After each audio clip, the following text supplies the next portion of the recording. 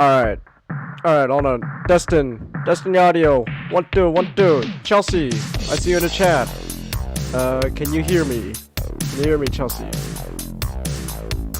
I also, Nick, just as usual, you're gonna have to watch the stream just because, for some reason, yeah, just every time I stream in Discord at the same time, everything just lags. It's like, this Discord's awful when streaming. It's really only good for voice chat. You can hear me? Alright. Alright then. Alright. Pull up the command link.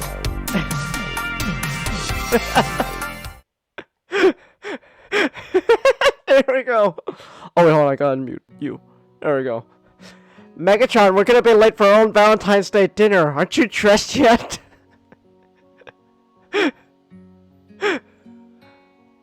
Prep.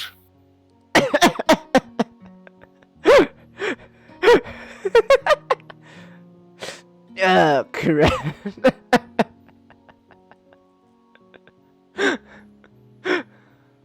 Well, one of us is gonna have to change. I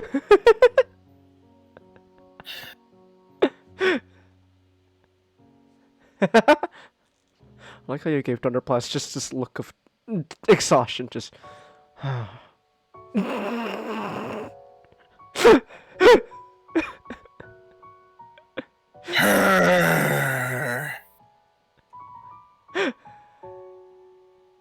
Unzip me.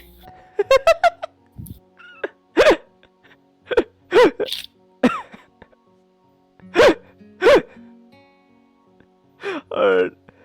Is that it? Yep. Okay. Unzip me. Alright. I'm sorry, I'm still baffled by the fact that your club started talking about sexy Jar Jar. Yeah. That's... How the fuck does that happen? That legitimately does... I'm baffled by it. How does that happen? I don't know, but for some reason, the people bringing this up Uh-huh. are always the fucking crazy people. I'm gonna be honest, Nick, I'm half expected Dragon Fucker to come back at this point. So am I. I can't... So am I. I can't wait for you to just DM me in the middle of the day. Changus! You won't believe who came back! Genghis! It fucking happened! You won't believe who came back! It's the Dragon Fucker! You got some weird ass people in your club, man. You got some weird people. Alright. Speaking of weird people, speaking of weird people, it's Valentine's Day. Well, Valentine's night, I guess. And for Valentine's night, since I'm alone, I'm gonna get a virtual girl with no arms. That's my Valentine's Day. Let's get that stuff, John. I gotta use my Sonic voice. Nick, actually, I gotta tell this real quick. So I literally was like, when did you DM me that? I'm not gonna show this because 6:30 in the morning. 6:30. Okay, I woke up around 5:30 in the morning, my time, because I had to use the restroom, and I saw, and I used my phone as like a clock and like alarm clock, so I checked the times like, oh, it's 5:30, and then I noticed you DM'd me, and it's just, bruh. And then it's just, and then here's what I said. I don't know what to do with this information. I just woke up to use the restroom and I see this. It's kind of funny though, he used a Sonic voice. And then later today, when I reread that, my mind literally went to fucking Jet's video. Yes. What changed when I saw that you posted? I'm like, that's exactly what I was fucking thinking. JC Griffin used a shadow voice. I was thinking about the exact same video, Changus. But turns out Jet was right. It's just wrong character, wrong voice. The wrong voice actor. Be me at 6 is 6:30 in the morning because I don't have a good sleep schedule. Just so happened to be Valentine's Day, but I wasn't really expecting anything. Look at Twitter and see that Ryan Drummond, the original voice of Sonic, is trending. Get curious. Learn that Emmy Jones, who made that Sonic audio drama, had sex with him. Then learn he used the fucking Sonic voice when he took her to Rail Canyon. Ryan Dunn used the Sonic voice. Alright! Alright! Yeah, this is happening! How much you want to bet he actually said that when the minute she fucking unstripped naked and was like on the bed, just immediately this is happening!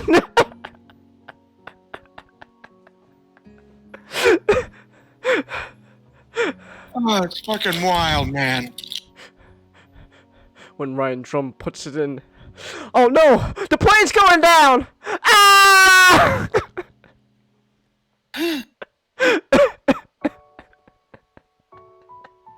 Oh, James, yeah. That was fucking wild. That was wild. What the? So I guess all you need to do now, so that you heard it there. If you want to get laid, you just gotta voice Sonic, apparently.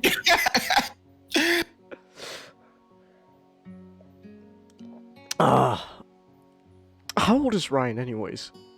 50. 50. How old is Emmy? 20 something.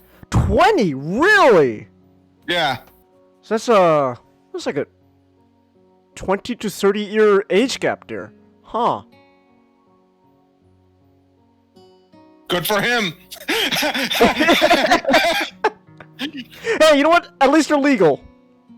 Yeah, exactly. Yeah. At least it's legal still. Cause also, okay. So I was also hearing that technically, it was also an affair with Ryan's wife. But I also heard that they divorced before this happened. Huh. So I'm like, okay, if they divorced already, yeah. Who cares? If it really, who fucking gives a shit? It's just hilarious. That's all it is. Yeah. If he did cheat, that's yeah. You know what? It's not the worst thing to happen. Yeah. I don't condone it, but it's not the worst thing that happened. Yeah.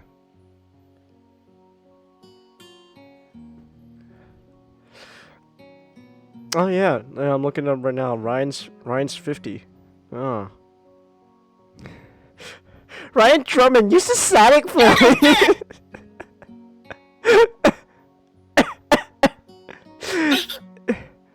Oh yeah, right here. I'm in his Wikipedia face.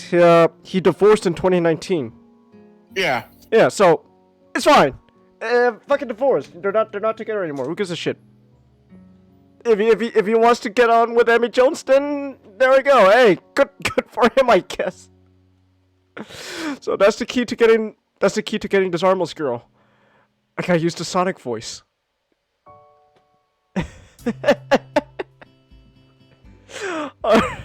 Alright. Alright, so I guess besides that, only thing left to say before we get in is just get the boring housekeeping stuff out of the way. Yeah, you know what to do. Just if you're, it's all just gonna be on YouTube. And if you're watching on replays on YouTube, just Twitter. I got TikTok as well. Discord server as well. Actually, I don't have the public Discord server linked in my YouTube channel. I should probably do that, but I don't know. So there's that as well, and then and then also a $50 monthly goal for the Stream Elements tip jar. If you want to tip, donate, etc., whatever you want to call it, etc. And if you don't want it, that's fine as well. If you don't hit $50 by the end of the month, that's fine as well. Not the end of the world. Now, with the boring shit out of the way, now I can finally work on getting this armless girl to fall in love with me. So, yes, I'm not gonna lie. I'm hoping this happens at some point. Get ready to face the real superpower of teamwork. An all-out tale. Alright, so let's see. We left off. Chance. The students roll into class for the Saturday morning session. Each and every one of them spying the tired eyes of people who have worked through the night. What was that, Nick? I actually forgot. Oh, no, I remember. By the way, when I wrote that, the big thing gaming channel, I am quite proud of the Rail Canyon joke. Rail Canyon! With only a day left to prepare, I suppose it's not so surprising. Thankfully, we only have to suffer through classes until the lunch break, and then our time is our own. Mucha lurches into class in a tired stagger. I suppose students aren't the only people in here that enjoy their late Friday nights. Yeah. Without saying a word, he scrawls some page and question numbers on the board and slumps down at his desk. Rail Canyon is a stage in Sonic Heroes, but railing is I did not know that, Nick. I did not know that was the actual stage name in Sonic Heroes. Why do you think I said Rail Canyon? I thought you were just making a euphemism. I thought it was just only, but I didn't know it was an actual stage. I thought it was just, a metaphor. That's why I was proud of it. But I didn't know that it was an actual stage in Sonic Heroes. Chill. Oh my gosh, I'm trying to say. I was almost gonna say you. Look, Nick. The only thing I really know about Sonic Heroes is Metal Sonic and his kick-ass theme. I didn't know that was an actual name of a stage, Rail Canyon.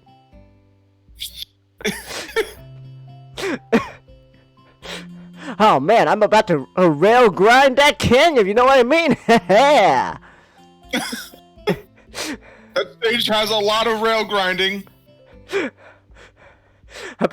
Come on, Emmy. Let me show you what I'm made of. In your heart. And your legs. Oh man, last night I definitely lived and learned, if you know what I mean, Emmy.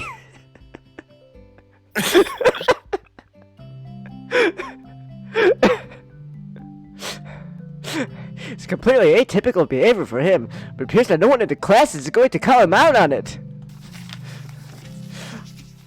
I actually don't know how you could do the Sonic voice for too long. Wordlessly, the students shuffled their textbooks into position and got to work. Not wanting to break the trend, I do the same. Sonic speed! Get ready, Henry Jones! Here I come! Janice, I'm probably gonna be doing this all night. I need help. Nick, I thought of a really fucked up situation, but it's kind of funny at the same time. If Emmy decides, I don't know, for whatever God knows reason, sleeps with another person and she's in something with Ryan, when he finds out, you think you got hands off of her, faker! You're not even good enough to be my fake! Oh, I'm really hoping it's David Humphrey.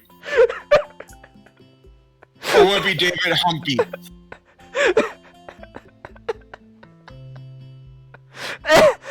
Also, Janice, let me take your chat really quick. Hold on, let me pull out my phone. Let me see.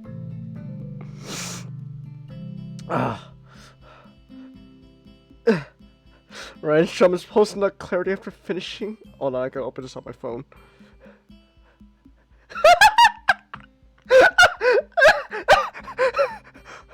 I miss my wife. I miss her a lot. I'll be back. Genghis. Emmy voices Tails in the audio drama.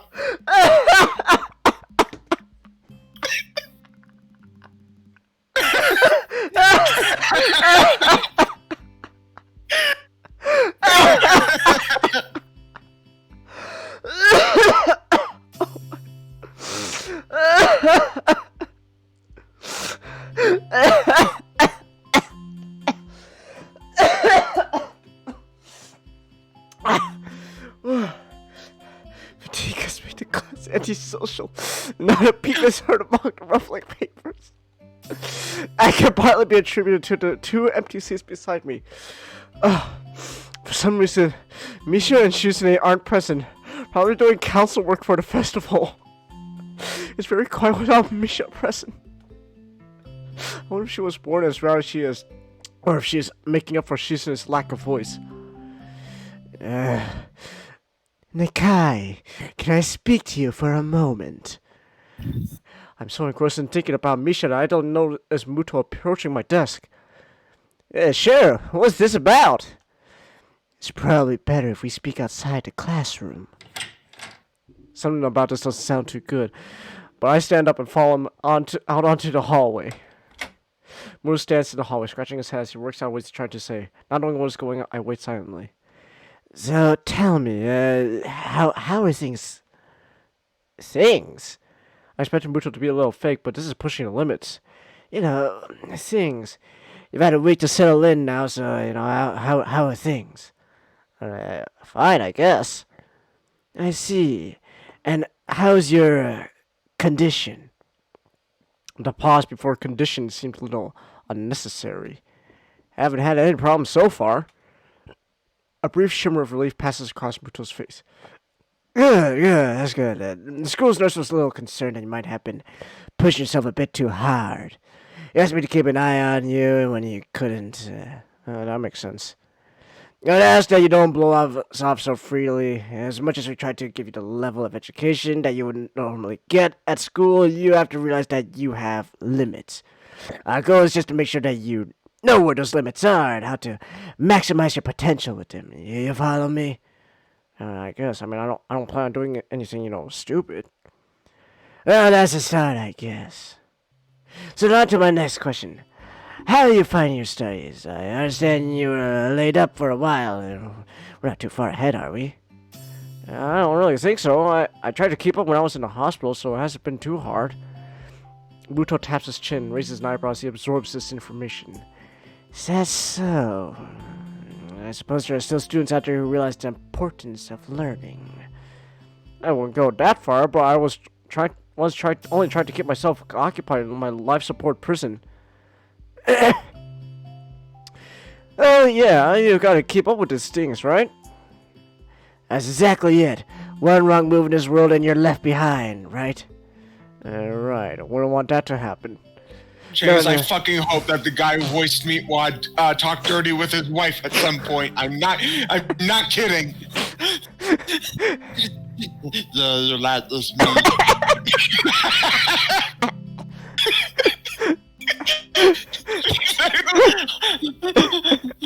Oh dear, oh man.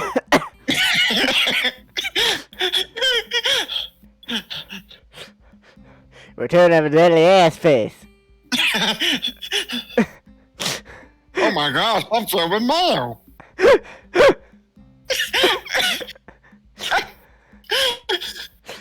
No, you wouldn't. Every week there's a new scientific discovery. Most of them mean nothing to the layperson, but any one of them could be the key to the next big thing. I'll keep that in mind. It's obvious that Muto's serious talk is over, and he's gone back to his standard, slightly scatterbrained approach to life. I think in hindsight that I prefer him this way. He's slightly more predictable in his unpredictability. Well, I think that's really all I had to say. Let's get back inside, shall we? My relief at that suggestion is insurmountable. Sure, you're the boss, right? Muto paused for a moment. I don't think any of my students ever said that to me before. For an instant, I consider replying to this, but something deep within me tells me to shut my mouth and get back into the classroom. A few students jump at the sound of the door, rapidly trying to pretend they're working on the questions on the board. Some don't even bother, their hands slumped on the desk as they nap. Thankfully, it would appear that Muto doesn't even notice them. He returns to his desk and retrieves a scientific journal from one of the drawers. I guess I got to him there. The class returns to near silence that Muto and I left in before our chat. Mixed feelings of tiredness and anticipation buzz around the room. Everyone here is waiting for a chance to rest or the chance to get their last-minute preparations underway. The clock on the wall slowly ticks the remaining class time away, until finally the bell cry out, ending the torment. Oh! Before I leave, I expect answers for these problems by Monday.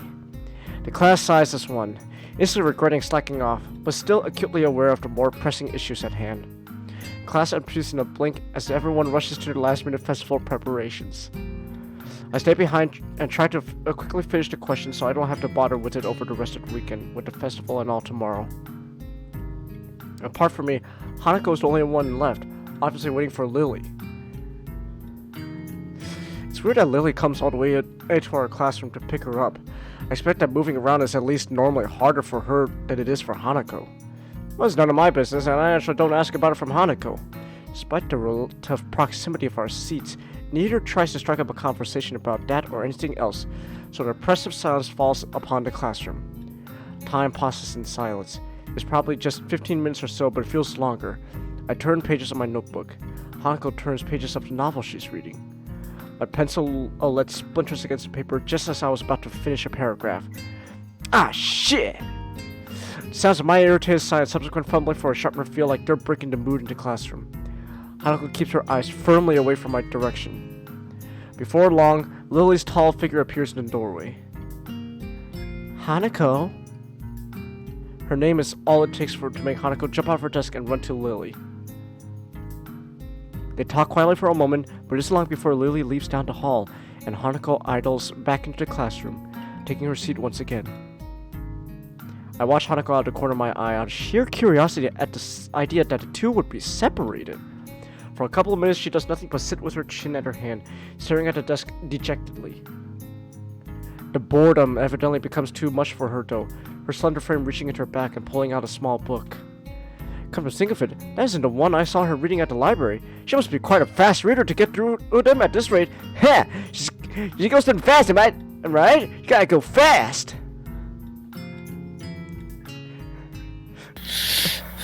Wow! because Emmy, plays tailed.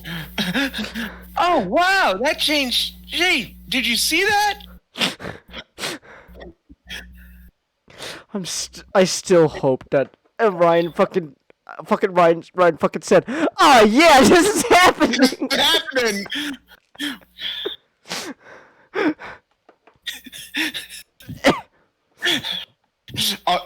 Also, a conversation that some of the characters have with the alien. What kind of maniac wakes up an hour early to write erotic fan fiction? Me. Are there any shows or movies left in the world that you haven't heard of? No. That's why I've started writing erotic friend fiction using people that we know and zombies. You're the janitor and the vice principal. I think they have beautiful children. I did, and they don't.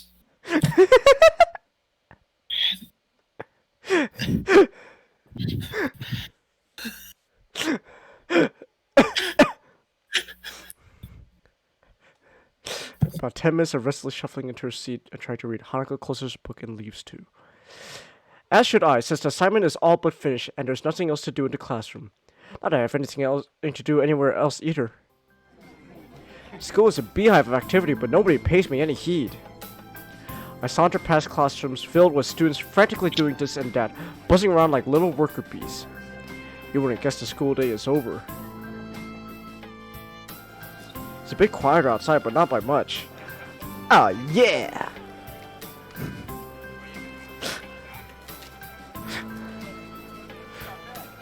People sit by, left and right, hurrying as quickly as they can, busy and energetic. Oh man.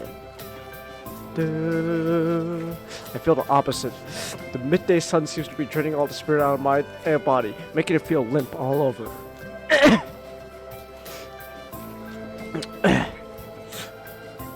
Warm, soft air flows inside my shirt, feeling like a cushion. I yawn lazily, think about what I'd do. I'll drop off my books at the dorms first, then something I haven't decided yet.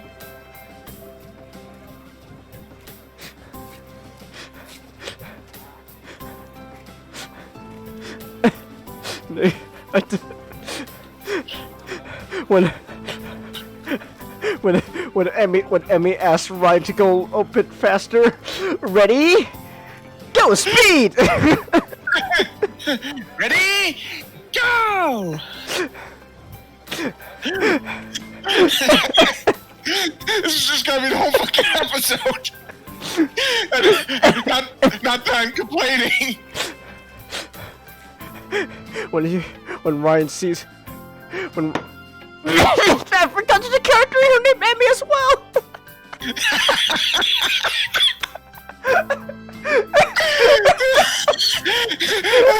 This is fucking great. When Ryan sees Emmy's tits. Whoa! Are those Chaos Emeralds? Oh, you're not. But guys, a day was certainly had by me. Domestic things grown people do in the theater make me sad. Oh. Oh gosh. Oh, you alright there, Not? You okay, man? If you want, you can join us and talk with us about it. Yeah, you have access to the lunch break PC, if you want. You alright, man?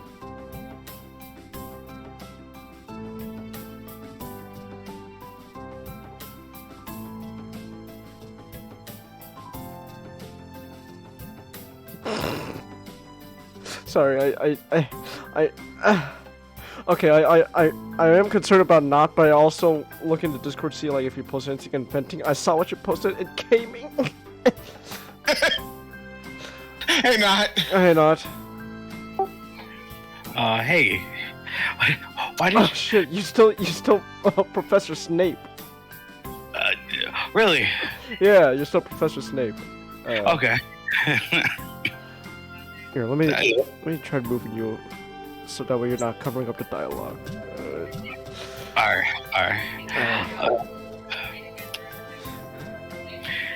People are gross.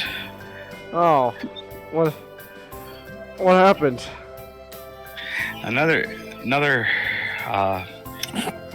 Oh, Another one? another one! Oh my gosh! What movie? What movie? The Blue Cat film. What? Okay, that at least makes sense compared to the other movie that you mentioned. No, but still. Obviously, yeah, but like, I've seen what the internet has done to the blue cat monkey fish people. Yeah. Blue monkey catfish people. Soon they're gonna be volcano people as well. The volcano people are the evil people. They're just it's just gonna be it's just gonna be fucking James Cameron's Bionicle at this point.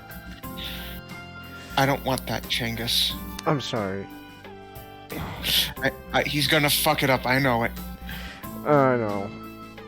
The only director who I believe can bring justice to Bionicle is Travis Knight. Travis Knight is just great in general. Oh yeah. But I was saying before Not came in, I saw what you posted in gaming chat. Oh wow, it's changed shape. Did you see that?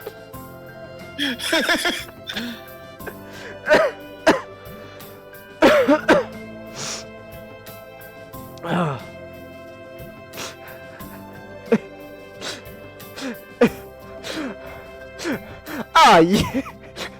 When another scene test, and Ryan says when he's gonna get on with Emmy. Oh yeah, this could be fun.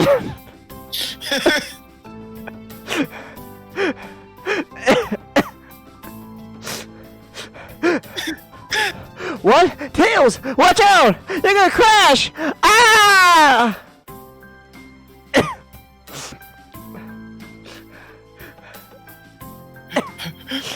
Where you going, you big drip? Hey, Emmy! Why not use my plane, if you know what I mean? The tornado! Ooh!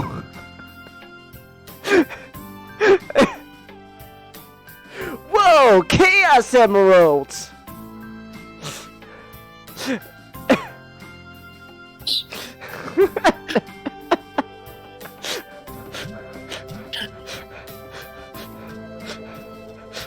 Okay, this is. Hear me out. This line's in a different context, but it's still funny. Just one, an alternate timeline when Ryan and Emmy tried to get it on, but you know, he couldn't get it up. Well, that wasn't so hard. Barely made it. Shoot, barely made it.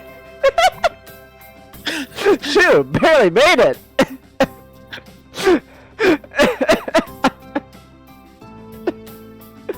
On the way to Dogs, I spot Emmy coming my way, running despite not having these weird running prosthetics on. I wave at her as she skids to a stop. Not no Power Rangers, Chelsea? Oh no, he switches PNG to Professor Snape for the podcast. Joe, tag out!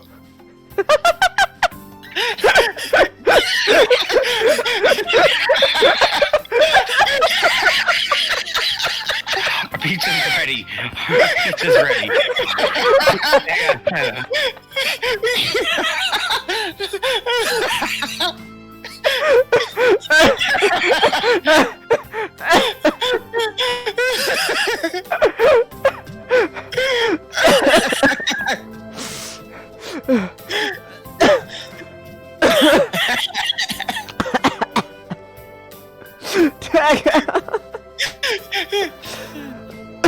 Joe, you don't have enough rings. Tag out.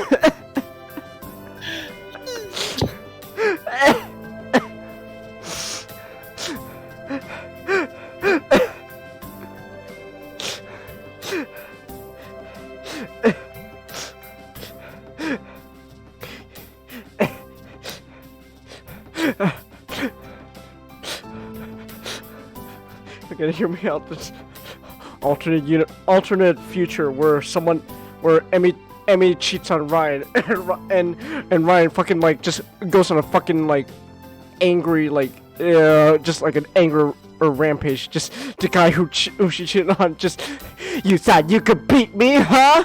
Become some kind of monster. Changus. Yeah. I'm angry. I'm gonna go have sex with my girlfriend so I won't be so angry anymore. That quote comes from a comic called Tails Gets Trolled. Said by Sonic. I'm gonna have sex with my girlfriend. If I'm not angry. I'm angry. I'm gonna go have sex with my girlfriend so I won't be so angry anymore. Changus. Yeah. Do you think Peter Cullen's wife has had sex with Optimus Prime? I never thought of that question until now, Nick. Neither have I. I haven't thought about it until now either.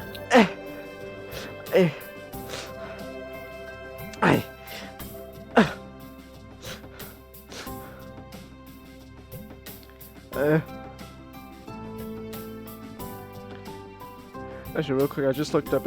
I don't see anything about Peter Cullen's wife. It just says he has 4 children.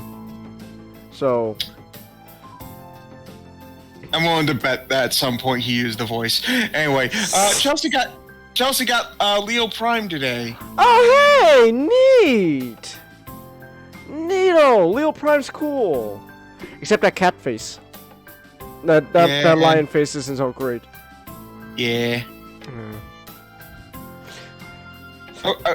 I wish I still called him Lio Convoy though. I just realized Emmy here in the game has twin tails.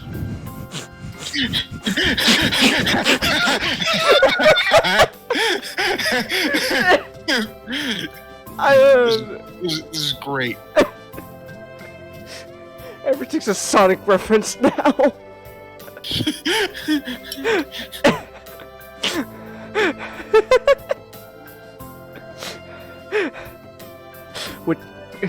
Would you say that Emmy is now Ryan's world? It's his world. Hey, you know what? If Ryan 50 years old can get it on with a 20-year-old, then you know what? You can too. I mean, come on, it's a world of endless possibility.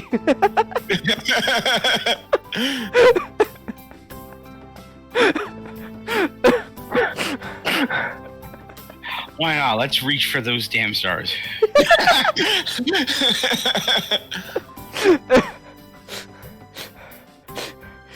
You think Ryan will ever go, I'm here? I mean, what they're doing.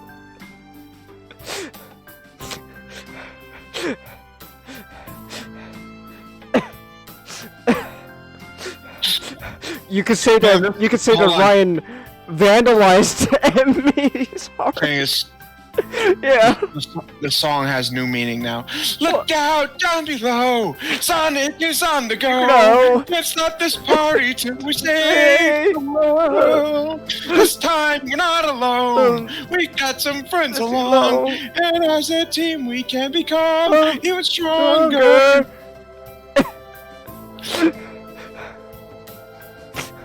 When Ryan enters an orgy, you could say that he and his group are Sonic heroes. Changis, we need a Knuckles voice actor to get in on this. I mean, Dan Green. Dan Green fucking voiced dubbed hentai.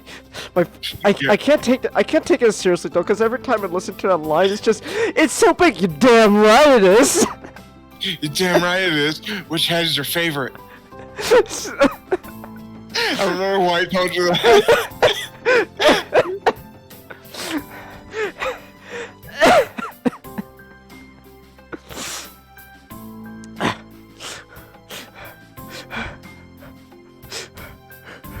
For some reason, if Emmy gets into fisting, you can say that Ryan's gonna give her a fist bump.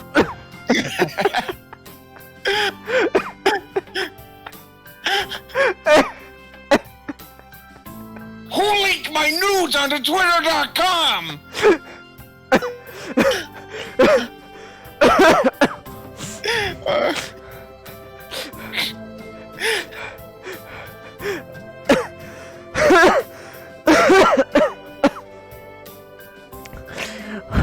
What you doing? Nothing really. I don't have anything to do for the festival, and everyone else seems to be doing something important. That's perfect. Then you can help me and Rin. With the festival preparations? I'm not sure if I would be much of help. That's fine. I'm not much help either. Emmy grasps my waist and starts dragging me back inside the school quite forcefully. Oh gosh, help me! Help me! Even her walking speed is more like jogging, making me stumble over myself simply trying to keep up. Oh gosh! I just stare slow Emmy down a little bit. Maybe it's hard to climb with her legs, or maybe she's finally run out of breath. We go all the way back to the third floor in the seniors' hallway, ending up where I left 5 minutes ago. I could just stay as well here as waiting for Emmy, had I known. So, is Rin working on the mural still? That's right. She needs all kinds of paints and brushes and stuff, so I went to get them from the art classroom. And you need me to help with that? Well, Rin told me you already helped her, so I thought you wouldn't mind. I see. Okay. I don't know. I don't know if what we're doing is disrespectful or not, but I can't help myself. Like the fucking puns was Sonic just it's a low-hanging fruit, Nick. It's a low-hanging fruit. I can't help myself. I just can't help it. It's a low-hanging fruit. Cause look, it'll be one thing. You know what it is? You know why I'm going for the low-hanging fruit? Because it's one thing for like, oh wow, Ryan got it on. Hey, good for him. It's another thing to know, not only that, he used a Sonic voice as well. And apparently that's what she wanted. That hard to come really fast. So it's like I can't help but do all these Sonic puns.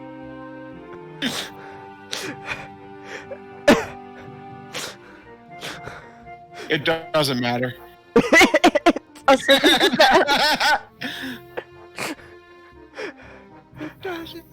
It doesn't matter. What happened?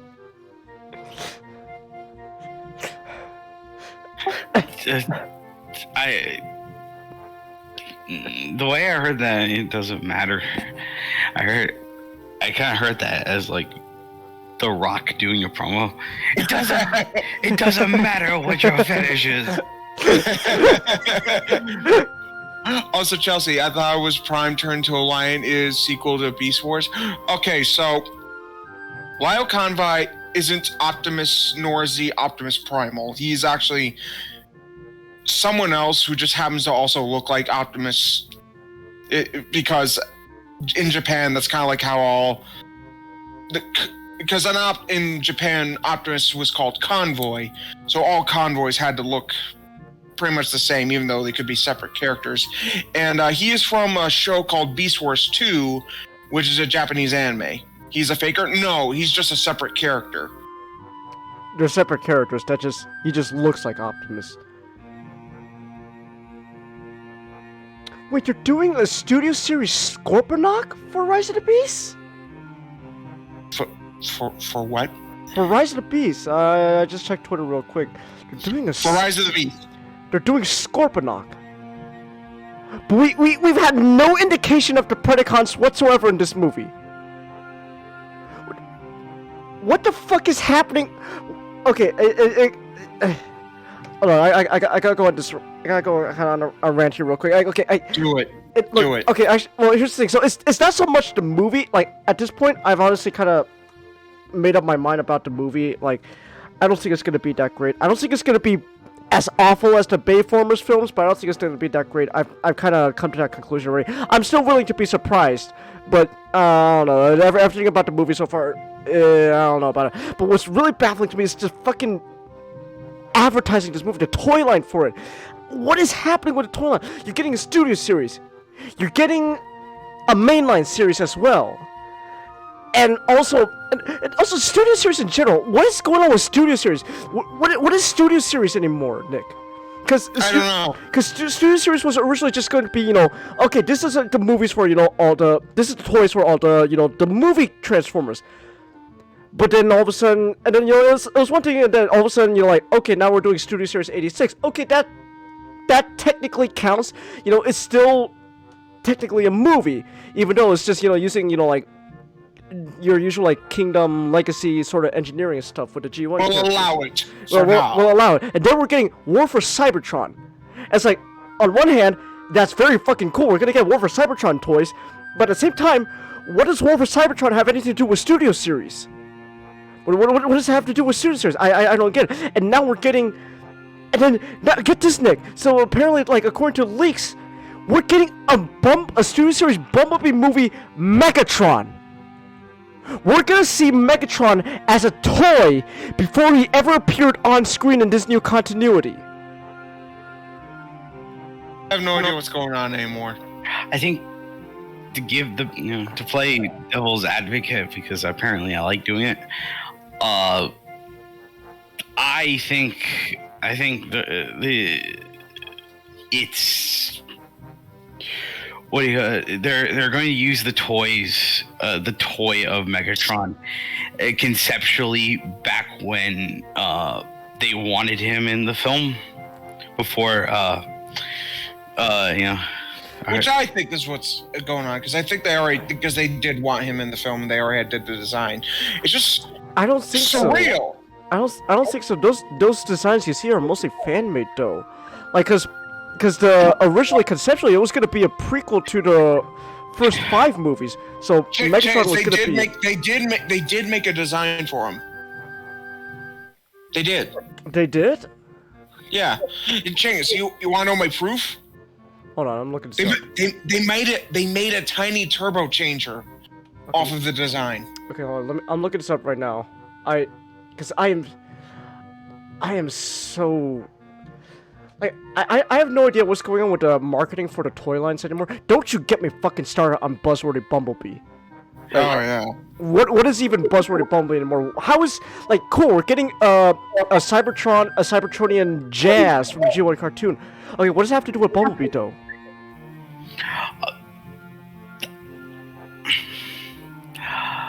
There are more figures of character. There are less Bumblebee figures in Buzzworthy Bumblebee than any other character. Like, I think Optimus actually has more toys than Buzzworthy. I could be You wrong, think so? but it wouldn't surprise me.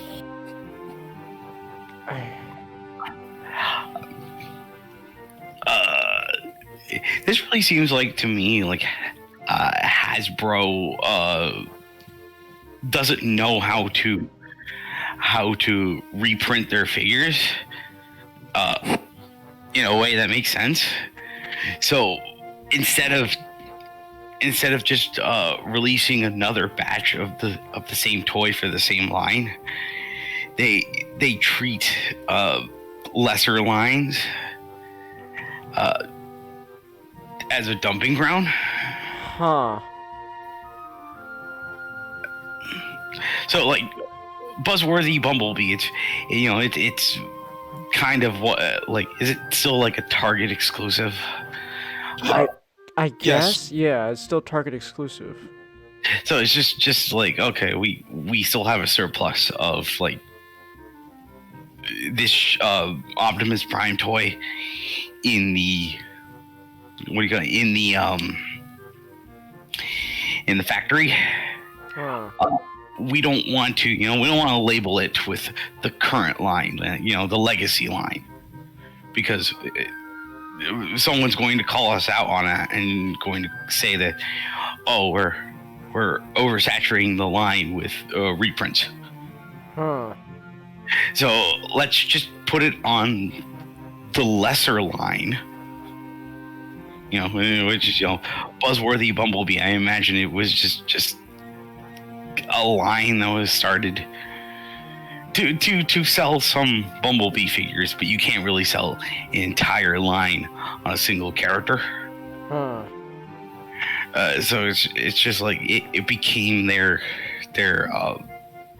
excuse as a dumping ground for things that they can get away with reprinting. Oh, I found a Megatron. The tiny turbo changer? Yeah. Actually, hold on. Am I crazy? I feel like I'm going crazy. Hold on. Josh, and Nizzy Megatron. No. Wait, which one? Yeah, it's this one. I'm trying to look. Nick, okay, look on stream real quick. Am I crazy that these? Am I crazy going on here? Am I going crazy? It kind of looks like this. I can kind of see it. At least I definitely see in the body. Huh. To be fair, it's not unheard of that they take concepts. Shoulders are also different too.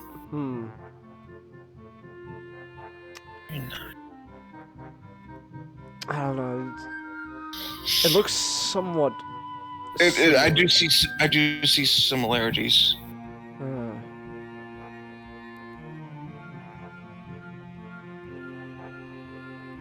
Shankus lose it? Nah, I'm okay now, Chelsea. Alright.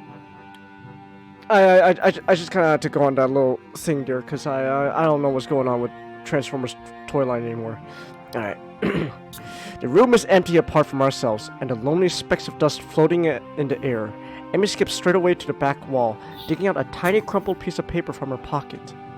While she tries to make sense of the scrawled handwriting, I take a closer look at the materials lying around here. Dozens of paint cans and bottles are arranged on the shelves in the most unorganized fashion. Some look like they have been left here for several decades, relics of previous art club generations. Next to the heavy stacks of neatly piled drawing papers are boxes full of different sized brushes and unsorted crayons. The smells of paint, turpentine, and fresh paper float into stable air, mixing in my nostrils to form that unmistakable scent of art. Emmy studies her notes, comparing them to markings on the various paint cans, and passes them to me as she finds the correct matches. She stretches her neck to look on the topmost shelf, but it's not quite enough. Her eye level stays below the shelf no matter what she does. Emmy gets up and just looks at the shelf longingly, like a child at a toy store, huffing in annoyance. You only got to talk to Ray for 2 minutes? Oh, don't worry, I'm sure Ray will come. Well, at least Ray's gonna, you'll get to talk to Ray. Don't worry, Chelsea. His mom went to bed? Ah. I see. After... Are you gonna say something, Nod? I was just gonna be immature for a moment here. Let them come. I have come. Let them come. Okay, I'm gonna be really immature. You think when Peter Cullen, had his kids that night, he said, "Babe, I'm going to light your darkest hour."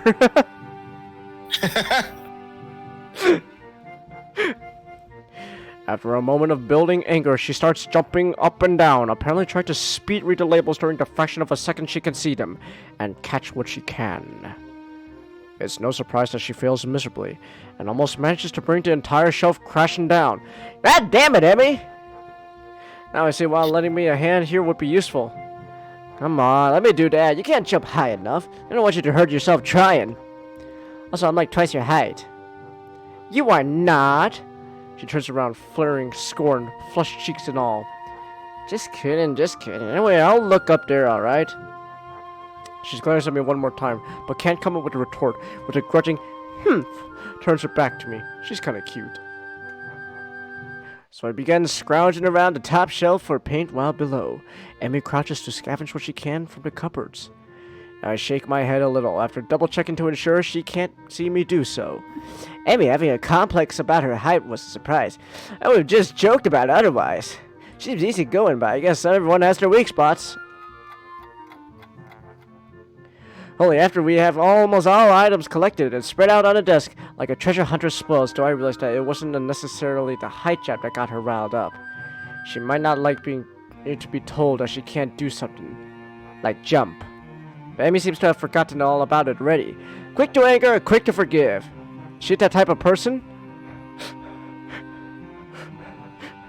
Pohatu, just with his fingers crossed. Can this girl be one of my people?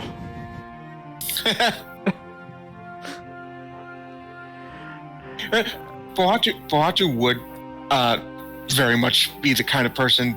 I very much believe Emmy would be Pohatu's type.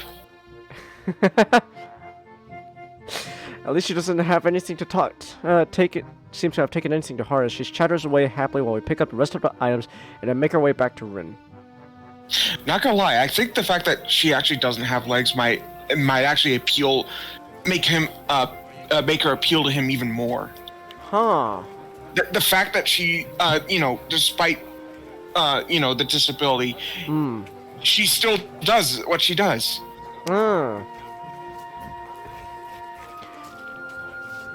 Rin is really stressed about getting her painting done. It's her own fault, though. She should have started earlier. Oh, I know that feeling. Is she going to make it? No idea. It looks good to me, but with Rin, you never know what's going on. I found her this morning lying in front of the dorm in fetal position. She hadn't slept all night. I can't believe that the night nurses hadn't found her. Now she's painting again like crazy. Yeah, I noticed that she kind of comes off, unhinged, so to speak. Emmy giggles says that, as well as my likely too obvious awkwardness. I don't mind it. She's just a little weird sometimes. On that, I can agree with her. Unlike me, Emmy seems to be cool with Rin's whatever it is that feels so off about her. Still, they don't feel like close like Misha and Shizune do. With them working as a single entity sometimes, it's hard to say where one ends and the other begins. Even though they're so different, just like Emmy and Rin are. And Rin is the most different of them all. Different from anyone else I've met. And I guess she's a very unique person. I return to that word again, as if it accompanies Rin's personality by itself, and really is just a substitute for a lengthy description of her oddities. Emmy giggles as I grasp for a properly descriptive word. She's just weird. You know, earlier, she did spend half an hour sitting on her box, and stared at her toes. She giggles in a way that makes me think that she doesn't know what's funny about it. It just is. All that time! The working area is a mess, but the mural itself taken over even more of the wall since I last saw it. The disfigured humans have mostly been colored in tones of red, pink, and orange. Weird imagery, things populating the spaces between. It looks nice. I can't think of any word that would describe the work concisely and comprehensively, so I settle myself on a nondescript nice. It's neato. Cool beans. Honestly, it seems like that the area around the wall becomes untidier at the same rate as the mural progresses. The ground is littered with dozens of paint cans, varied art supplies, and empty soda bottles. Rin herself is in the center of this chaos, standing there looking very cozy as if she was a natural part of the scene. Her paint legs have rolled up to her knees, exposing her thin legs which sport a dying spectrum of war paintings, similar to those on Emmy's face. Emmy sprints to Rin ahead of me and gleefully jumps in front of her. I'm back! That was fast. Did you run into corridors again? Hisao, help me! Emmy points victoriously at me. Rin turns around, following Emmy's fingers with her eyes, looking in my general direction. She nods absentmindedly at me. She looks like she hasn't slept since last night. A vacant, glazed stare that's focused slightly off me. Movements like in a slow-motion movie. Hello, Hisao. Thank you for the help. Don't mention it. I just did. Never mind. Looks like you made progress. Looking good as far as I can tell. But now you get more bad luck. I know, but I'm willing to take the risk. That's a very nice thing to say. For me, of course. Not for you. This is why artists are always unlucky. They have to constantly look at their unfinished paintings. So artists can't find romance, their favorite TV shows are cancelled, or they die young because of an unspecified disease. It's a deep and mysterious law of the universe. Unless they are blind. She considers for a while. Looks like she's going to fall asleep. There's a boy. At the art club, you see. Blind boy. So he doesn't. See? You already told me. I glance sideways at Emmy and she glances back in a way that tells she has heard this one before too. Neither of us say anything to Rin though, so she continues to her monotone soliloquy like an unfunny stand-up comedian. I know words, I know English. You should become an artist. No bad luck guaranteed. Don't you think that would be a good idea? Only blind people should become artists? No, not as much. You might have a point. Abandoning the train of thought, she turns again to consider her work and starts humming a tune I think I recognize, but I can't remember the name of. Emmy arranges the supplies we bought and moves a few paint cans around, trying to bring some organization to the scene. Emmy, I need the Prussian blue paint. Which one's Prussian blue? She's staring helplessly at 7 or 8 cans, each with a different tone of blues. It's the one with Prussian blue paint in it. Jeez, Rin, you're not helping at all. Sounds like something you would say, Nick. just Changas, go to the door. Where's the door? The one in front of you. There's like 2 doors in front of me. The door in front of you. Well, which one is more in front of you, Changus? You actually do the one, and I said, no, the other one! Look around as well, even though I don't know what Prussian blue looks like either. I wonder what blue has to do with Prussia. Or what Prussia even is. That name sounds vaguely familiar, but I can't place it. Well, my good friend, do I have a history lesson to tell you? Long story short, you don't want to be in Prussia right now. Long story short, the Great War happened.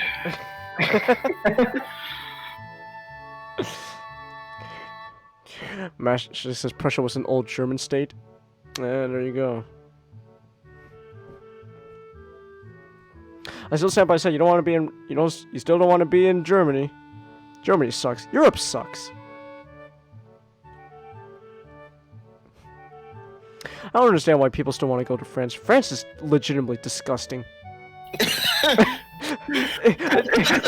I remember I saw like this. It was like this video on Twitter. Like this guy, he was all excited to go to France, and he's like, I'm so excited to go to France, and he said like he got out the airport. First thing he knows, oh my god, the place fucking smells. It's like a problem. The problem with France, and particularly Paris, is what do you call it? They have a terrible sewer system. And also because their underground is filled with tons and tons of the dead. Oh yeah. Oh, yeah, that's right. Fucking Paris has like tunnels of just skeletons underneath. Catacombs. Catacombs. That's wild. Chase, I think someone actually brought. Chase, I hear this from 4chan, so you gotta understand that the people on there are the kind of people who would do it. Chase, the catacombs are like one of the most heavily guarded places. Yeah. You wanna know why? Because people keep stealing bodies! People keep stealing shit from the catacombs. Chase, someone's managed to smuggle a skull. A skull? Yep, and you want to know what he did with it? Okay, I think by the tone of your voice, I don't want to know. You don't. Ah. But you can kind of guess from my tone. Yeah. How's the soul stream, Changus? It's not a soul stream tonight, Matchstick. It's not. I said last night that it wasn't gonna be a soul stream. I think he's being facetious, Changus. Ah. Well, thank you, Matchstick. You went to France, Chelsea, and you got food poisoning at the place? Oh no! Oh no, you alright, Dirk? I mean, at the same time, it's like, could you join then? I don't think he has access to the lunch break. channel. It was originally gonna be a stream with me and Nick, and then Not came in because he also has mod powers. He really needed to vent something with us. Considering what he went through, I don't blame him. Did you at least kick those guys out? Of course I did. Oh, good. Good. I have zero tolerance of that shit. What happened with Not? Long story short, people thought the watching Avatar 2 in theaters was a good place to have Let's just say I hear the jokes about people getting horny over the fucking Avatar movies. People just flat out were doing it in the theater. I'm kind of reminded of time, Nick. I'm reminded of time, Nick, that you said that you sat on a seat and you're like, oh my god, what the fuck am I sitting on? I sat on like a junior mint. Yeah, but like. And I was fucking terrified because it was white Yeah. and sticky. I'm like, oh my god. oh, please no, please no. Yeah, but it was just a mint. Thank goodness it was just a mint. Chance, Reminds you of school, Matchstick? Oh my goodness, what happened? What went on in your school? Could you just switch to a streaming back room? I guess. I was kind of hoping it would just be, a small stream, though. You want it to be a small stream? Yeah. Alright then. I'm either or. I don't know. I guess it depends on Not then. I could leave if. No, you don't have to leave.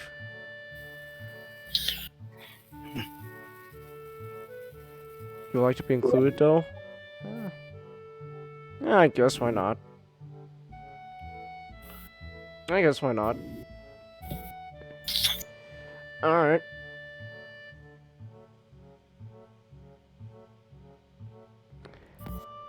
My eyes started hurting for some reason.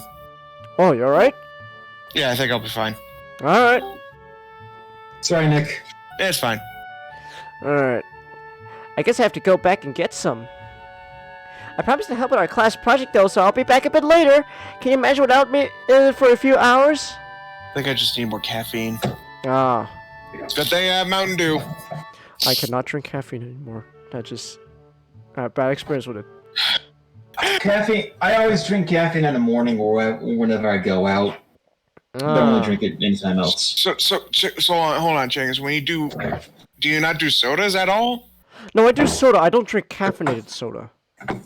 Huh. So I don't drink caffeinated drinks. I just got a bad experience with caffeine. I was like drinking a little caffeine in the morning. Not coffee, because coffee tastes really badly. Well, it's supposed to taste badly. Yeah, that's why I don't drink it. I usually drink some caffeine stuff in the morning to help, give me a little kick. And if I go out and that's what's available, then I'll drink it. I can't do caffeine. But I generally try to avoid caffeine because caffeine sucks. I had a really bad caffeine addiction back in like early college. Like when I started college, it started like late high school, early college. That time I had a really bad caffeine addiction. It was bad. I stayed because I like watching Rin paint and because I have nothing better to do. I sit on a box and pick up today's book from my bag. A story about 3 guys drinking beer for 2 weeks straight and doing little else. Shit, what is wrong, man? Wow. You should probably try it like Washington or something, Nick. It's not like they're burning. You're having it's allergies. It's not that, Ah. Yeah, your eyes are being irritated because of like just dust. Ugh. You got any like what is it, like Claritin with you, Nick? I do not. Oh shit. Best thing you can do if you don't have eye drops is just try to go to like the sink and clean out your eyes as best as you can. No, Chelsea and Nick doesn't have to go to the hospital. It's not that bad. Red moves from the spot that was in need of blue and starts slowly working on another. Her foot works the brush steadily against the plaster wall, layers of paint on top of layers of paint. The mural slowly gains more form. I turn the pages at a leisurely pace. In this chapter, they are drinking beer at the protagonist's friend's place. In the previous ones, it was the protagonist's own apartment. It's not a page-turner kind of book, a slice of someone's imaginary life that makes me wonder why it had to be written. Why indeed? The reason for doing something creative. It's something incomprehensible. Like, why Rin does paintings? It feels like she and Emmy are the same, going squarely against their fates as if just out of spite. Rin even said something like that. Do something you can just because you can. Is that what she meant? Is that her reason? It might be Emmy's. She comes off quite as a headstrong person. Rin doesn't give off that kind of air. Thinking about it, she doesn't give off any kind of air. Or maybe even different kind of every time I talk with her. Why is she saying what she said? Why does she or anyone at all paint, or draw, or sculpt? Alright. Well, I like writing, especially when I write scenes with Optimus being an absolute miserable transformer. I never had much of a creative impulse, so I don't think I can really understand it. It makes me feel hollow inside. With a grim thought, I can't really decide whether it's true or not. Am I content being this way? I can't deny that I'm feeling a little bit envious of Rin. My master's kind of covering the words here. Let's see. Put me on the other side of the screen. Let's see. I'm gonna. If you can just make me look like a little chest burster, I could Magic could probably take the place I was at. I mean, I think if you can move not Snape thing over a little bit, I can fit between you two guys. Here, you know what? You gave me an idea, don't Nick. Hold on, where's your PNG? I don't mind being hidden like this. I'm in my gym. I'm in the James Bond thing, so it's kind of like. Hold on. Boom. There we go. You're bursting out of my chest. And not only are you bursting out of my chest, but you also look like you're whispering into my ear. There we go, chestburster Nick. Nick Kachangus. Yes. Kill the child. Destroy it. You must kill the others. I shan't. You must. I'm gonna talk to the painting downstairs. Did you kill them all? This place is a nut house.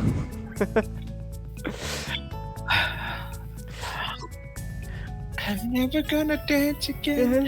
Keep 10 feet. You got no rhythm. It's easy to pretend you're not a fool. Oh, what? Press the wrong thing. Alright. I'm myself and she is herself. Still, I do need to find something. Something that can make me feel less lost upon myself, instead of just drowning myself in these books as I did in the hospital. I can't help but feel disoriented. The new school, lifestyle, and people around me contribute heavily to this sensation. I'm trying my best to fit into an existing social circles, and most of the people I've met have been really nice. It still feels like I'm an outsider though, like I don't belong. I shake the feeling off, realizing that I'm spacing out. I've neither turned a page of the book nor done anything for Rin. She's trying to pour some paint for a big can using all her feet, having not bothered to ask me. Or maybe she did and I didn't hear it. Either way, it looks very unstable. I quickly jump to help her, and it looks like she's about to spill the entire contents of the can all over the pavement. Oh boy! Oh no! You don't spill it, not on my watch. I'm a superhero. I take the can from her and pour some in the bowl. She doesn't say anything, and neither do I. I catch a glimpse of her eyes, looking silently at me under her unkept bangs. It's an unreadable expression, a perfect poker face, mixed with a hint of something like a mild surprise. I wonder what she's thinking. Maybe she's wondering what I'm thinking. Maybe nothing. A penny for your thoughts. Do you have any pennies with you? I don't think I do. Nothing I'll tell. I don't think you need anything either, so you're in luck. Except now I just did. She frowns, looking very unsatisfied. Head empty. So hard not to think about anything. But it's important. I'm about to ask her why it's important when some old guy walks up to us, looking like he has some business with Rin. Good afternoon, laddies. How's it going? I can make it. Rin doesn't take her eyes off the wall and responds so naturally that I can only assume they know each other. I haven't seen this man before, so I naturally wonder who he might be. Maybe a teacher? His hair has faded to a silvery gray, so much so that it looks artificially dyed. I hope that's not the case. I dye my hair silver! Small round glasses hang on the bridge of his nose, but it appears he's constantly looking over the lenses rather than through them. He's studying the mirror intently over said glasses. Good. James, what is the artistic choice of doing the protagonist's inner monologue in the man's voice? Well, it's the old man's inner monologue going on here at the moment. What bold composition you have here, huh? He moves to inspect the mural closer, taking it and talking to himself about it in a way that makes it obvious he wants us to hear it too. Yeah, very good indeed. I don't really know what to make of it, but hey, man, doesn't get so much. She's looking around her working space, and the various bowls of different tones scattered all over. Isao, huh? A little more of this. Give me a second. I pour a 50-50 mix of two paints into the bowl to create more of a same pale pink tone Rin was using to fill up the shape of a man's face. Rin watches me do so, which makes me feel nervous somehow. Her face is so unassuming that it feels like she's just waiting for me to do something wrong. The man tries to reckon me as well, looking surprised if she noticed my presence only just now. Maybe you did. Hello there, hello, sonny. Who you might be, eh? I'm the transfer student to class 3-3. It sounded kind. Nice to meet you. Miss class, eh? Well, I won't hold that against you. He laughs very loudly, obnoxiously loud. I do not like this guy. You don't like him? Nope. Oh. A A few small birds take flight from a nearby tree. Hey, I'm Shinichi, art teacher. So this is the art teacher. In retrospect, should have guessed that much. He even looks like one, as far as first impressions go. I do come up to a set of assistant my prodigy. I wish I knew. Well, he looks like a beatnik. Let's see. I just kind of stuck with her, I think, or I'm interested in the art club. You know what? Since we want to go with Rin, I think it's safe to say we're. Yeah, you join the art club. Yeah, let's join the art club. I guess I'm a little interested in the art club. I blurted out, partially inadvertently. Now, what have you been, Sonny? Oh, nothing specific. I wonder if I could, come by sometime, even if it's just to observe or something. I've been thinking that I should join some club or something, so it's no way a premeditated move, but a vague sense of determination has really been building up inside me for the past week. I want to do something. I want to belong somewhere. It might as well be an art club, my shortcomings notwithstanding. The teacher seems pleased. Hey, you want to do something? Well, we always welcome new people, of course. And club meetings are normal enough. We study various aspects of the fine arts and try our hands at them as well. Feet. Cock. This isn't the best cat, but Rin doesn't seem to mind. I take a small amount of comfort from the fact that I'm not the only one with vocabulary difficulties in this school. His whole look is creepy. I don't know. He's got that gut action going on. I can relate. I don't know how well this is gonna come up on my mic. I don't know if Discord's gonna pick it up. But I think OBS can pick this up.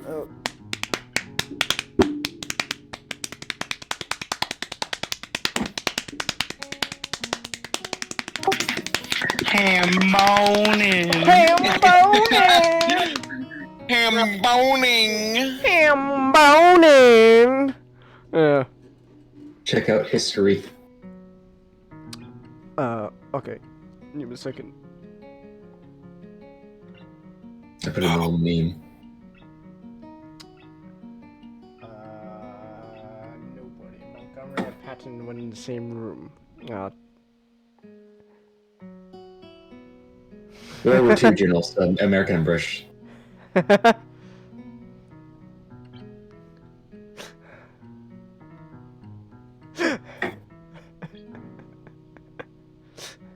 Oh yeah, this is happening.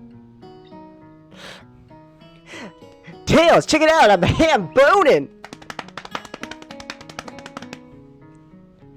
Nomia rebounds from his faux pas by theoretically checking the time from his huge gleaming pocket watch and slaps his forehead even more theoretically. Oh, I must take my leave now. But if you have any questions, don't you worry. I'm sure Teska can clarify. Somehow mentioning clarify and Rin in the same sentence doesn't feel right. However, I don't say much to the teacher since he seems to be in a hurry. Teska, I'm pleased to see that the slow brush is going so well, I just stopped by to remind you not to run out by yourself tomorrow. I've invited certain people to the festival for you. I'm sure they'd like to meet you as well. I hope I'll see you on Monday then, Nakai. The teacher leaves and we are left by ourselves again. Rin is still painting us if nothing notable happened, since nothing in fact did. I'm left wondering what on earth is wrong with me. Miss, how come you don't like the art teacher? Is he one of those, snobby kind of art teachers?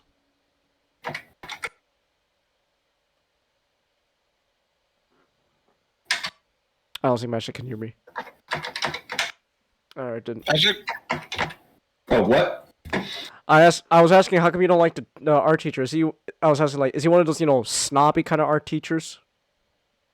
Keep reading the book. Okay then. I don't want to spoil it, too much. Alright. The teacher leaves and we are left by ourselves again. I don't like the sound of that. I don't like the sound of that either. I know snobby art teachers still. You're in art school. You're gonna meet some of them. I've dealt with snobby art teachers. I'm not an So art. I'm assuming Nick has too. He's in art school, right? You're in art school? I am not in art We're not. school. We're not I'm in art school. I'm We're just in. public school. We're just in college. Ah. We. Well, you're just gonna meet snobby people in general there. That I have. I've met a. I met an art history teacher, and let's just say there Singh is an interesting man, to say the least. I will. I don't want to get into it since I don't want to press the button, but let's just say he's one of those teachers that's very openly expressive about his point of views on certain real life things going on within the current United status of the governmental. And it's like, okay. I thought I was here to learn art history, not, knowing what Mr. President is up to. So, but hey, that's just him. Have you guys seen that deepfake like AI meme of like Joe Biden, but like he's like saying some like weird like shit, like it's like so talking about like just like, oh man, this weed slaps so fucking hard even Reagan and would come back from the grave just to hit it. Oh man, shit and word. It's like.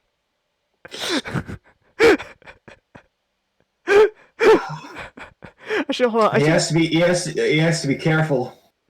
Hold on, I think I might have posted because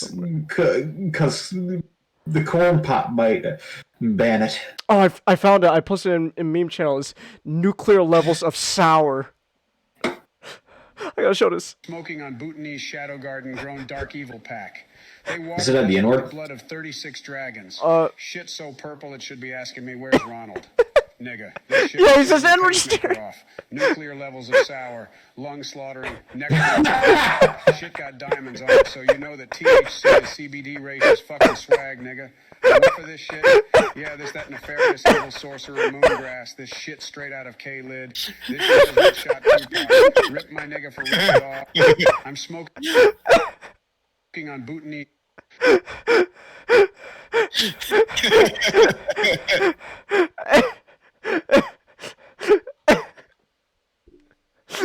Shit is fucking nuclear levels of sour.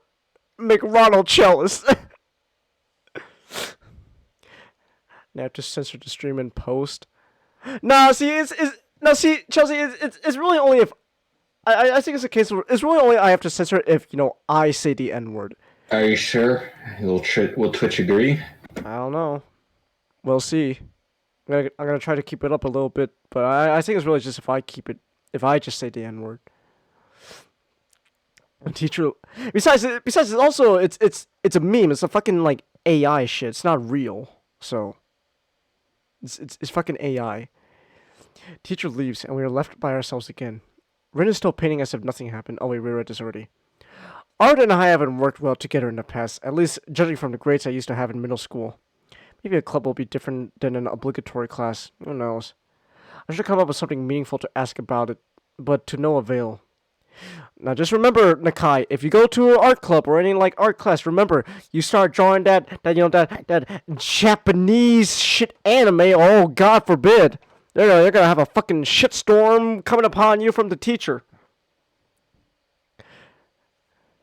I'll just go to a club meeting and see how it goes. So he invited some people tomorrow just to check out your painting. He has a lot of art people friends. They like to talk about art. I think he wants me to talk about art with him. Somehow I get the feeling that you aren't too thrilled about it. Rin shrugs incommittedly, but still gets an impression of her general displeasure at the idea of having to discuss her painting, or any painting, with other people. I don't really like talking about art. It's already a way to talk without talking, so why bother talking about it? I can understand that. Actually, I can too. If I typed it, gamer, you censor right, but I'm not that gal. Don't type it in the chat, Chelsea. It's like being bored and talking about being bored because you're bored. I'm not following you. Have you ever talked about being bored? It's pointless and not very exciting. All you can really say is, I'm so bored. I once spent a week trying to think of something meaningful to say about boredomness. It was mostly a boring week I've had. But that's pretty fitting, don't you think? Rin gives me a look. The iconic kind that looks like it doesn't mean anything, but it does. Anyway, I don't know. I guess I just really can't come up with anything to say about art. I mean, like, this one you're doing now. I have no idea what to think about it, except that it looks nice. What's this painting about? It's not about anything at all. That's what I like to say. So I did. But that was a smart lie. I said it anyway because I would kind of like it to be true. Teacher wanted me to do this, but I don't have any ideas. I tried to have some. Nothing happened. So now, this is a painting without any ideas. But what are you painting then? No idea. Come to think of it, I think I'll call this no idea. And now I started thinking again. This is bad. She shakes her head vigorously for a while, trying to shake thinking out of her head. That amber red hair flies wildly around. That's why I had Emmy help me. She makes it easy to not think about anything. You know how she just talks and talks about nothing for hours? It's like her head is made of bubblegum foam bath jelly. You are kind of the same, but not really. It's very helpful if you stay here. I'm not sure if that's a compliment or not, but it's probably neither, with Rin being the overly neutral person she is. So is there anything specific you'd like me to do to make you not think? Just be. So without knowing what I should do, I just sit on an empty box and just watch her continue with painting, idly leaving the pages of her beer or drinking book. Rin has a serene expression on her face, her dark green eyes hiding what she might think behind them. No way, she's supposedly not thinking anything, right? She quietly hums to a tune, interrupting every now and then, and with a polite request for more paint or another kind of brush. Her concentration is admirable, even though she seems to be sleep-deprived and under pressure to finish the job. Inch by inch, the painting grows more form, details being added on top of details, colors entwining with each other, filling the empty spaces, growing on top of each other. I find myself thinking about the inspiration and motivation to create art again. Where does one get ideas? They don't just come out of nowhere, and I don't think there are muses that magically inject some kind of inspiration in your head. Ideas have an origin, a purpose. The more I think about it, the more I'm convinced that Rin is lying about her mural, or at least twisting the truth. Maybe she doesn't even realize it herself. You can't do anything creative without having any idea what you're going to create. That would go against the definition. Every stroke must be decided to be drawn, even if it's made at random. Then that, too, is a conscious decision. So a painting, even this one, must be based on some deliberate goal or idea of what to paint.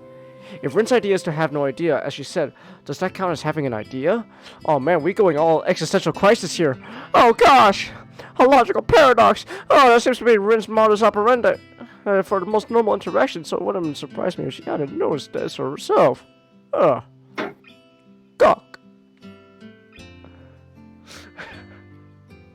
I wonder if I should bring it up.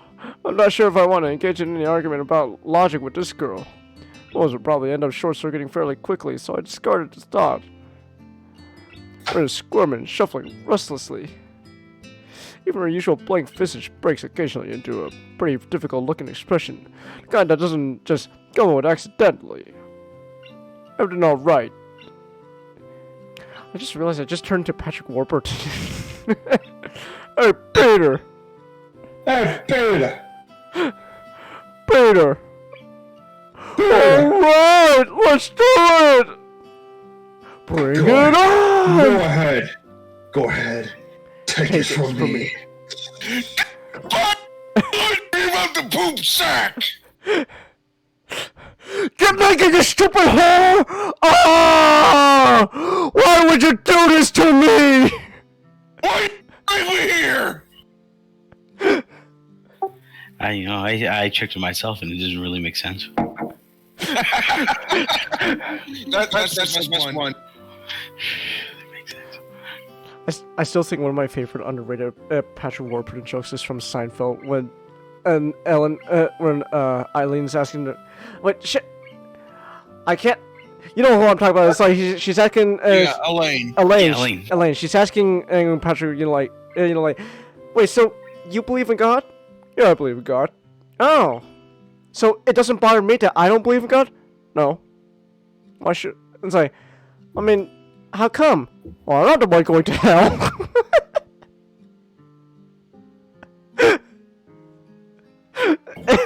That's one of my favorite quotes. Just, I don't care if you don't believe in God. I'm not the one going to hell.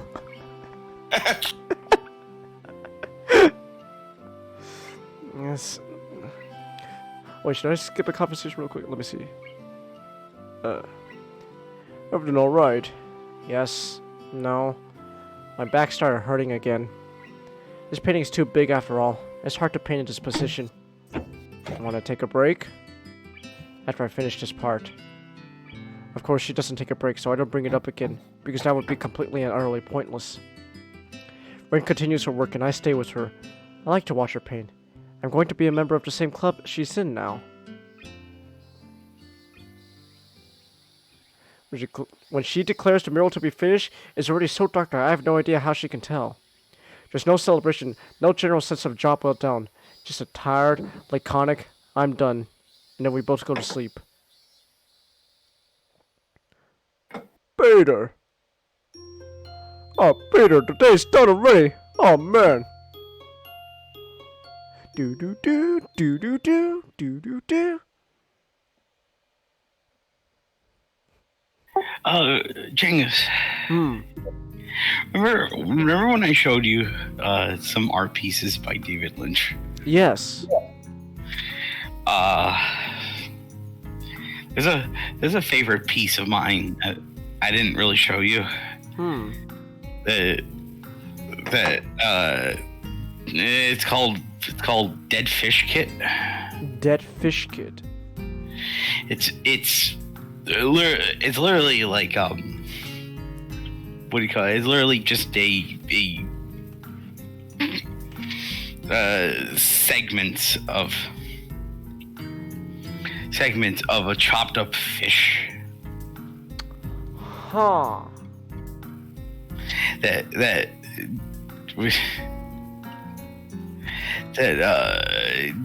David Lynch put together. Just really, you know. Child's dream. A child's dream. You're very ill. Fish kit.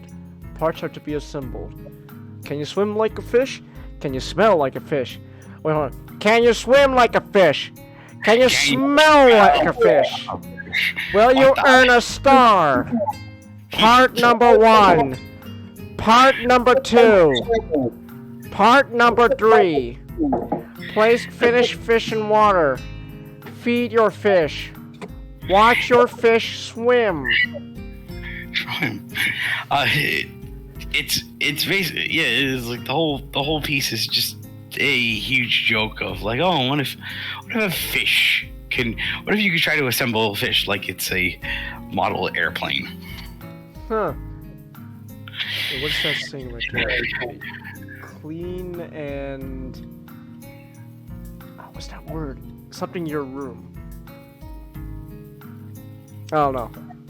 Clean and I can't make out that word. Hold on, maybe if I zoom in. David Lynch.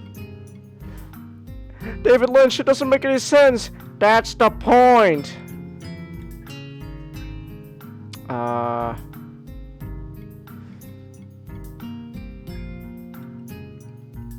don't know. Oh. Don't worry, the game's still here, Chelsea. Don't worry. The next day, I feel a little lightheaded. It's almost noon already. Sleeping late is fine, since it's a Sunday, and there are no classes. There's no classes. It's wonderful, Genghis. God bless you. Not just a Sunday, though, but the festival as well. Is it? David Lynch is just one of those men that just fascinates me. Imagine the load Einstein must have had. Fucking morons everywhere. Wait, shit, it was Elijah Wood who played Beck in Tron Uprising? Huh. Wait, what? Elijah Wood played Beck in Tron Uprising. Beck? The main character. Wait. The TV show. Really? Wait, hold on. Tron, yeah. Hold on. Was Really, fucking Elijah Wood of all people. Hold on. Look at the cast. Oh shit, Elijah Wood. Oh. Frodo went from fantasy. So that's what happened to Frodo when he went on that boat with the elves. He didn't go to, you know, Lord of the Rings heaven. He just went to Tron. He went to the grid. From my window, I can already see people at the soba booth slinging noodles onto a place for people with a craving for low quality food. I'm not gonna delete it. That sounds like a David Lynch line. They slung the food right onto the plate. I throw back a handful of my morning meds and ponder how to spend the day. This is amazing. I don't know if I should do David Lynch voice too much though. I feel like it's gonna get annoying if I do it too much. There'll be a few exams in the coming week, but I don't consider those as ominous as others, so I'm not as worried about them as I probably should be. With no urgent obligations regarding education, I should be free to spend the day at the festival as I like. Finishing my morning routine, I exit into the hallway, intending to go out and find something to eat. Passing by his door, I decide to see what Kenji's up to today out of impulse. I'm curious if he has any plans, since everyone else is doing something. Then again, I can picture him having built a soundproof shelter in his room. Possibly something like a fort, complete with a "No Girls Allowed" sign. And with the girls crossed out and body crudely scrawled underneath it. Knocking on his door, which is luckily devoid of any kind of sign, I hear again the unsettling clicking of at least 10 locks being pulled back. The door opens a crack. Who is it? You're supposed to ask that before or you open the door. Oh, it's you. Damn, it's early. It's not really that early. What is it, man? Listen, I was just gonna ask what you're gonna do today. Half school is out there already. Out where? Why? What? What's up? Is it any special? Why are they there? Who are? I can hear them. It's loud. Don't tell me. Has the invasion begun? He suddenly looks more alarmed. What day is it, man? Yeah, I guess you can't see the big wooden booths outside and people selling stuff. What the hell are you talking about? I have my curtains closed at all times to sort the snipers. It's the festival. You know that, right? Oh shit, that's today? Ah, damn. Ah, damn it! Can't believe you. I forgot! I don't have my fort finished yet. This is bad. He was building a fort! What a fucking loser! Well, Changus. Let's give him the benefit of the doubt. Probably he's building a fort so that he can trade pelts with other. It's going to be a very bad day. It's good you told me this to me, man. This is going to be a bad day. Why? Oh man, they're going to be everywhere. The people outside my window socializing. Kenji rubs his temples nervously, suddenly looking very ill. Oh god, it's gonna be loud as hell. Damn, I was going to go out today, but now it's ruined. Everything is ruined. This is awful. This sucks. What the hell? This really sucks. I can't go anywhere now. There's nowhere to run. Kenji seems nervous. You can say he's majorly freaking out. I can't believe this. So that's what today was. Damn, and I couldn't even prepare for it. I couldn't even brace myself, and now it's here, and I can't do anything. You should have told me earlier, dude. I mean, at least I know, but I could have known earlier. Imagine what I could have accomplished. Sorry, I thought you knew. So I guess you're not gonna be doing anything today. The weather is even good. Yesterday was really windy, so I thought today would be cold. It's not though, so there's no reason to stay inside. Hey, you should go check out the festival out. No!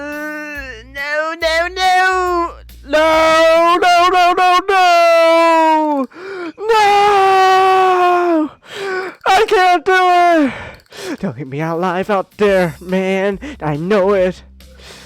That has to be a joke, but he said it with such a straight face. Relatively straight. What are we gonna do? We should hang out in here. You can help me build my fort. We might still make it if we work together. Well, I joined the art club, so I guess I'll go with them. You did what? I joined the art club. Man, that's a really bad move, really bad. You don't know what kind of girls there are in the art club. Trouble, angsty cuties who tear your heart out and eat it raw. Well, I know one art club member, and I don't want to see Rin suddenly becoming a psychotic murderer. That seems unlikely. Don't say that. Don't fool yourself. You have no idea what you're dealing with here. Man, they're the worst kind. Haven't you heard of a man named Adolf Hitler? He was an artist, and look what happened. Wasn't that because, a bunch of Jews rejected him? Besides the point. Fun fact, though, if you actually look at Adolf Hitler's art, it's not bad, but at the same time, you can see why the art school fucking rejected him. It's like...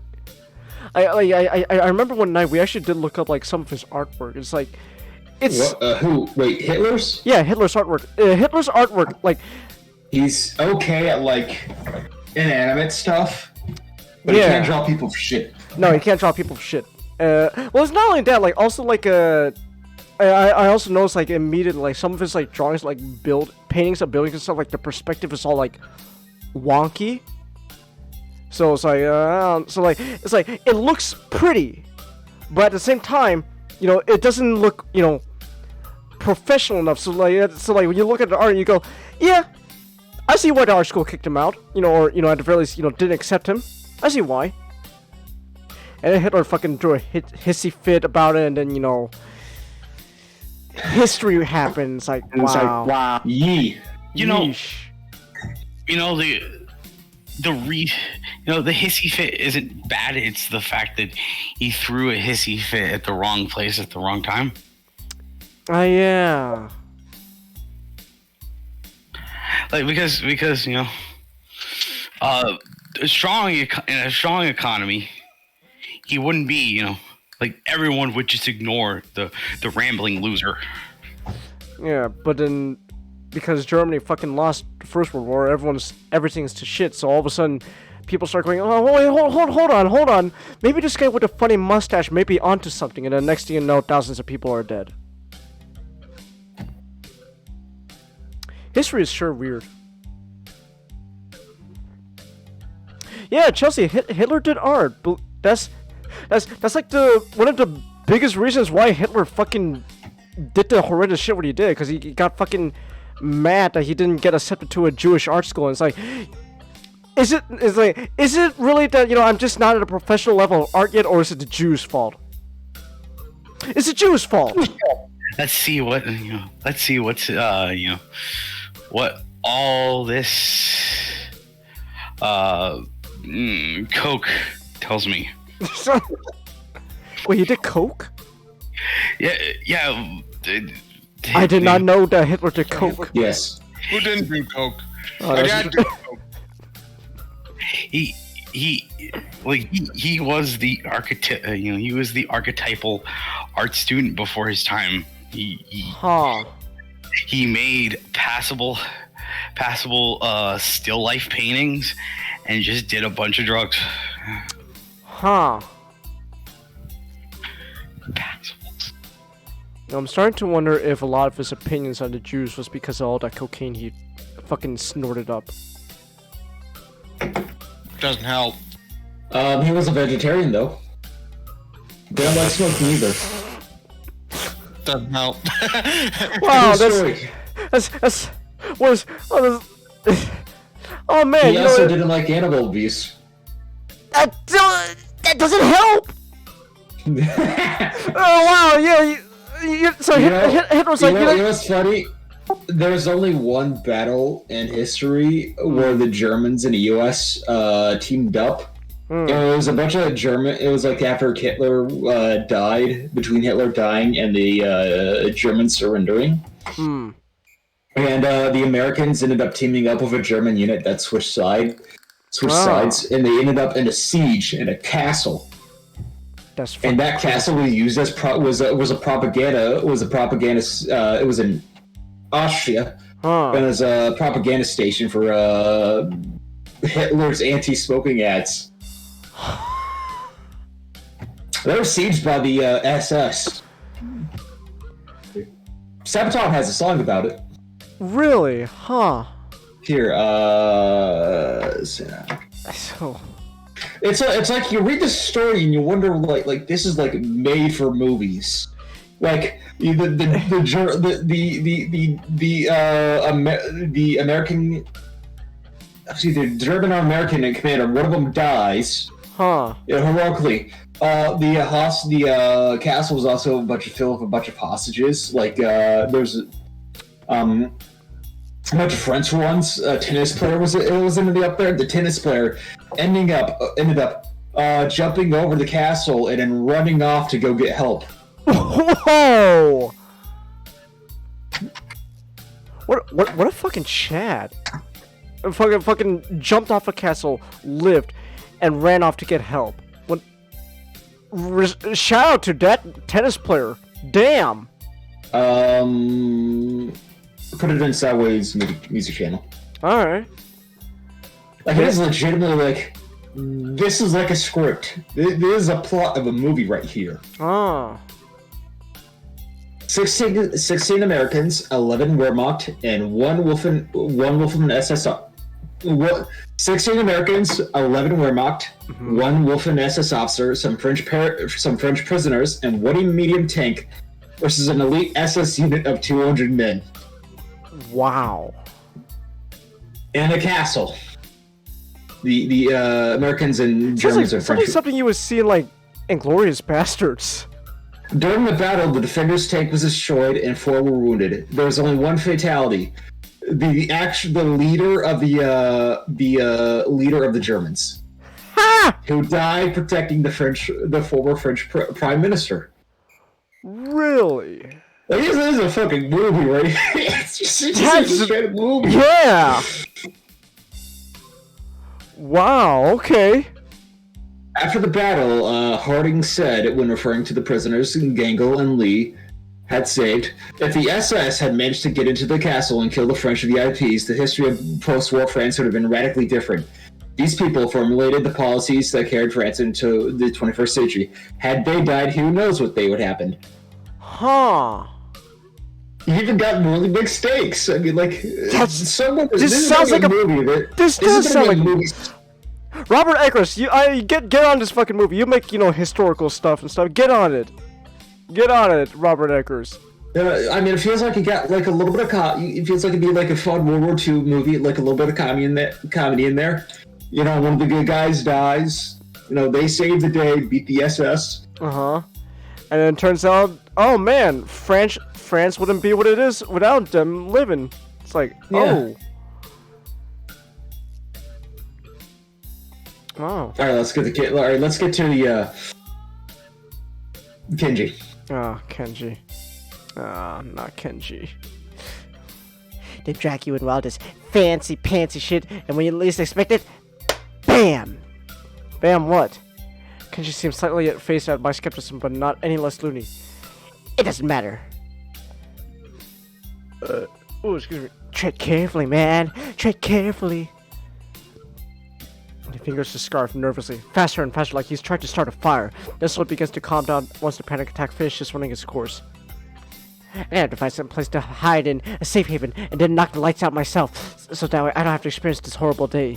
I have the perfect thing for that. I must prepare now! Don't go to the festival. Okay. Later, dude! I'm gonna go to the restroom. Be back in a second. Alright. The slowly closes with a low creak, and I don't know how to feel about what Kenji just said.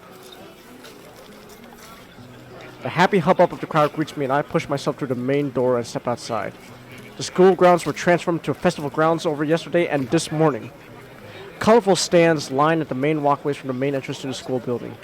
Some people are still carrying stuff to and fro, but behind most counters are relaxed students who look like they are good to go. Most of the other students have been up early to finish their preparations. A feeling of guilt passes through me, but it soon goes away. I'm just a lowly transfer student here after all. Some visitors are already strolling around the grounds. There are some young families with the perturbed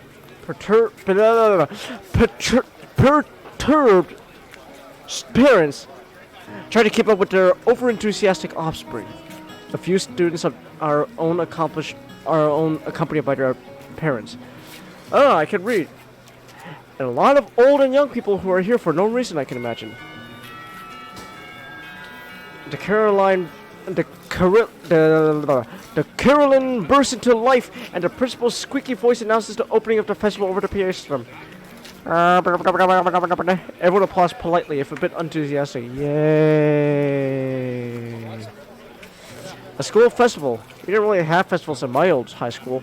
It feels kind of old-fashioned, especially considering the school I came from, but still somewhat exciting. A day off feels sweet after the first week of hard work, despite me lying on a hospital bed for 4 months prior to this.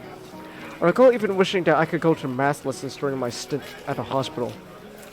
I can't remember the program for the festival, even though Muto went through it during class just the other day. I step off the dorm steps, intending to take a tour around the grounds to see all the stuff the others have set up, but I only make it down to the bottom of the stairs. A few people are studying Rin's mural on the wall, while the artist herself is lounging on the sidelines, leaning against the wall, looking extremely bored and mildly under the weather. Morning. Hello. How's it going? Nowhere. I'm stuck. What do you mean stuck? I mean, I can't walk stuck. I think my legs are out of order because of yesterday. Does it hurt? It's hard to say. Maybe. The strain of working on the mural was greater than she let me know. I thought it was just a bit of tired muscles or something. I meant to ask something further, but Rin swiftly moves on to another topic. Teacher's friends came by. Then they headed into town for lunch and asked me to go. It was a good thing my legs hurt so much. But you're stuck sitting there. That's not good. I'll just wait till I can walk again. It should be here either sooner or later if you think about it for a while. Teacher was happy that I finished the mural. Should be. But I wonder if it's finished after all. No? I thought that yesterday I had everything done, but now I'm not any more sure. I should paint more details. Maybe. Probably. It's very hard to decide. I know that feeling! Rin. Cengiz, have you ever heard of Mike Oldfield? No. Mike Oldfield he's a musician. He made a lot of pieces. One of his most famous piece is a work called Tubular Bells. Huh. The first track is what they use for The Exorcist. Oh. The dun dun dun dun dun dun dun dun dun dun. Tubular Bells is not only is it known for The Exorcist, but it's also known because Mike Oldfield has this near OCD obsession with the album. Because every time a new format comes out, he would re-record the entire album to fit on that format. Because essentially what he's trying to do is he's trying to replicate the entire album the way he hears it in his head. And every time he re-records it, it never seems like he ever gets closer to what he is envisioning.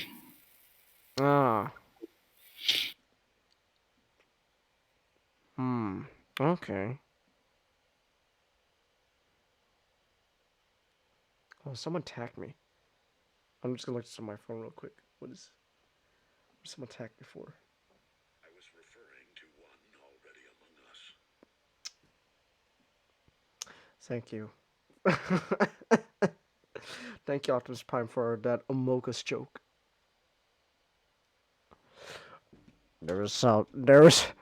Guys, I don't mean to... Bumpy, I don't mean to alarm you, but there may or may not be a boogeyman among us.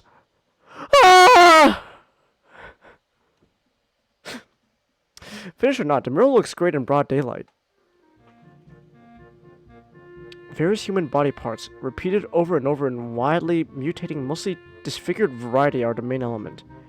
They're roughly looking as if dotlessly placed and rudimentarily painted, but a great deal of thought and care has gone into each and every one of them. Hey, look at me! I'm a Picasso! Does this one have a frog growing out of his head? It's a goldfish. What's this? It's nothing. Those are tits! I just realized that. Yes. Okay. But it's part of art, so it's tasteful. I suppose. It's tasteful nudity. Anyway, the wall is so wide I have to turn my neck from side to side to see the entire painting. It's hard to consider it as a single piece. The elements don't seem to fit together, but I guess they do create some kind of whole. Abstract as it is, I have no idea what it's supposed to be portraying, but it looks nice. That's enough for me. I settle myself next to Rin, leaning against the wall like she does. The happy noise of the festival are becoming louder, and as more and more folks enter the grounds. Dorms are far from a main attraction, the main buildings, and stands around the courtyard, so most visitors have not found their way here yet. A somewhat bored expression settles on Rin's face, making her look detached from everything and going around. She is being awfully quiet. I wonder if she's in pain. So, what did art people say about your mural? My question wakes up Rin from her daydreaming. She lazily turns her face towards me. I'm not sure. You think they liked it? Maybe they did. What about you? Are you happy with the mural? Because I kind of participated. It'd be terrible if you were unhappy. Rin tilts her head, biting her lower lip. I think it came out decently. It's not bad, but it's not good either. It's just... is. I guess I'm alright being empty-minded. Can I ask something else? What's the painting really portray? I thought about it yesterday when you said it doesn't portray anything. That's a logical fallacy, isn't it? You can't make something out of nothing. Not even art. Rin frowns and turns her head back towards the clouds. I don't know. I'm not really good at explaining things. It's just a mural. There's nothing special to it. I said it already. She sounds annoyed at my inquiries. I didn't know what I'd paint, so I decided to just paint a mural. It's a mural that portrays a mural. No, wait. I thought of a better way to say it. It portrays itself. So... You see, what you do, Rin, is that you just paint stuff, and then you think up a theme later. Like that's from Venture Brothers. So its muralness is at maximum, at least as far as I can do. So if you think it has some meaning, I think that's the same as this one has. That makes no sense. No, she's onto something concerning that's how art seems to be nowadays. Meaning, I feel the corners on my mouth turning upward into a smile, just a tiny bit bothered. I've never understood art in the deepest meaning of the word. I get the basics, how art is supposed to only mean a meaning for exchanging ideas and thoughts. However, I never learned how I should interpret a piece of art, to somehow divine what the artist intends to say through it. I know it's not any special skill, but somehow my brain never can connect art with anything else in what I see. All I see is a mural. I can admire the technical skill. After all, I didn't even know the difference between bad art and mediocre art and good art. But that's as far as I can go, so don't ask me about meanings, Rin. Her reply sure made me reluctant to ask her about any further either. So what are you going to do when you get on your feet? Nothing. Nothing. But it's a festival. Don't you want to have some fun? I'm fine like this. You don't like socializing much, do you? I think I'm arguing more for her than for myself at this point. It's not that I'm particularly thrilled about the festival either, just curious to see what it's like, that's all. Her answer is unsurprising. No, I don't. I guess me neither, Indian. You should go if you want to. I don't know, but I could keep you company. I'm not used to all this just yet, so it's okay to take it easy. I can leave though if you want to be alone. I like it you're here. We circle around on each other with words, but eventually end up somewhere. Her saying that makes me feel oddly happy, so I stay. Her presence is something I like too. The odd, warm aura of serenity that she seems to emanate makes it comfortable to be silent. I really like that. I watched people walk by, the two of us silent, everyone else chattering happily among themselves. Among us. Students are leading their families to their dorms to show their rooms. They pass us in the mural, maybe glance at it once or twice. I pay less attention to them and more to my companion, trying to figure out my way past her cryptic, unreadable wall of a face. Rin's eyes flicker restlessly from one person to another as they walk by. Is she waiting for people to stop at the mural? Maybe secretly hoping someone would comment on it? I don't think anyone would assume she was the artist. We're just sitting here like a pair of hobos after all, and she doesn't even have hands. I wonder if it's even in Rin's styles to fish for compliments. She seems so aloof. More people walk by, some of them pointing at their fingers at the mural, exchanging words that I can't make out. Someone drops a snow cone on his shoes. Too bad for him. Everyone seems to like it. Such as tentatively throwing a topic into stale summer air separating us. Rin doesn't answer right away, but by now I am mostly used to her occasional slowness when she must talk. It's like she takes great care of picking her words, which is really unbelievable when you consider the jumble that comes out of her words, out of her mouth. I want to make it so that you can just look at it without thinking. Then I realized that it doesn't make any sense, so it became something like a mix of this and that. From far away, looks like someone vomited a herd of butterflies on the wall, which is exactly what an obnoxious president person didn't want. Is that word that? What word? That. What is the word for more than one butterfly? Butterflies? No, like A myriad. a myriad. No, like a herd, or a school, or a heap. I don't know, a flock maybe? Maybe people like butterfly vomit. Rin looks at the mural, looking surprisingly unhappy. The middle could be better. Usually I like in-betweens, but this was a pain in the butt. Not literally, of course. Then again, I did get that too. I guess it was literally after all. Don't be so critical of yourself. She looks at me funnily, but shuts up. At this point, I start thinking if I should really leave and do something more constructive for my Sunday.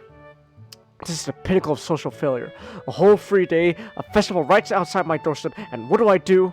Sit here with Rin, two bystanders with nothing to do except think about what a pity it is just to be a bystander.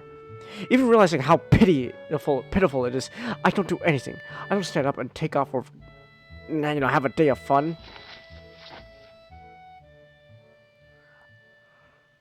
Shuffle, shuffle, shuffle. Fidget.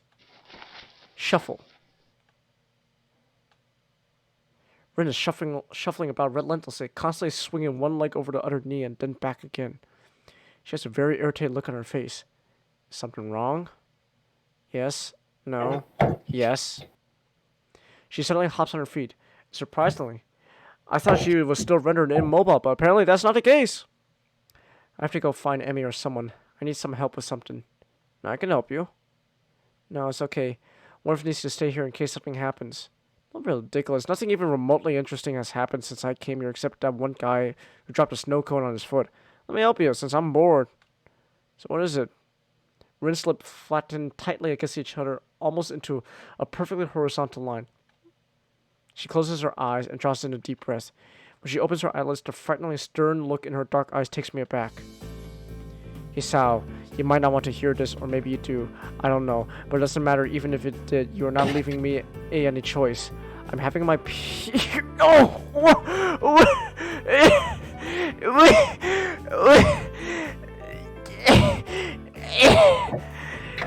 Okay. It's Oh, that. Where do I begin with this? There's so much I could do with this. Her Aunt Flo decided to take a visit, I guess. You enjoying this scene, Chase? I don't know. I didn't expect this would happen. It's that time of the month and I need some help regarding that. However, I don't feel that our relationship is yet on the level where I can allow you to pull my underwear down in the girls' toilet even if you offer to. That's why you should stay here while I go look for Emmy. As blood rushes to my cheek like rising tide, my brain tries to desperately search for an answer, but the only thing I can think of is the most coherent thing I've heard coming out of Rin's mouth during these 4 days as I've known her. Yes. Not wanting to meet Rin's eyes, I turn my face aside, pretending I'm looking at someone's parents. Okay! Well, I didn't realize that Rin's Aunt Flo would be visiting today. That happened.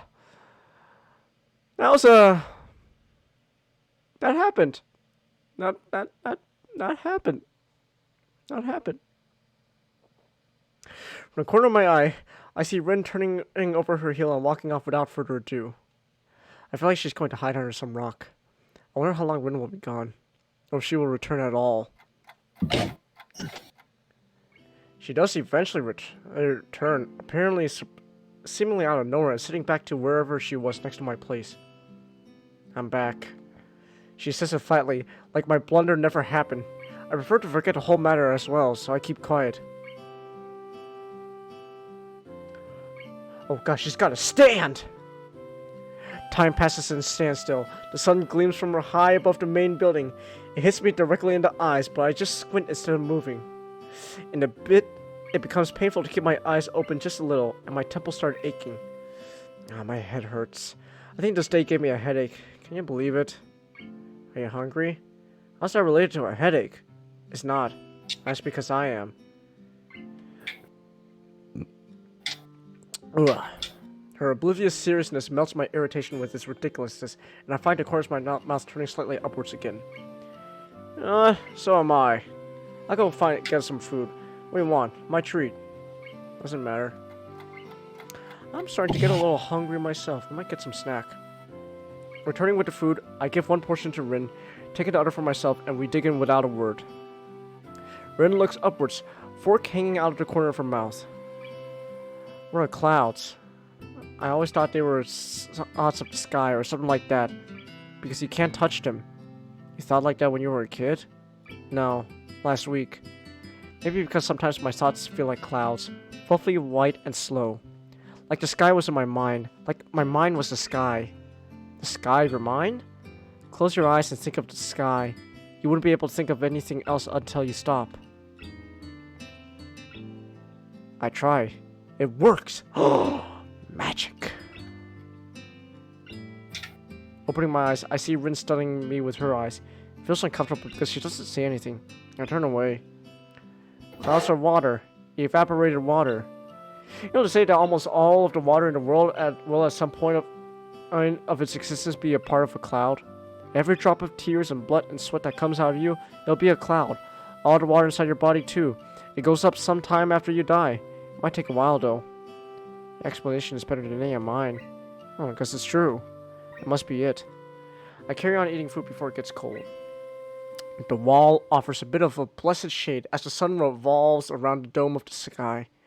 But afternoon is already slowly making way for its evening, so as our lunch becomes more of a dinner. It's like a dinner, or whatever the word is for an irregular meal like this. I call it dinner. I have regular meals on like a daily basis. Despite what I decide to call it, it certainly hits the spot. I haven't eaten a bit since forever. My appetite filled, I let out a satisfied sigh. Woo! Rin hasn't eaten all of hers, but seems to be done with her food as well. I lean back, taking in the atmosphere. The crowd has thinned already, but activities are still going. Everyone seems to be enjoying themselves. Why not? It's warm. It's the kind of perfect summer day when it's, hot but not too hot for comfort, you know what I'm saying? The sun will set soon. Time really has flown by. We've been sitting here for 6 hours. Yes, we have. You want to do something else now? No, not really. Me neither. Alright. So there's something funny I just learned about BattleTech. Okay. So there's this guy called Thomas Merrick. And as a kid, there was an accident, and eventually he ended up being kidnapped and replaced by a body double. So that body double grew up and became the leader of House Merrick and a leader of one of the major nations. Huh. And that guy had a son. Oh. And his son got sick, so he gave him to a guy called Hans Davion. Eventually, Hans Davion died, and his son Victor Steiner Davion was like, inherited the project to help give the kid a new life that failed. So Victor Steiner Davion decided to to send in a body double of the body double, son. That's amazing.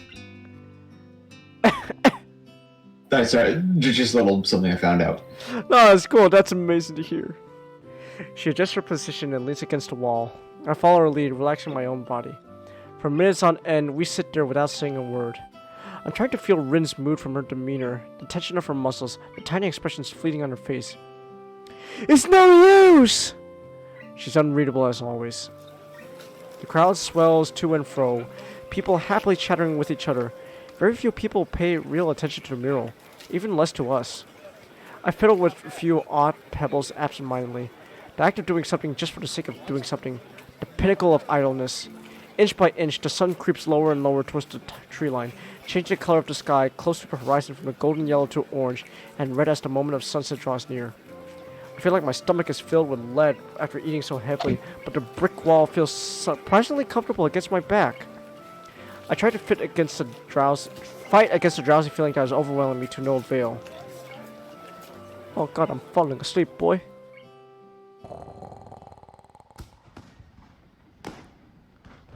I wake up with a start. Oh gosh! The fire is shooting at us!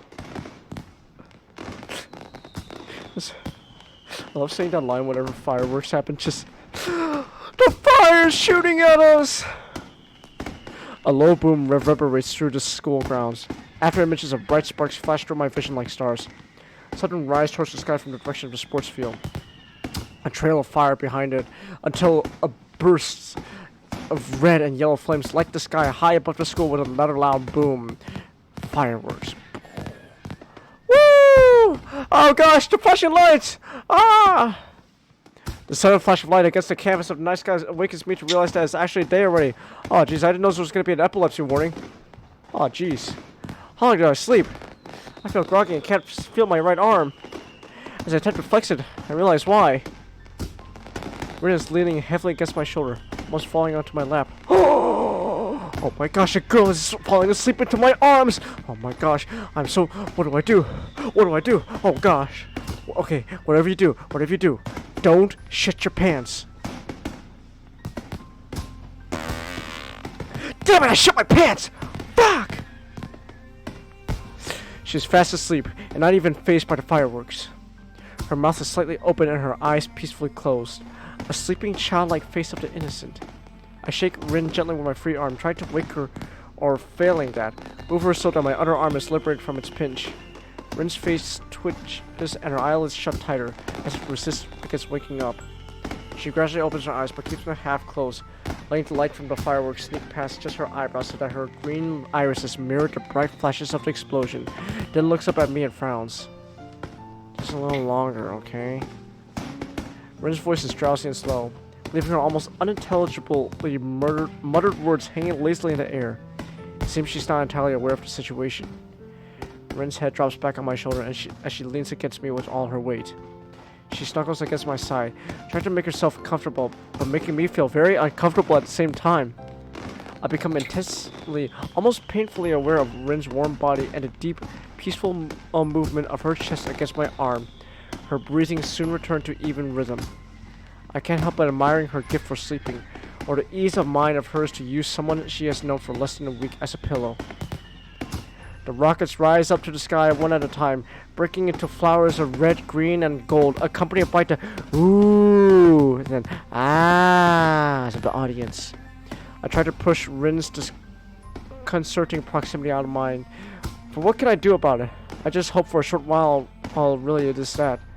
One by one, the glittering bursts are born and die in a blink of an eye, coloring the dark night sky into a constant changing abstract painting. I listen to the low booms of the explosions and Rin's quiet breathing, trying to clear my own head of the post-awakening disorientation.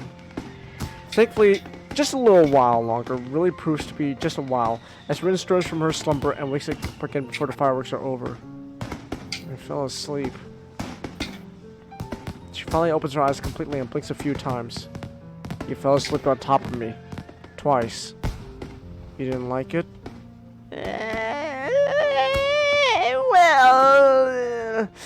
Despite the inconclusive stammering, Rin sits up upright and draws herself away from me. Well, you are heavy.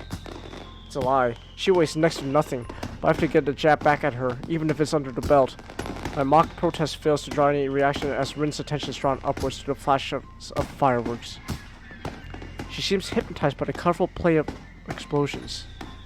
A slight tingling sensation goes up and down my arm as blood starts to circulate again. It's unpleasant, but it helps me get rid of this dizzy feeling. Oh, I know that feeling. When your leg falls, it's like, especially like when your leg falls asleep, it's like, oh gosh, oh my leg, ah! More and more rockets rise up to the sky, the bright colors of the explosions reflecting from the clouds. Both of us stare at the fireworks fixedly through the canopy of the trees, enthralled by the show. We would get a vastly better view of the sky if we moved even a couple of yards, but neither of us bothered to even suggest it. I really do like the fireworks, even though looking at them makes me feel kind of sad, I think. It's like they want you to look at them so bad, so they are bright and bright, but when someone looks, they're already gone. It's like they were not even real. They are real. I can tell you that. All of this is real, you know? Even think about it, nothing really lasts for long. Even something like my life or yours is just a blink of an eye in the history of everything. Like one of those rockets. Poof, and we're gone. Oh wow, that's a very exhausting way of thinking about things. But we're here, aren't we? We're here, Rin. We're reaching and forward across these new frontiers. With our lives. Yeah! I was able to bring it back to Sonic! I knew I could bring it back to Sonic somehow! Yeah! I'm actually really proud of myself for that. I shouldn't be, but I am. I brought it back to Sonic. Yeah, Rin, we're here. I'm here. I'm here.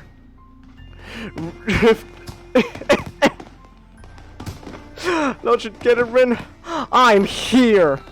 I'm fucking here. Reaching far across these new frontiers.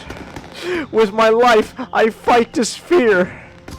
In my hands, I hold the ones I love. Walk forward through the cold dawn. Always to new horizons. Yeah, this is reality. Rin sitting next to me. Loud bangs of the fireworks. The vast, unlimited sky. These things are definitely real. Even though they won't stay here forever. You haven't done the Sonic joke in a long time since Match Chicken not joined in? Did you just call Matchstick Match Chicken? How you doing, Match Chicken?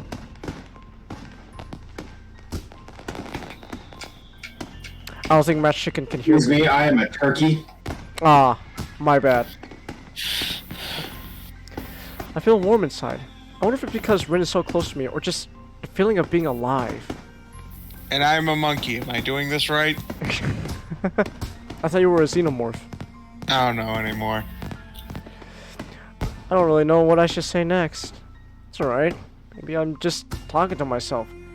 You know, fireworks are pretty. But in the end, isn't it somehow silly to spend so much money on a fraction of a second worth of pretty sparkles? Rin rips her gaze off the still ongoing spectacle and leans backward, looking at me with a repulsed face. Wow, I never expected you to be such a cynic. Cynic is a pretty harsh word. Alright, I think of myself as a realist. Isn't a realist just a word for what a cynic calls himself? The final rocket goes out with a bang of silver and blue, leaving the ground eerily silent for a moment until the crowd starts moving towards the main gate like cattle herd. Wisps of gray smoke drift towards the dorms from the sports field. The pungent, sulfurous smell of gunpowder it carries feels like it sticks to my hair and clothes. Was that it? I think so. I stand up, stretch my sore back. Ugh. Sleeping against a brick wall wasn't such a good idea after all. It's a brick shit house. It's a brick house. My team let you all hang out. Yeah. Rin stands up as well and turns to face me with an expectant gaze on her tired features. Although she seems to have trouble focusing her eyes, she's looking straight at me. Something I feel has not occurred too often in the past week. So, Oh, excuse me. I suddenly realized we have been almost on a date here, as if by accident. Even if we did nothing. But it wasn't. So why blood is rushing to my cheeks and my speech stammering? I don't know what I should say, especially since it seems Rin is waiting for me to say something. But luckily she solves my problem for me. Good night, Hisao. She gives me one more lingering look, measuring me from tip to toe, turns around on her heel and skips off, disappearing into the crowd. Alright! Alright! I left standing there, giving my response to the cooling night air. The festival turned out to be nothing like expected. I ended up spending all day in one spot with Rin, even though neither of us agreed on nor suggested that we do anything. I just didn't have anything better to do, and evidently, neither does she. Rin's warmth lingers for a while in my body before disappearing into falling of a night. I touched a woman! I touched a woman! I touched a woman! Let's go. I knew using the sonic voice would get me somewhere. If it works for Ryan, it can work for me. Cengus, my hand touched her nub. Her nub used to be a hand. Her hand must have eventually one day have touched her boob at one point. That means that means I technically got boob. Algebra's awesome.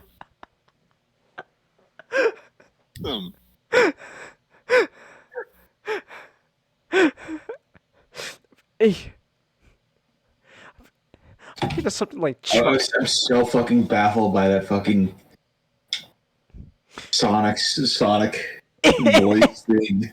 Is that a weird thing? Ryan, do the Sonic voice. All right, this is happening. In fucking bed. What the fuck? What woman is it? What how is that fucking turn on for a woman?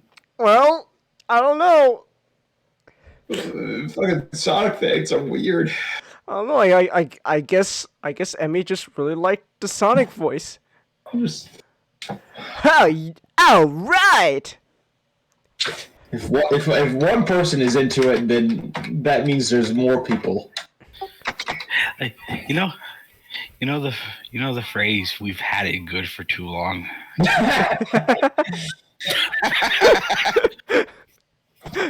It feels like something that could be applied to that moment. I'm here, Emmy. I'm reaching far across these new frontiers, and by new frontiers, I mean you're.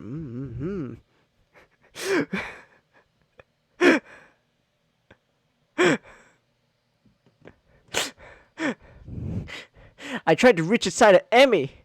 I tried to drain her energy, and I definitely showed her what I'm made of. What the fuck? Sonic puns. I know. I have the song on my phone. It's good.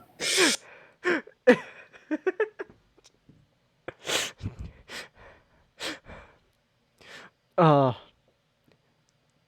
not gonna lie. I'm fucking. I wouldn't be surprised now if one day we learned that Jason Griffith actually did do it with a woman who wanted to hear the shadow voice. That'd be fucking awesome. I bet everyone would fucking go to Jet's video. There's a video that is seeked them out specifically for that. I guarantee you it. I bet if that ever happens, people are gonna go to Jet's video and they're just gonna call him Prophet. If that ever happens, I don't care if someone else will make it. You need to just type in on the video "Prophet." Prophet. What? Your favorite game on the GameCube is Shadow the Hedgehog? What is wrong with you? I'm going to destroy it. I can't say with a straight face. I'm going to destroy that damn pussy. Chelsea says Ray can do the Venom voice, but that scares me.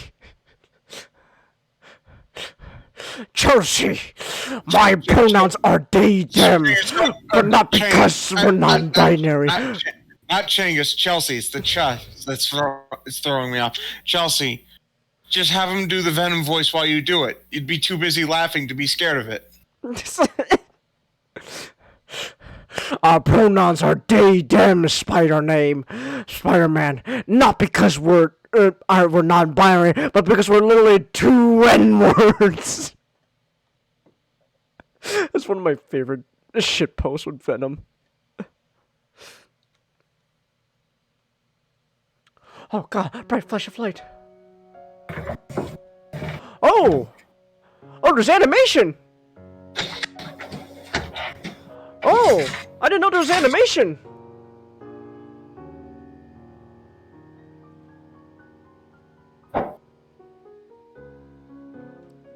Oh! Oh, I saw, like, all those GIFs I saw was, like, you know, like, fan-made or stuff. Oh, it's all in the game. I didn't know that.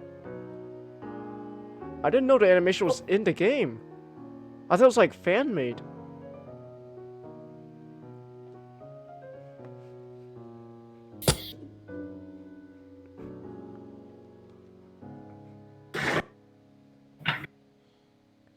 Act 2! Let's go!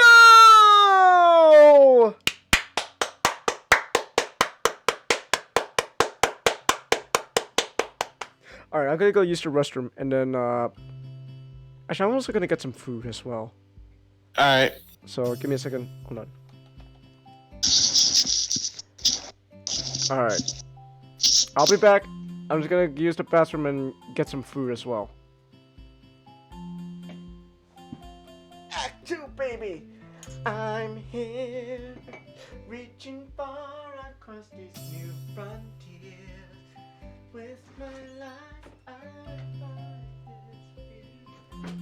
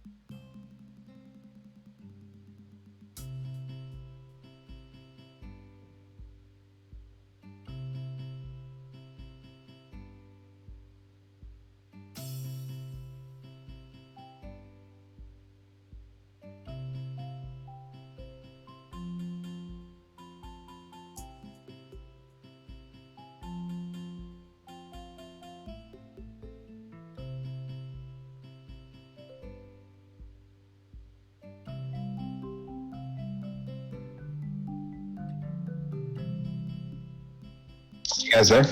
Yeah, we're here. Want to hear another neat Battletech story? Sure, why not? Alright, so... Remember Hans Davion? When I read more up about him, I like him a lot. I like him a lot more. But I think my favorite moment is when he got married to one of the other the daughter of one of the other major faction leaders. And they had the wedding on like a neutral planet, and he had all the other major faction leaders there. And at the end of the toast, he was like, "All right, wife, as a present for you, I'm gonna invade." Mind you, the person's country, the leader of the country, of the other guy's country is in the room. I'm gonna take over the Capellan Confederation. my men months ago have already went into campaign because there's like space travel and shit like that. And then the guy who's leader of the Confederation, who was in the room, mind you, just fucking flipped it out. So. Years later, Hans Davion. Have you guys ever seen Death of Stalin? Yes. You know the scene where Stalin gets that the fucking letter and it's just it's insulting him and he laughs himself to death? Yes. Maximilian Liao, the guy who went insane. His son sent basically a note of what he intends to do with a different leader, and it's basically the same thing that Hans Davion did, marry into a super alliance. Hans Davion then laughed himself to death. But the best part is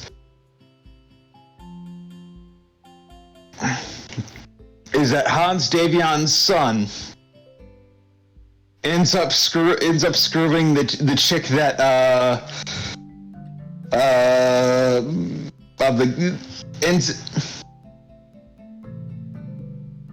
he ends up screwing the chick who the other guy threatened to marry.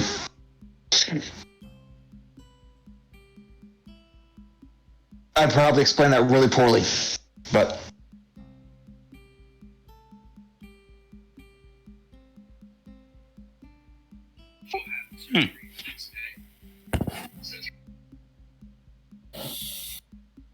So what have you guys been up to?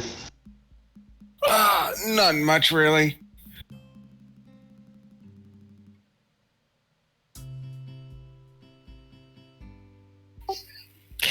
All this, all the news I keep hearing about the Last of Us television show made me want to go back and rewatch. Well, I want to go back and rewatch Chernobyl. You hear about Ohio? Yeah. The train accident. Yeah. I heard it happened, but I didn't catch the whole story. It's like right near Ohio. You think it might affect your neck of the woods, Nick? I don't know.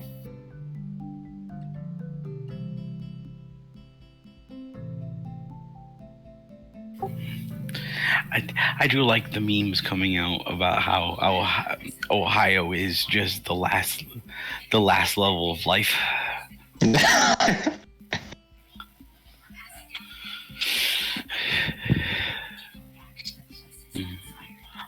I'm sure that like there's a whole bunch of misinformation going around, but that town with the train accident is probably gonna suck for a while.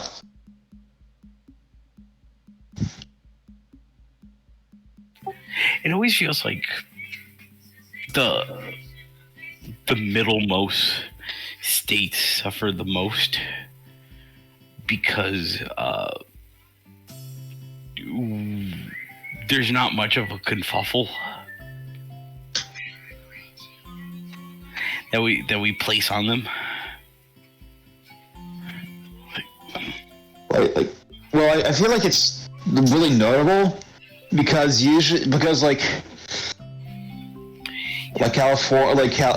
California or New York, or I'm sorry, Nick, but Illinois, you're just constantly hearing streams of news about how crappy those states are, and then you're something like, I'm the one who's usually complaining about it, and then suddenly you're like, oh wait, shit, Ohio had something really bad happen to it. Oh fuck.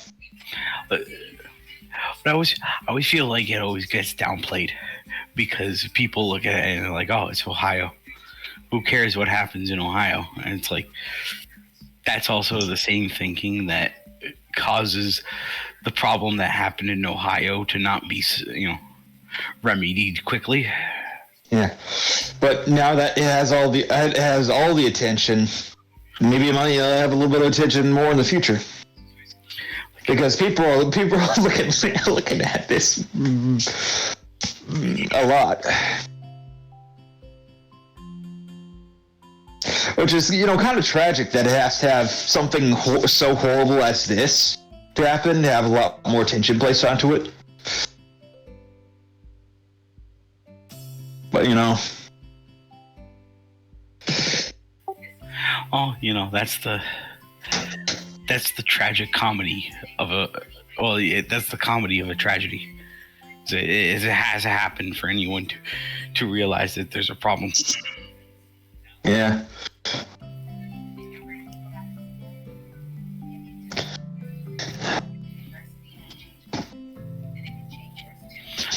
Let in them.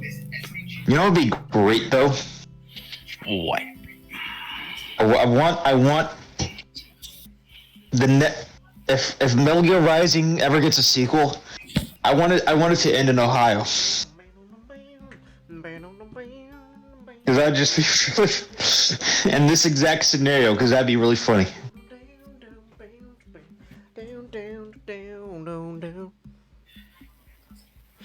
All right, I'm back. Changus, what is your thoughts on Ohio? What? What is your thoughts on Ohio? I have not watched that Count Dacula video. I have no idea what happened in Ohio. Well, what is your thoughts about Ohio as not only a land but a concept? I don't know. No opinion. I'm watching Gundam Age recently. I'm starting to get into it. Like about 3 episodes in. Gundam Age is the Ohio of fucking Gundam shows. Okay. It's mid. Huh. It's unknown, and like while I'm starting to learn about it, oh wait, it has problems. Huh. Like I'm not sure about how Ohio on a daily basis, but right now it's having problems. A lot of Age was meant to be a video game. Yeah, it was based on a video game or something. No, it was started life as conceptually as a video game. Huh. It was supposed to be like a JRPG. Yeah, in the same vein as MS Saga. But then someone, I wonder if he still has his job. Probably not. Told them, hey, we should condense all of this into a television show. Ah. Like is the pacing rushed? Well, The first 3 episodes do not have good pacing. It could have been fucking condensed a lot. Oh. Yeah, because it really feels like between the 3 episodes, there should be sections where you're getting into battles and doing quests. I feel like they could have cut down. They could have had the events from the first 3 episodes condensed into maybe 2 episodes, and that'd work just fine. Ah. Okay.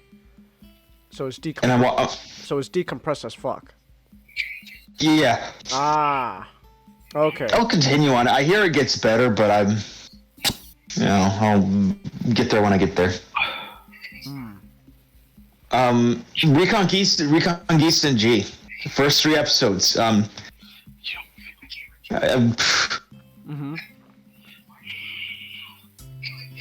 It's like the opposite. It has the opposite problem.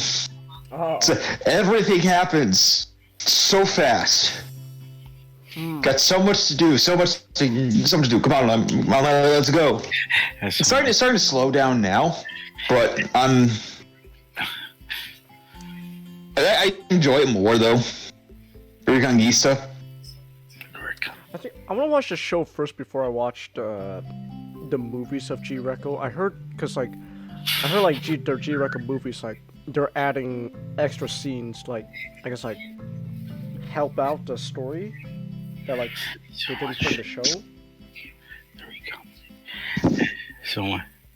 So much to do, so much to see. What is wrong with taking the back street? Oh.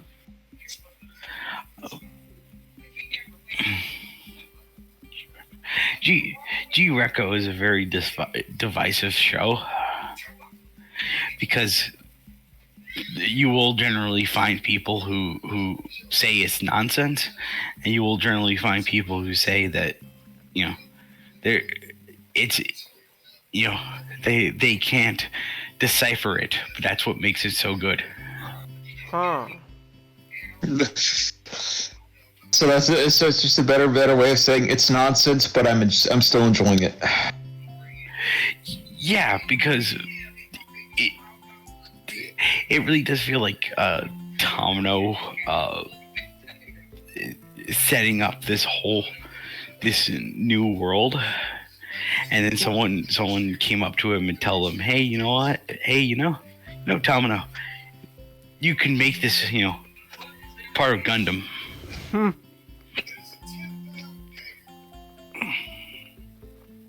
And I feel like that was just the point of his life where he just stopped fighting and he just acquiesced.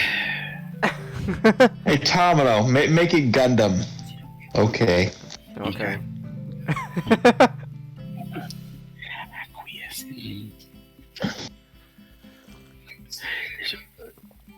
That's another man who just fascinates me.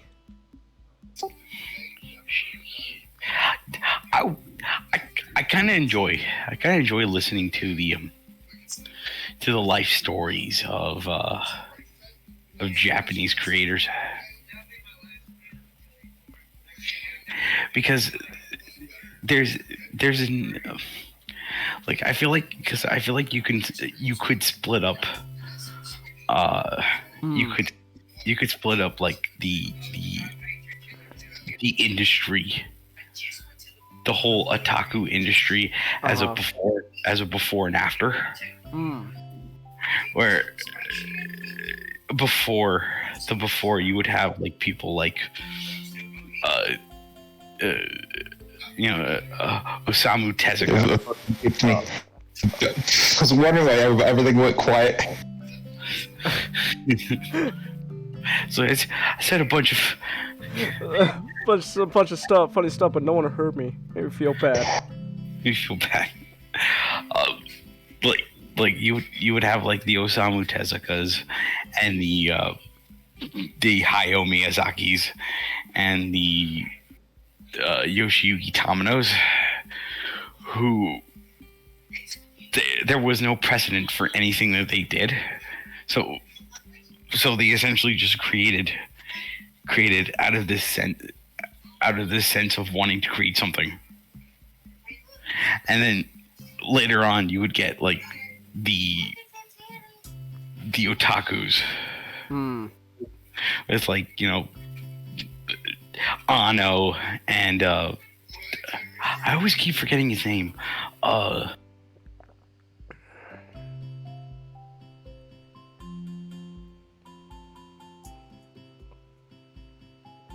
Who are you trying to refer to?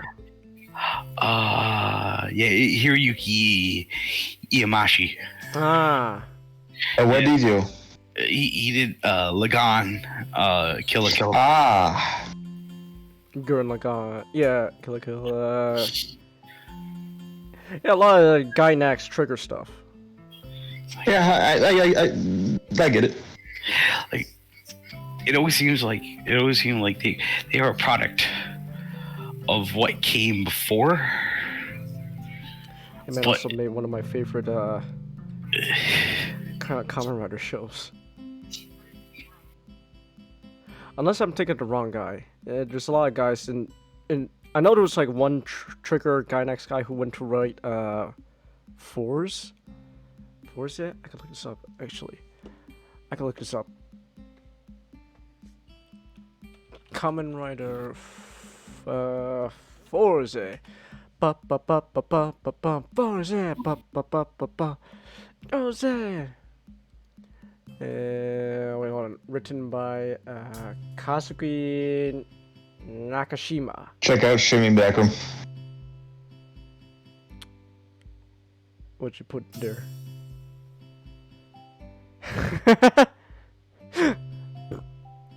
It's Reconquista in G. But it has to be Gundam. Oh.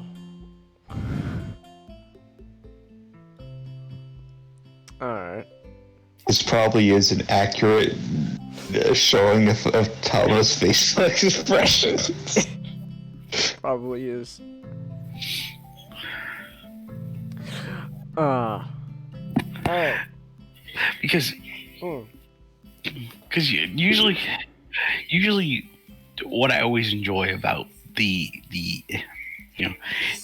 self-proclaimed otakus who came out and started creating art is that they're just like they're complete man children, and it's amazing.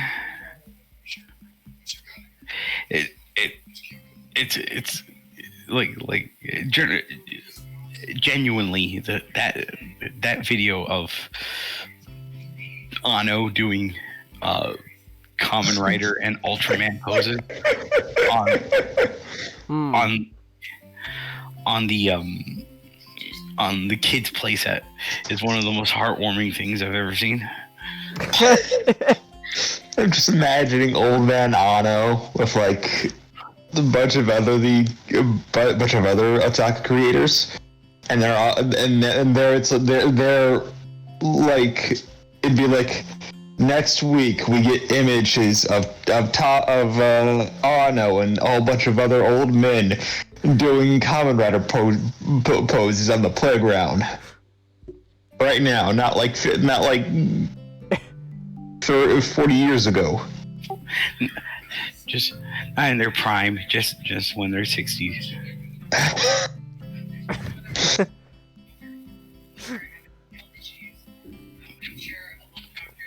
Like this. Are we otakus, Chelsea? I don't know. Well, technically, I live in a basement, so I am, by definition, an otaku. What even is a otaku nowadays? Like, just anime fan? If we use the definition of the term, it just means fanatic. Fanatic. Like basement dweller is another. Like an otaku. An otaku is a grab-all term in Japan that just means like, oh, are you like a super fan of something? It doesn't necessarily have to be like animation or like comics. Like Xenonic by definition is a Bionico otaku. Yeah. Huh. And that's why they're shunned from society, because like over there they look down on fanaticism and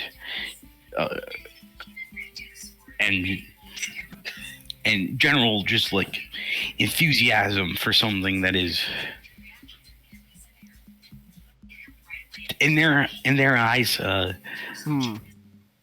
non-productive.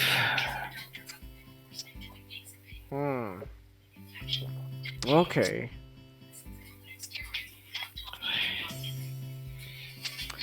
Alright. Oh my goodness, IBO keeps getting new suit designs. It's all for a mobile game, though. All these brand new mobile suit designs for a phone game. As long as we get model kits out of it, who cares? I hope we get some model kits out of it. Well, actually, yes and no. Are they good looking suits? Some Gundam suits, some not. Well, okay, so the I have a mixed feeling on IBO because the high grade kits in concept, they're pretty cool because like, oh, what if we have high grade kits but with an inner frame? Oh, that sounds pretty cool. Very good for customization. But then the problem is with the high grade kits, the tendency is over time and like less than a year, those frames loosen up like shit. So like all of a sudden, your like Gundam Barbatos high grade's a floppy mess. So you need to put that on a fucking stand or, like add like an extra layer of something on like its joints so that way it doesn't become a floppy mess. Yeah. I don't know. Maybe the new releases of the high grade kits they fixed that. Like, cause I heard like for example, like some of the re-releases of Exia, the master grade, they like supposedly tightened the ankles a bit better. I don't know. Now their master grade Barbatos, that was good. That frame, I still have it somewhere in my room. It's fucking solid as a rock. So yeah, another good model kits also. The double O kits, like the double O kits for season 1 Gundams, they are brick shit houses. They are stubbornly strong. It's great.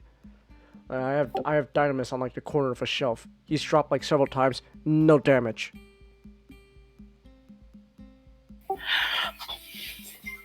If maybe it's just like the old man in me, but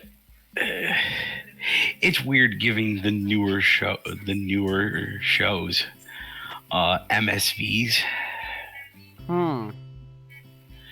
Because I feel like because I feel like with their type of productions, there seems to be less room for and this is just me, but it just seems to be like less room for to have like an artist spend so much time thinking of suit designs and their backstories and all that stuff. It really feels intentional. And in my opinion, it kind of loses the magic. Because Okawara, like all he did all day was just like create new suits. He would always go up to Tamino and he'd be like, "I made a new suit." I call it the Zoc. I call it the Zoc. I call it the Flocka. The Flocka. It's like, like I made the Zaccarello.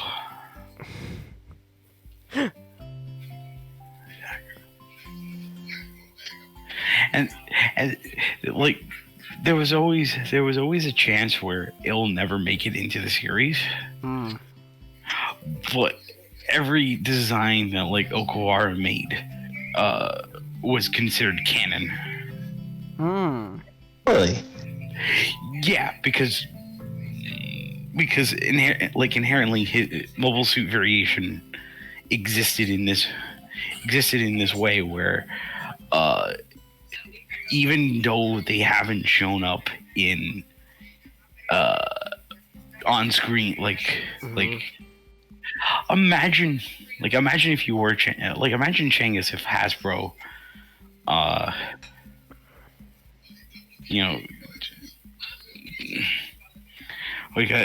like how they're doing with Studio Series, how they're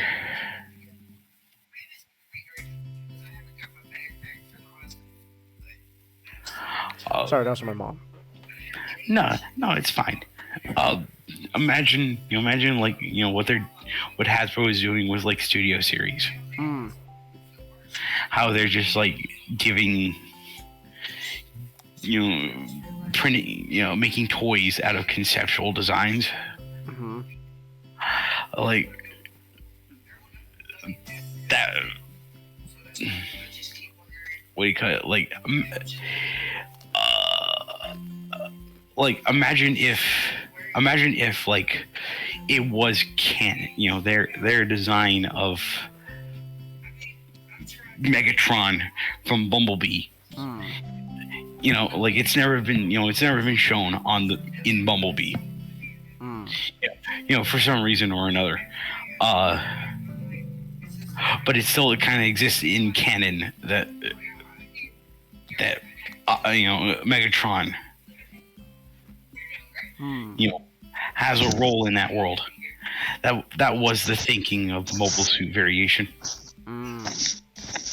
That these suits may never get to be in a series, but they are still canon.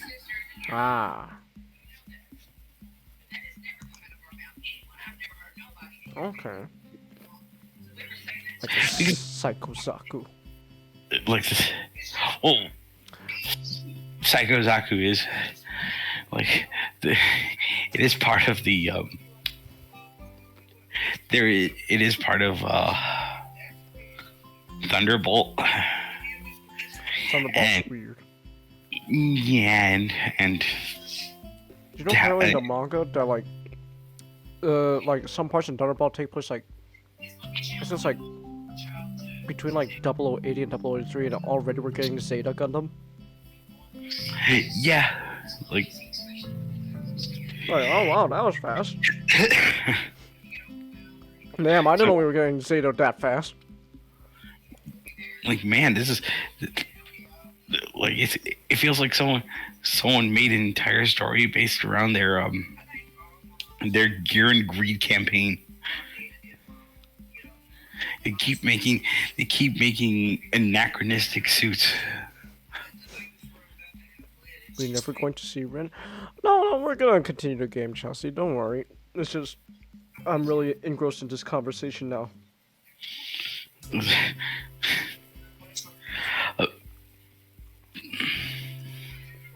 Like there is canonically a Zaku called the Saikamu. Oh yeah, that's like the. It's like the. Wasn't it like supposed to be like the prototype test bed for like the Xiong? Yes.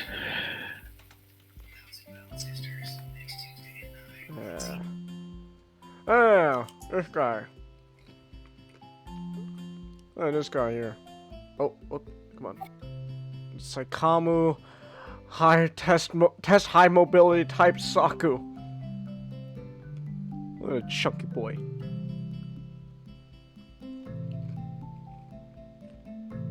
Comes in purple too.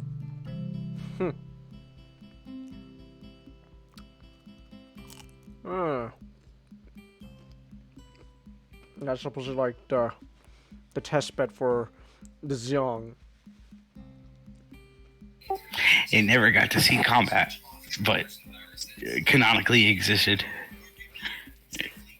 Except in Thunderbolt, apparently they start just.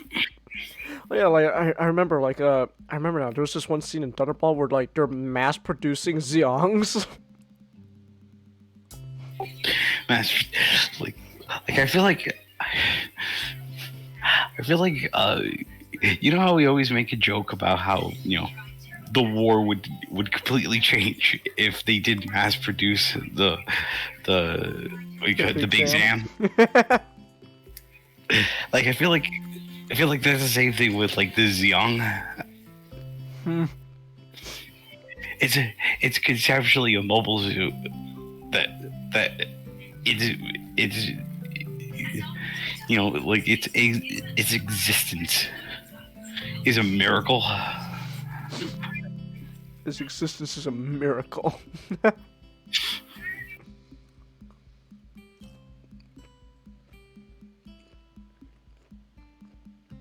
Alright.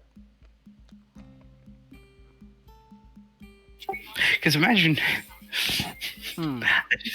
This is gonna be the last thing I say about this, because like I think you should continue with the game, but it's like, imagine you have a whole squadron of perfect Xiangs just stomping on Earth.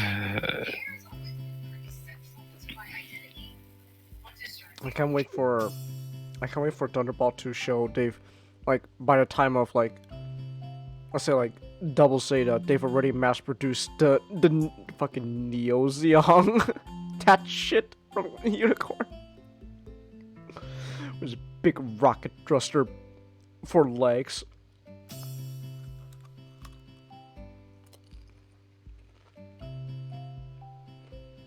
That'd be amazing. Real quick, before I start the game, I want to show the Neo Xiang again. Because the Neo Xiang is just a fucking hilarious... It's a fucking hilarious suit. Look at this shit. Look!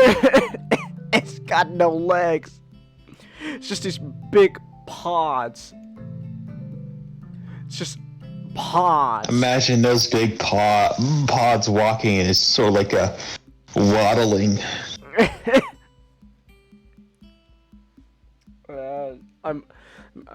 I can't wait for these to be somehow mass produced. Oh my goodness. Alright. We are in Act 2 now of Katawa Shoujo. And we are, seem to be... You have, there's, each, Act 1 throughout all the girls' routes are the same. And then they'll have, each of them has 3 acts for themselves. Ah. I think Act 1 is the longest. Don't quote me on that. Okay. I've usually been able to read all of Oren's stuff in around 8 hours. Huh. It's like a fair, again, like these are novels. Okay. These are just this is not the one novel. It's 5 novels stuck together. And I think the shortest would probably be Hanukkah or Emmys. I usually read those pretty quick. Around 6 hours each. Well, to be fair, I'm also having to read these out loud, and reading out loud takes longer than reading silently, so... And you're dealing with us sometimes. Yeah, so... Lily's, I think, is the longest. Really? Hers or she... I think Ren and she's in it. It's either Lily... I'm leaning towards Lily being the longest off the top of my head, but Ren is definitely somewhere in the middle. Okay. Alright. Alright. So... Actually, real quick, let me save my progress here. Ah! No, I want to save my progress. I'll go back. So let me save. There we go. Alright. It's already 8:30, but this morning's class has not yet begun. We're supposed to have physics, but the teacher is nowhere to be seen. Oh no. Had I known this beforehand, I would have slept in too. Well... So the classroom door opens and Muto grunts his morning greeting to us from the doorway. Good morning, everybody. Well, it looks like it's not slept at all. Oh boy, you okay there, buddy? Stubble is messier than normal hair, and a stained dress shirt created a less than favorable impression. I guess you had fun last night at the festival too. Excuse me for being late. I ran to unexpected problems. I'm usually not one for festivals like this, but I hope you all had a good time. After all, these sort of events are important for you all since they give you a short reprieve from schoolwork. Class replies with varied degrees of enthusiasm, and the Muto proceeds to take wheel and get started. Alright, now today's subject is photon particle physics.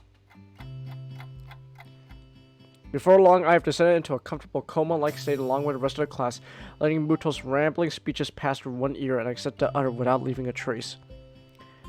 Now who can tell us the solution to this problem? He written a rather easy equation on the blackboard. Desperately, he tries to get the class to participate. Nobody, come on, guys. Nakai, how about you? Unfairly signed out, I give him an answer. It causes his shaggy features to twist into a genial smile that would scare little children senseless. Precisely! Good work, Nakai! I am both disturbed and honored by the fact that he can remember my name only 1 week after I transferred here. From what I've seen, Muto has some serious trouble remembering the names of anybody else in the class. Most of them have been here since the first year. Alright, who can answer the question? You. Glasses. Which guy with the glasses? The other guy with the glasses. Which other guy with the glasses? The one all the way in the back. There's 4 guys in the back with glasses. The one with the red shirt. We all wear red shirts. Fuck!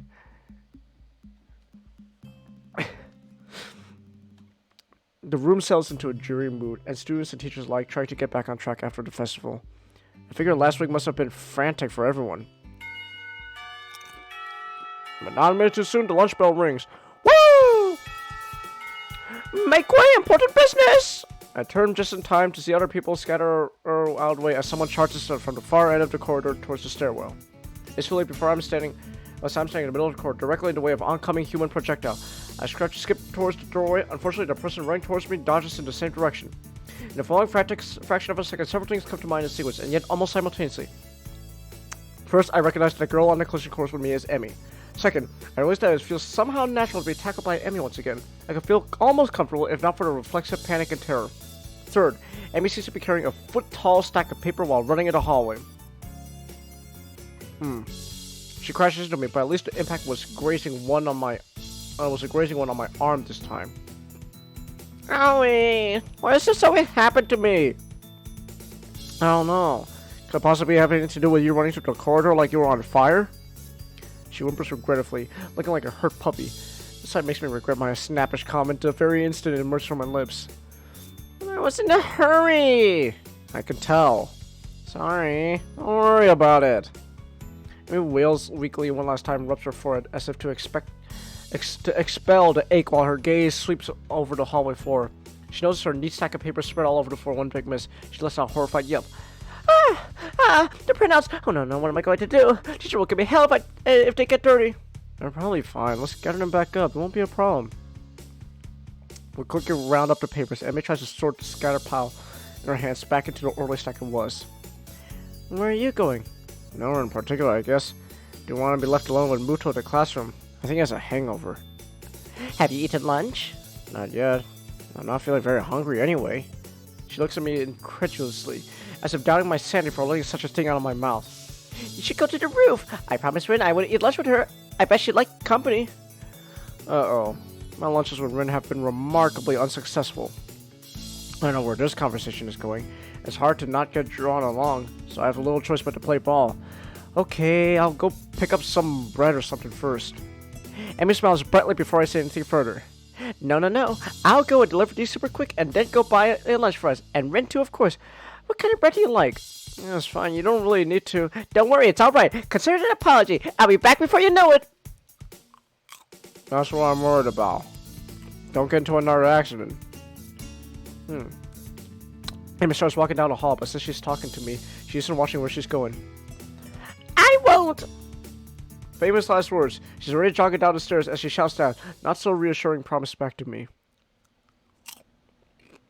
Sighing quietly, I start plodding along in her wake. Instead of taking the stairs down, I climb upwards. The stairwell up to the roof is unlit and just as creepy as it was before. The door squeaks weakly in protest as I push it open. Rin is there too, like Amy said, lying on her back on the other end of a pebble-covered rooftop for some reason. Predicting something unnecessarily strange again, I walk towards her as slowly as possible. Hello. She sounds very drowsy as she says that, stretching the end of the word with a slurred voice. Despite that, her eyes are wide open. I look down at her, my shadow overlapping her face. What are you doing? Ren raises an eyebrow. I thought you had a heart problem, not an eye problem. She answers, challenging the rationale of my perfectly valid question without even tilting her head to look at me. Rin's smartest comments are infuriating. The worst thing is that I'm not sure if she's doing it on purpose or such. Alright, let me rephrase. Why are you lying on your back on the rooftop? She gives a lazy shrug and sniffs dismissively. I'm trying to experience. People probably don't do this enough. What exactly are you trying to experience here? I can't really tell, but there's probably a reason people don't do whatever. She's playing dodgeball with me again, answering my attempt at small talk with riddles I don't want to puzzle out. But I don't want to ignore her either. Yeah, but the reason that everyone's too busy is that everyone's too busy with their lives to pay attention to the really important things. Like watching the sky. She tears her gaze away from the sky and finally looks straight at me. The penetrating deepness of her eyes once she focuses on something is startling. You know, if you were a girl, I would be able to see your panties. If I was a girl, I wouldn't come this close to anyone who tried to take a peek at my panties.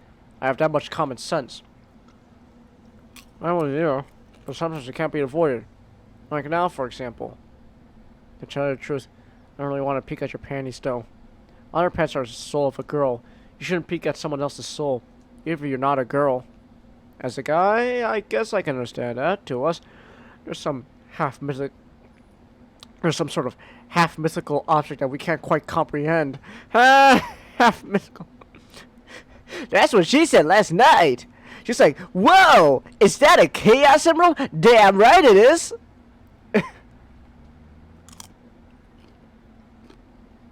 Yeah, that's exactly how I think about them too. What a coincidence. It really is. So you have world history in the morning class? Or script class? To do this? Well, I'm not actually going to do what it looks like I'm doing. Or at least I think that's what I am doing. Doesn't look like what it looked like. But from your perspective, probably. Yeah, skip class to do this. I guess whatever your reason is, this is... Oh. What?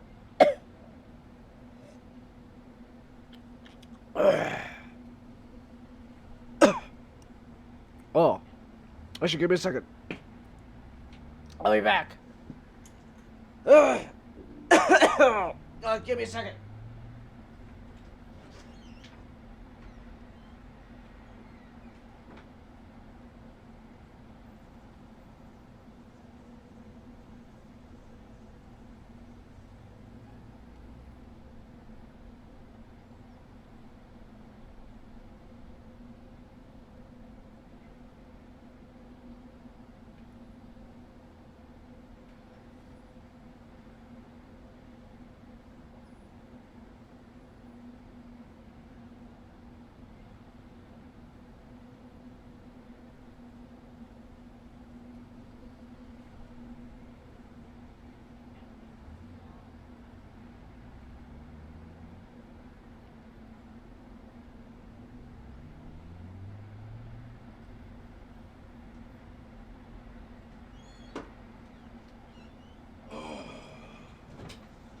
Okay, I'm back. Ugh.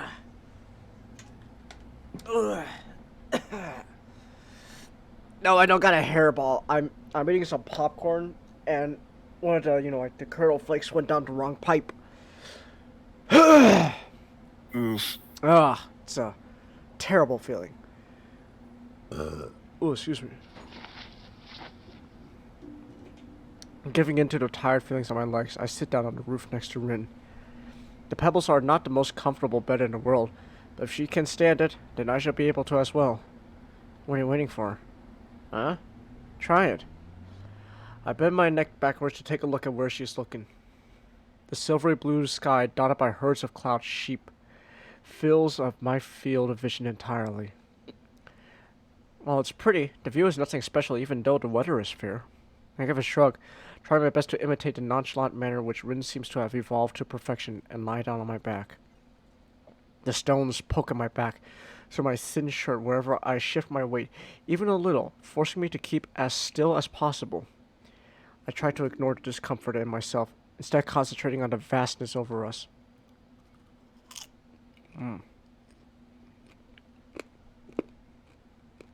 Far above, the summer clouds drift soundlessly across the dome of the sky. Neither of us have anything to say. Thus silence covers the rooftop.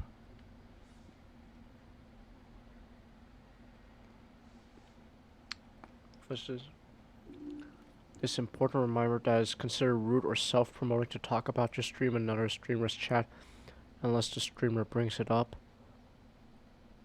I know that, Chelsea. I know that. Don't worry. Subdued noises of students of their lunch break, cicadas in the trees, and traffic buzzing past the schools are humming pleasantly somewhere in the background. Oh man, it's gonna be like Evangelion, just cicada noises all over the place. Listen, I had a great time yesterday. Did you? Well, to be honest, no. It was alright. It was probably the longest time I've ever sat in one place without doing anything. Just impressive. I tried to make it sound as convincing as possible. Is that impressive? I think it is. I'm usually too restless to do anything like that. Huh. You had a good time too, Rin? Neato! Yeah! A cloud passes above us, casting its shadow on the school. A chill surges through me from the sudden change of sunlight to shade. I realize summer is not in its full bloom quite yet. The only measure of time passing is the slow pace of clouds moving towards the town. I used to do that a lot in high school. Where, like, how do I put it? There's like this, it's like this, like, concrete staircase, but, like, it's not really a staircase, it's like, what is it, like a outdoor, like, auditorium or something like that? A lot of people use it like just giant staircases, and sometimes when between classes in high school, I would just sit there. I would just lie down, and just look at the sky. I think it was because that was better than dealing with high school itself. High school was a miserable time.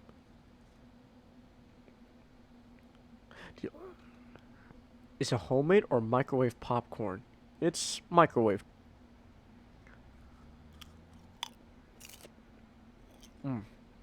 Stray beams of golden sunlight leaked through the gaps, blinding me for a moment whenever they hit me directly in the eyes. The blue of the sky looks so unreachable. Reminds me of the time I spent in the hospital where I was bored out of my mind on a daily basis. Somehow, it didn't matter after a while. I learned to appreciate other things besides watching TV and gossiping with people I didn't even like. A comprehensive sensation of calmness spreads from my sight to my other senses, finally hitting my brain. An airplane zooms by, leaving two thin contrails in its wake with a pair of chalk lines drawn from one end of the sky to the other. I wonder where it's headed. The low din of the engines carries all the way down to my ears, although it's barely audible over the racket from the quad. It's nice. It is nice. But I don't understand why this is more important than going to class. Oh, Hisao. Oh, Hisao, you poor naive fool. Isn't it good to do something you like every once in a while? Of course, but what are you doing? Emiya snuck up on us without either noticing and is only a step away from me, holding several packages wrapped in plastic film in her arms. She leans forward and peeks over me, overshadowing my face almost exactly the same way I overshadowed Rin before. I wonder where the hell this looks, the two of us lying on our backs on the rooftop. That's what I asked, too. I would be more concerned about what you're doing. If I were you, I want to come that close to people who can see your panties. Rin! Emily's voice is scandalized, but she quickly takes a step past, pressing her hands against the front of her skirt so abruptly that the parasols of bread she was carrying fall. I quickly avert my glance, glancing angrily at Rin. She pretends not to see me. Isao isn't like that, right? Right. Amy scowls at Rin and crouches to pick up the packages. She wipes the dust off them and skips lightly around to me and Rin's other side where she settles herself down. Anyway, here's your bread. Sorry it took a while. That's alright. Thanks for treating me. I pull myself up into sitting position and gratefully accept the bread Emmy is offering. Oh. All three of us ravenously dig into the simple meal. The bread is surprisingly decent and really fills my stomach. I follow from the corner of my eyes with the skill with which Rin handles her bread between her feet. I haven't seen you on the track in a few days. Alright. I figured it was too heavy a routine for me to start with. So you've been doing something else? I've been considering my options. She frowns but doesn't pursue the issue any further, for which I'm thankful. Amy seems pretty headstrong, but I really don't want to get pestered by her about this on a daily basis. I have enough birds to bear with Shizuna and Misha already.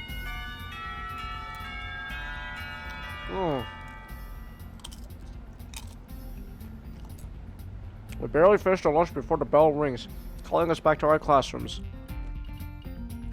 Misha! Hi, Misha. Misha waves at me as soon as I enter and starts talking before I even make my way across the classroom. How was your day at festival? Did you have fun? Still somewhat undecided on that. I say, probably? Why? Just asking. Her eyes glint in a way that tells me she's not just asking. I can't even start to guess her motives though. As the well-timed entrance of the English teacher prevents us from talking further, Misha falls back to plan B. I was there all day with Shi-chan. We had lots of fun. Weren't you supposed to be doing work? Don't worry, everything went really well. I don't reply to that, and she leaves me alone after Shizuna demands her attention. My own attention on the hand is directed out the windows. Not that I look at it from here, but through the windows and the foliage outside. The sky seems smaller. I catch only a simple glimpse of blue. Everything else is a clutter of noise right in the middle of my field of vision. What experience did Rin want out of staring at the sky? Surely she's done it before. Everyone has. It's no use to try to guess her mind, but if I don't do that, then I have no excuse for not concentrating on the teacher's words. I look at the scribbles appearing on a blackboard, trying to figure out the meaning with little success. English really is not my favorite subject. We have a strong mutual dislike for each other.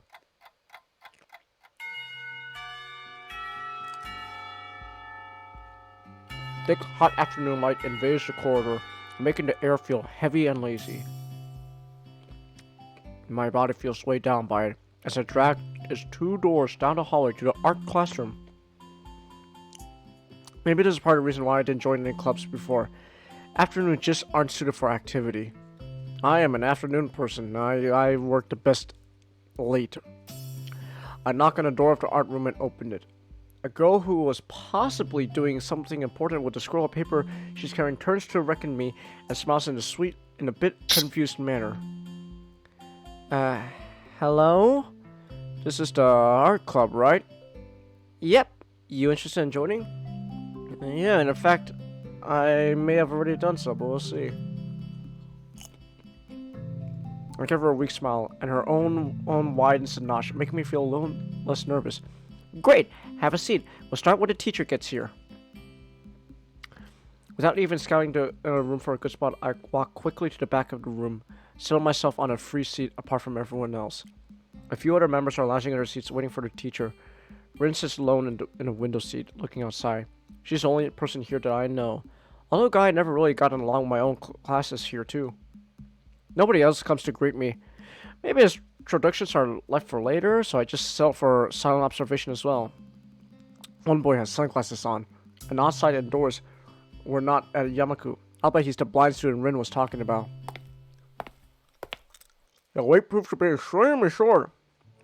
Hey, that's the old man again.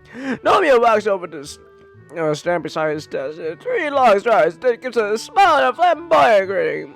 Good afternoon, everyone. First things first, he's out as a new member, so everyone get along with him. He winks at me unsteadily. All 8 members of the club, including myself, answer his greeting with considerably less enthusiasm. Still, people finally straighten up in their seats and begin to pay attention. Some of you have some nice work out, so please continue with those if you like. As for the rest, I was thinking today, we could do some rough studies. How does that sound? Nobody answers except with some unintelligible murmurs, which Nomiya apparently interprets as a unanimous approval. Alright then, everyone now work on the project, choose your partner, and draw a sketch of one another. You should be able to complete this today, but if not, we can continue it next time, or even do it again if you find it interesting. Remember to pay attention to lighting and shadow and give it your best. Pairing up? I feel a bit awkward about it. I hardly know anyone here. I wish someone would ask me to be their partner. People stand up and move their chairs closer together, but nobody comes to me. Pretty soon everyone else has paired off. Friends team up with each other, but I'm left alone. Well, there is Rin. She's sitting in the furthest corner of the classroom, still staring out the window and seemingly uninterested in taking part in the exercise. Since she's the only one with a partner, I walk to her seat. I can't see her face because her hair is covering most of it, and she's looking away from me. Rin? I call out to her. No response. Hey, you want to partner up? You're the only one I know here. She seems to finally acknowledge my presence. Head turning like a robot, she looks to see who is addressing her. Rin doesn't answer, and I don't want to repeat the question either. I'm sure she heard it the first time. Why does she say anything? It could be such an awful fate to be paired up with me, can it? She doesn't look at my face, instead stares directly at my chest and stomach. Okay, why not? Okay, good! Great! I'll get the stuff for us. Looking at the equipment Nomiya has prepared for today's meeting confuses me. Instead of graphites or pencils, we're apparently supposed to do ink sketches. I've never done anything like that before. The teacher, however, seems confident in my abilities to adapt to this medium. Simple! First you do the outlines in ink, you have to draw, and then you shade with the diluted ink. It is called India ink, and it works like watercolors. Now, if you're uncomfortable with it, use a pen instead of a brush for the outlines. Got it. I pick up a paper, water cups, one pen for me, one brush for Rin, and ink for both of us, and then return to Rin. Grabbing a vacated chair from a nearby, I seat myself directly opposite her. Do you want me to do it with my foot or my mouth? What'd you say?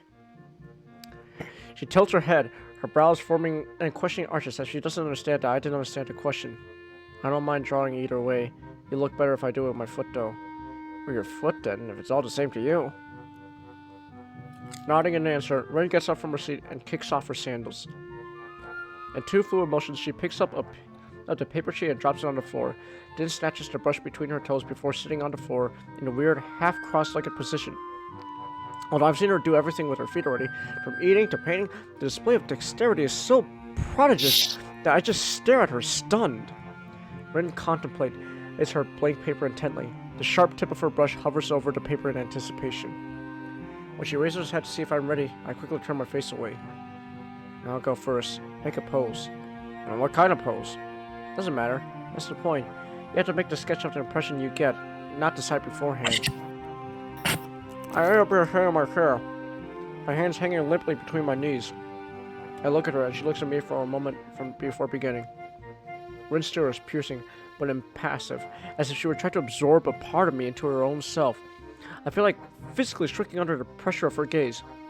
I get the feeling that for the first time since we met, Rin is actually looking at me instead of my general direction.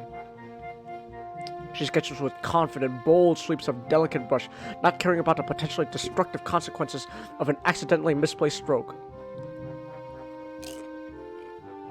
After she's happy with the outline, she stands up to pose for me, stretching her back and legs. This time she doesn't look at me. Instead, Rin lets her gaze wander around the room. I'm relieved. It's easier to stare at someone they aren't staring back at you. Even so, I find it hard to get the sketch going. I'm not especially artistically talented, so I'm scared my portrait will turn into something disfigured, especially when compared to my partner's skill. I don't want to embarrass myself too badly on the first try. Rin's not helping the process either.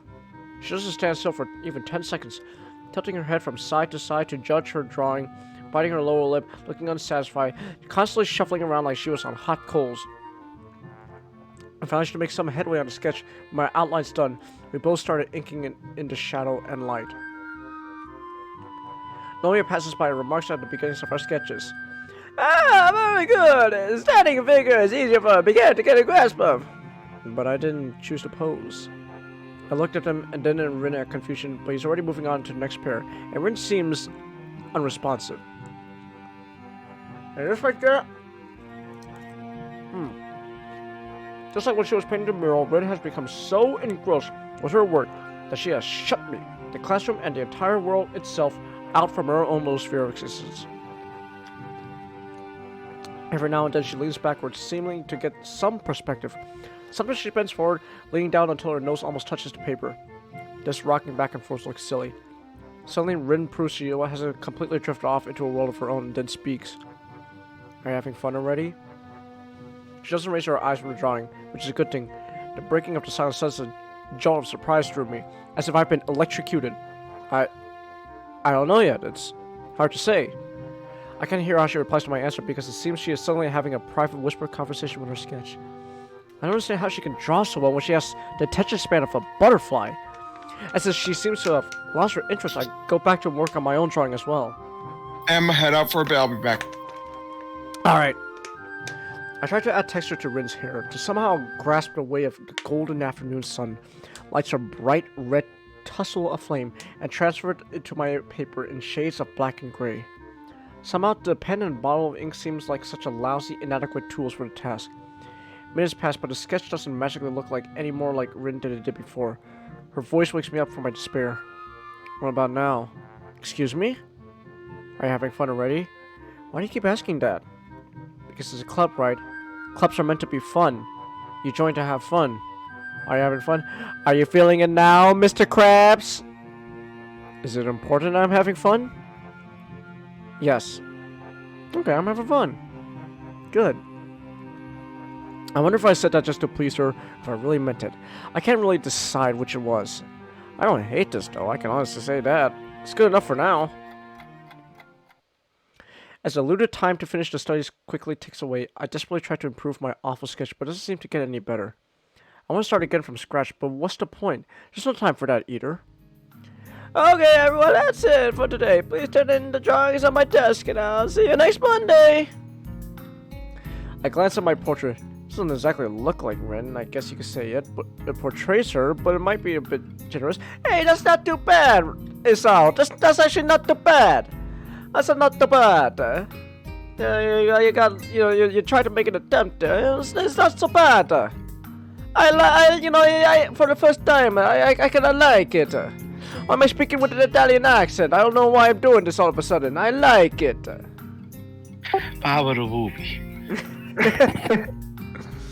The nose and jaw look hideous. Oh, no, it looks fine.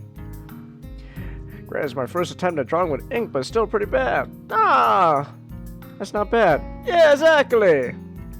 She sneaked up behind me while I was lost in thought. Damn it, I was hoping I could smuggle the portrait to the teacher without you seeing it. I think I'm gonna log off for the night. Alright, have a good night, Not. Have a good night, guys.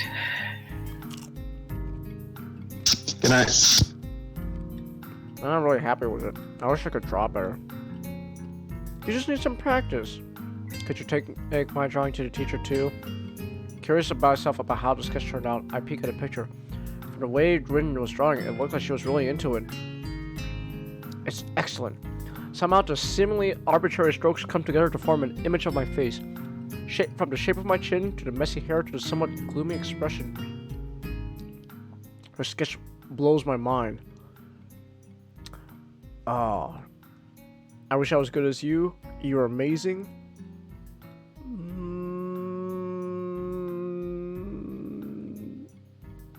Which one? Let's see. Let's see here. I guess either one is kind of a compliment. I guess I'll go with I wish I was good as you.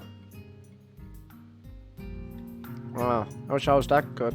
I kind of embarrassed myself. Wouldn't you have to be me to be as good as me? I don't think you want to be me. No, I guess not. Maybe just some sort of approximation then. You take a closer look at work. It's still glistening with slow drying ink. I kind of look grim here. You do look kind of grim, I mean. I agree. But it's also true otherwise too. Like this, you not the you I made. I do? I think so at least. Her simple statement makes me suddenly feel incredibly self-conscious. I feel like I need a mirror right now to confirm or debunk Rin. It's a nasty feeling. It was just her. I hope it's just her, and I don't look like that sketch to everyone. It was a good sketch, but somehow I get a really oppressive feeling from it. I see. Anyways, it looks really good. You really are amazing. Thanks. I'm glad I could draw you. You're an interesting person. You're an interesting person too, but that didn't help me much. My self-deprecation has no limits today, but Rit ignores it all. I know what I could never compare. I could never compare, but to see the difference in my own eyes is quite humbling. See, I tried to make you look like you think a lot, since you do a lot of thinking. And yeah, I might have overdone it with a fed up with life expression, but cynics are like that, right? I want to retort something snappy, but Nomiya gives me no time to think, ushering us to the door. Hey, up you two! While we've been chatting, the rest of the club has taken their leave. I quickly pick up our drawings and take them to the teacher's desk before hurrying after Rin, who has already left the classroom. She's not in the hallway to my surprise. I wonder where she managed to run off to in just a few seconds. It would have been nice to talk more. Well, not that I have much to say, except maybe get back at her for calling me a cynic. It's surprisingly late. I already got used to school ending at the same time every day, so I can feel extra hours in my head and my gut. My growling stomach reminds me that I am absolutely ravenous. I am so hungry that I dare to try anything that cafeteria staff has deemed edible. Even when I see today's delicacy, fried mystery lumps, my steel resolve doesn't fade. I stuffed the dinner down without tasting it all, which is probably for the best. I have much homework to do, but what little I have won't get done by itself, so I stroll towards the dorms. Oh, there we go. Kenji time. Okay. He responds from the other side, although I can't make out what he said. I tried the door, but it's locked. After several seconds, the lock clicks open and he opens the door. Can I borrow a book? The library was already closed after I got away from my club meeting. He's squinting even more than usual, and his eyebrows are twitching nervously. Club? That's dangerous, man. Indoctrination, groupthink, brainwashing, you name it. High school clubs sow the seeds of conspiracy. Do you know how many secret societies have grown from high school clubs? Watch your back and don't get too deep in. You might not come back. Okay, Kenji, so how about that book? Yeah, sure, but don't spoil any of my books.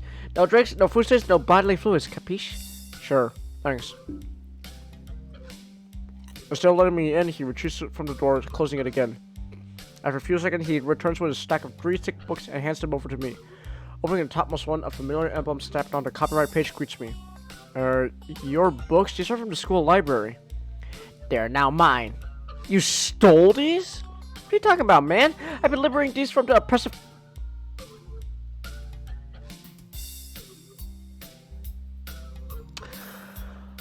Kenji. Please say oppressive feminist movement doesn't mean that poor librarian girl, Yuko. She couldn't even oppress a wet towel. Kenji turns away, mumbling something I couldn't make out, and closes the door behind him. Before going to my own room, I enter the bathrooms. While washing my hands, my eyes catch my reflection from the mirror above the sink. I try to look for the grimness Rin saw in me, but it's usual me inside the mirror that stares back. I attempt to tell myself that this is what I've always looked like, but I realize I didn't remember what I looked like half a year ago.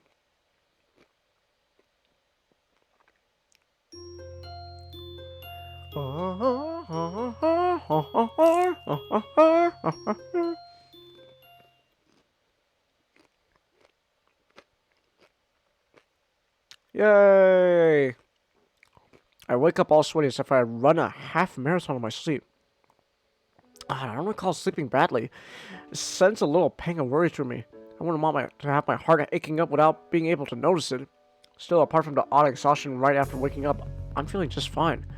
My mouth is like sandpaper. I have nothing to drink, so I have to go all the way to the bathroom to take my meds.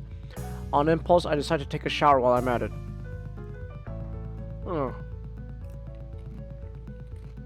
While I'm in the shower, I make up my mind that this counts as morning exercise, if properly compensated with a nice half-hour walk after school. Obviously, I wouldn't want to risk possible complications by going running now. Besides, Amy will never know. I think she's giving up on me. In any case, walking could be nice anyway, just to get to know the area. There's a big forest in the hills behind school, or I could go down to the convenience store. While still dabbing the moisture off my skin, I set out to find my uniform. I quickly button up my shirt and pull up my pants before going outside. Normally doing And during this time of the year, I'd be eagerly awaiting summer vacation. Having only been at school for a little over a week, I don't have that kind of feeling. I'm still savoring the school life and considering the sharp and awkward turn my life has taken.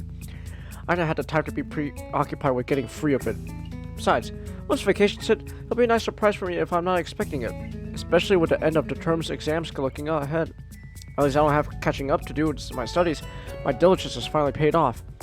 I push myself past the boys scattered in the doorway and flop into my seat. From the corner of my eye, I could see Shizune and Misha pause their unavoidably animated conversation and turn almost simultaneously in my direction. They clearly want something from me. I could tell from when Shizune smiles. It's obnoxiously bright to be sincere and too calculated to be spontaneous. Good morning! Her greeting is made from 100% cheer and bursting energy. Morning? I failed to put either of those into my response. You don't look very energetic. No wonder. I don't feel very energetic either. I think I didn't sleep well, but I'm not sure. She slaps me in the back and grins. Ugh! Cheer up a bit! It's a great day! I catch Shizune's eye. She has a strange focused expression on my face, but she furrows her brow a little bit at direct eye contact and looks away. For a moment, I think Shizune caught a glimpse of my worries somehow and is pondering how to respond, but as she quickly straightens her glasses and with them her expression. Anyway, we were wondering if you were still interested in that student council position, but we're going to make an offer that you can't decline. And what? I wasn't really interested in the first place. You're putting words into my mouth. Not as such, but wouldn't it be nice to hang out with us every day while also being useful to your school? Oh, hey, anime guy, welcome back.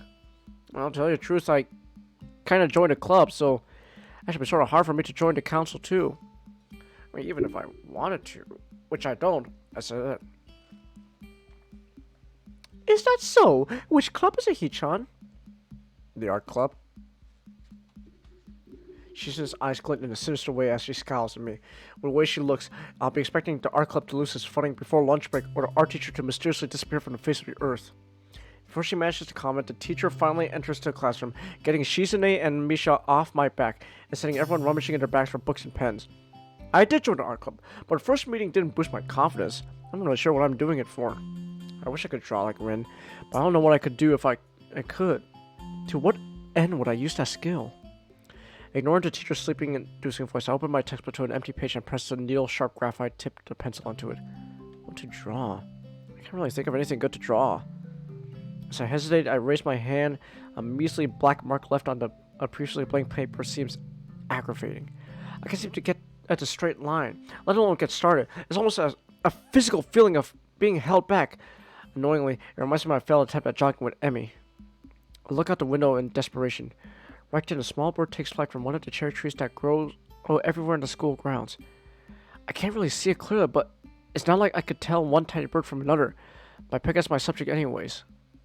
Conjuring up the image of a bird in my mind's eye, I turn my gaze back to the notebook and deliberately draw a thick line across the paper to get started. It seems to be mocking me, and I can't follow up right away. Still, as a start, getting started is good. I slowly sketch the picture on the notebook page, the image of my brain becoming clearer as the drawing takes shape. It's really nothing. It's just a nameless bird on a paper, but it's not important. Holy shit, Sal, you're actually getting pretty good. My hesitation fades into the background along with the teacher's voice as I continue my struggle. The feathers form a simple pattern in my mind, but on paper it's a mess of rough lines despite my best efforts. Hisao! You are a natural! You are a natural, boy! I realized that I don't know what the bird's wings should look like. Even I should try to think about it. I didn't even put the pencil down and close my eyes for a moment. I tried to trace the shape of a wing in my mind. Being this serious about all of a sudden makes me a little frustrated. Our class in the middle of school was the easy class in between exhausting subjects like math or Japanese. But this other side to art, the one that you see when you don't just fool around. Look at you, boy! Look at you! You're a natural! I mean, sure, you could say, like, it's a little rough here and there, maybe, if I pick it apart. But, like, for someone who supposedly isn't that great at art, you're a natural! This is pretty good! Look at that bird head! Look at that bird head! You're a natural, boy! Hee-chan? I look up to the two girls staring back at me. Misha and Shizune have carried their chairs into my desk and now standing by my side. How long have you two been there? I think you need more practice. Shizune drops a few sharp drop signs in the air between herself and Misha. Shi-chan agrees. Ren said the exact same thing as them. Now why does it sound less condescending? You shouldn't judge before I'm finished. Besides, I don't know. Don't you know it's bad luck to see an unfinished piece of work? What? Don't be silly. There's no way that could be true. Whatever. Shizune's eyebrows furrow dangerously, and the movements of her head become abrupt, like slashing out a knife. You should learn to take constructive criticism better. I would if you actually offer some. I'm getting too defensive and that Shizune is taking advantage of it, but I can't help it. What are you two doing here anyway? Misha whacked her finger admonishingly at my nose. Just Sushi-chan? Well, you're not listening to the teacher at all? We have a group assignment now! I nod bleakly and let them take the lead. So what do you think of the lesson for today? Not much of anything. I didn't listen to a word of it. Misha slaps her forehead and shakes her head theatrically. What are we going to do with you, Hee-chan? Luckily, Shizune and Misha together are more effective than 3 or 4 normal people, so I can mostly slack on the assignment. I try my best to offer at least some assistance, but I end up being mostly useless.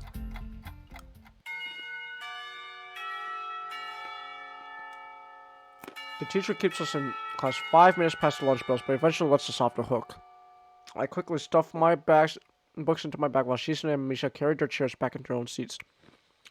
The failure of a bird drawing ends up crumpled and stuffed in my pockets. Why did you crumple it, Isao? That was actually pretty good! No!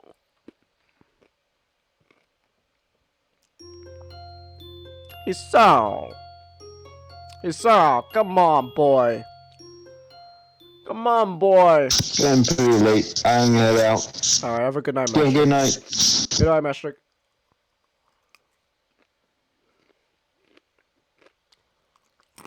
After morning class and throughout the weeks, I keep bumping into Rin.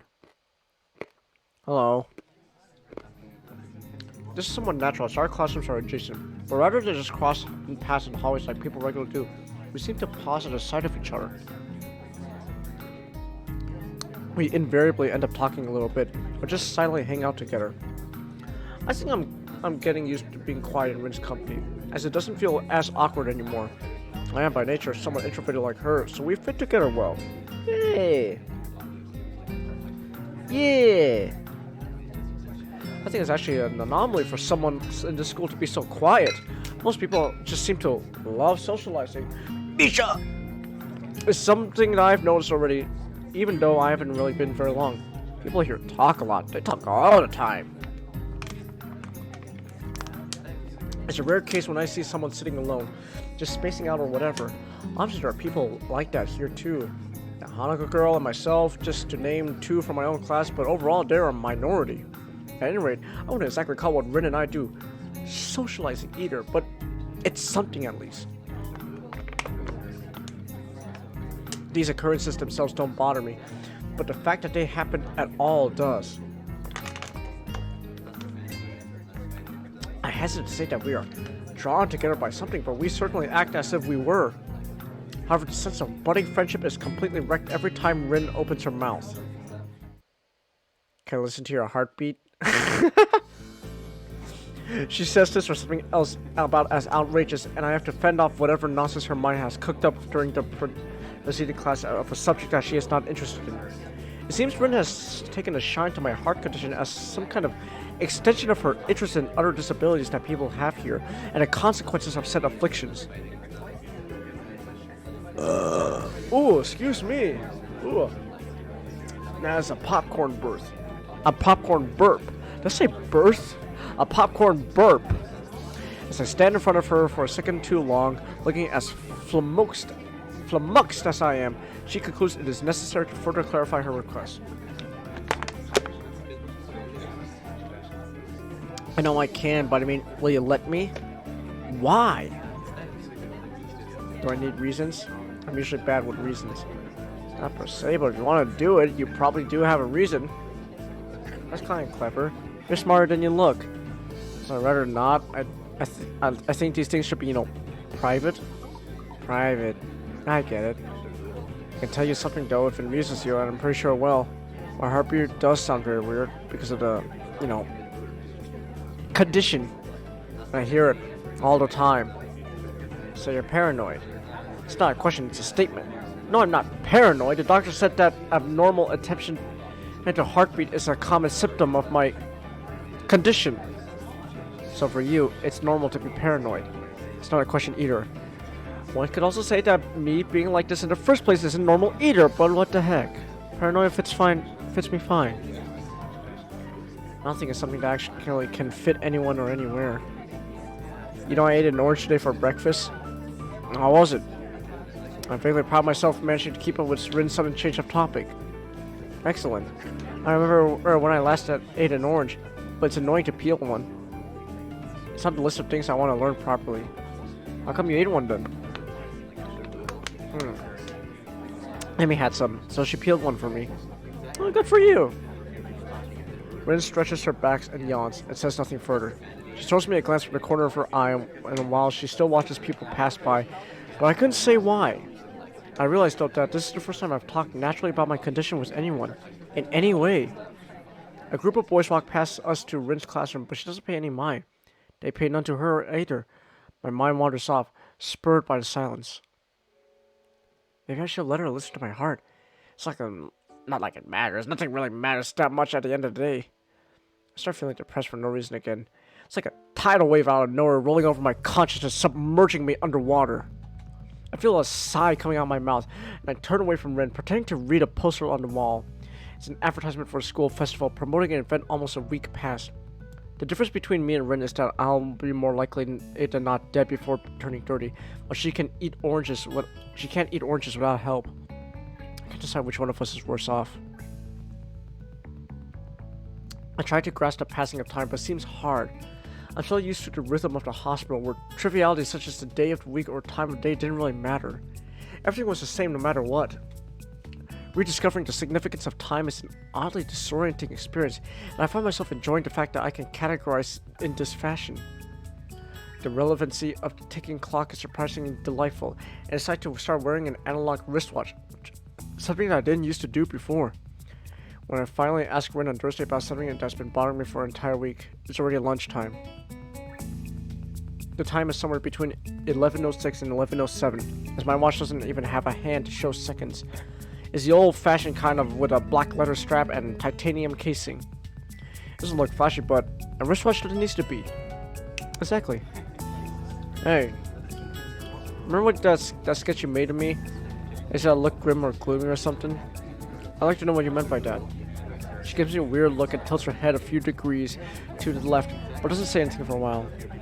You see, we've known each other for 2 weeks, and I haven't seen you smile even once. Her striking observation gives me a pause. Have I stopped smiling? I have to take what she says as true. She has no reason to lie. Something about the way she puts it annoys me. I frowned and read, trying to correct my expression to look less depressed. I haven't been in the cheeriest mood during the past few months or so, but this is true. Does she show so much that someone like Rin can tell after so little contact with me?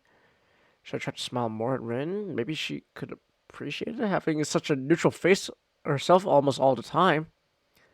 Have I really stopped smiling? I see. Should I smile more? I don't mind either way. Be as you are. You can't help being Bisao anyway.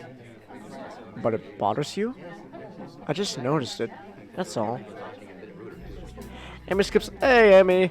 Amy skips along the hallway, jumps to a sharp stop when she reaches us, and lightly pats Rin's shoulder. Ready for lunch? Depends on what lunch is today.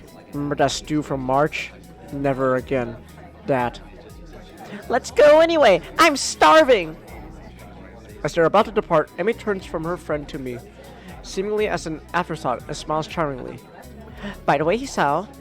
Her tone is way too soft and sweet to be sincere, like a sensitive trap about to be sprung upon me by this miniature health devil.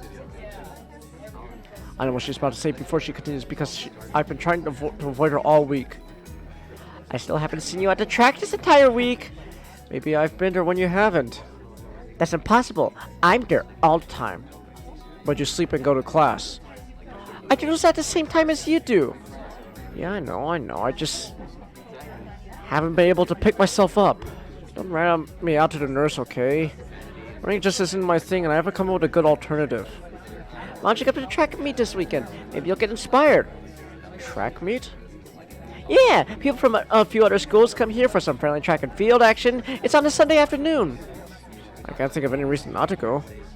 Sure, I'll come and cheer for you. I guess you'll be running? Of course, you'll get to see me beat them all. But bye now. If I don't get something to eat, I'll die. See you later. Bye, Rin. I promise I'll smile next time. I call after a bit of an afterthought.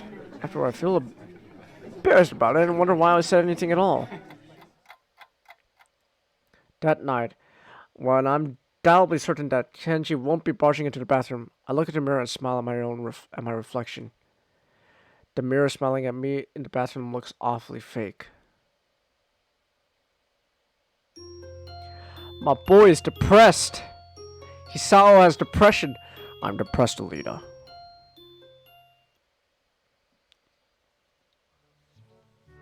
Having exhausted the books Kenji lent me in just a few nights, I go back to the library, deeming it a safer alternative for getting away and getting my reading fix. I return the books he had stolen while I'm at it, to Yuko's delight. I don't tell her when I got them, though. Wow, you sure read a lot, don't you? I guess I do. I mean, I do. I think it's weird. I think I might have a reading problem. Maybe I'm a junkie. No, I didn't mean it that way. It's not weird at all. Being addicted to reading is a lot better than being addicted to something else. I know, it was a joke. I smile at her reassuringly, drop the books on the counter so Yuko can check them out. I feel tired, so I sit down in a vacant chair in front of her desk. While Yuko goes through the modest pile of reading materials I found, I let my gaze wander around the library. At the tables, a pair of girls chattering in hushed tones rather than working on their homework. The short-haired one noticed me in their direction and waves at me. When I raise my hand back, they glance at each other and giggle in unison. I'm not sure how I feel about that, so I decide it's a good thing. The one who waved at me has a horrible case of epilepsy. Oh no. I started having an attack a few days ago. Oh jeez. It's the most disturbing and scary things I've seen in a long time. Oh. And there she is, happily chirping away about whatever, as she doesn't have a care in the world. You know, this school is really something else. Yuko raises her eyebrows from the books she was going through, slightly startled. She adjusts her glasses and puts on a nervous, confused smile. What do you mean? I don't really know how to explain it. It's just everyone's so active, or how should I put it? It's not just a festival thing, I think. Even though I haven't been here that long, but it's everything.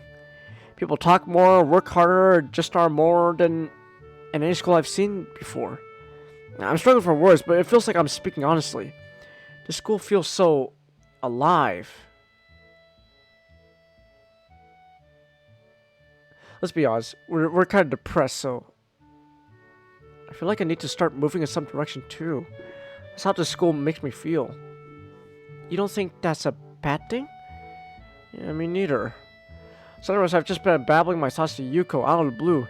She's a bit of a jumpy person, so I fear I may have had a bad impression. She's looking at me with what I hope is curiosity rather than horror, so I figure she's alright. Yeah, sorry for suddenly talking about weird stuff like this. I didn't mean to trouble you. Oh no, it's not troubling. I'm happy to listen if you feel like talking. It makes me feel a little reliable too. Yuko smiles sweetly and a little bit ironically at that. I respond with a thankful smile of my own. She pushes the next stack of books across the counter, and I stand up and gather them in my arms. Here you are. Oh, thank you. I guess we'll be meeting each other again. Please come here any time. Yuko's kindness is heartwarming. You can count on it. See you later. How sweet. Yeah. Yuko's adorable. Do do do do do do do do do do do do do do do.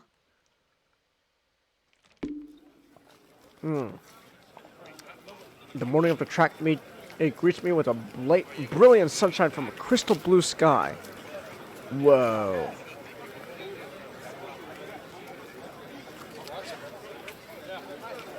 Oh, hold on. I clicked the wrong thing. Ah! While I leisurely strolled towards the track, I decided this is a good sign of what I'm not sure. This event is exciting for me as it seems to be for a large portion of the student body. I'm even less interested in watching sports than I am in participating, but cheering for Emmy is a good cause. I'm not expecting this to be any sort of amazing and spectacular experience, but it can't hurt. I'll probably be spending time and reading while cooped up in my room otherwise. When I approach the bleachers, I spot Rin emerging from the crowd right before she spots me. You came. Of course. I said I would, didn't I? That doesn't necessarily imply that you had to follow through. Lots of people say things and don't mean them. Well, I don't. What I clicked? I clicked something in Discord by accident. Don't worry about it. Rin shrugs, simply bored with our conversation. She turns on her heel and heads back towards the sand. So, are you excited about this? Not really. Me neither. Then why'd you come? And why did you? She doesn't reply at all, so I decide not to either. We enter the bleachers and Rin nods upwards. Up there.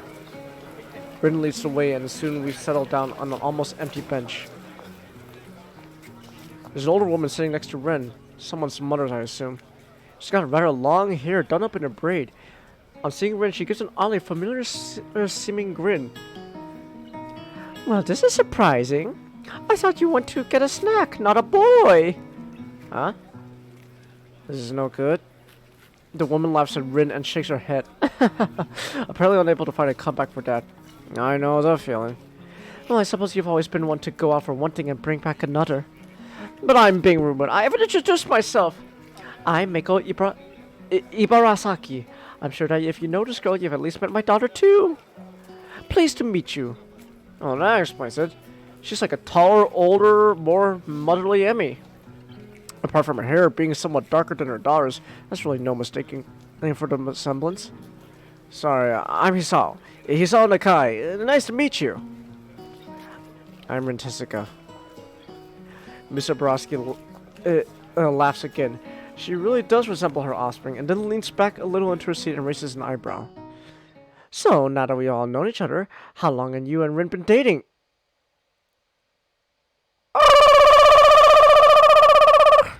Hisao.exe has stopped working.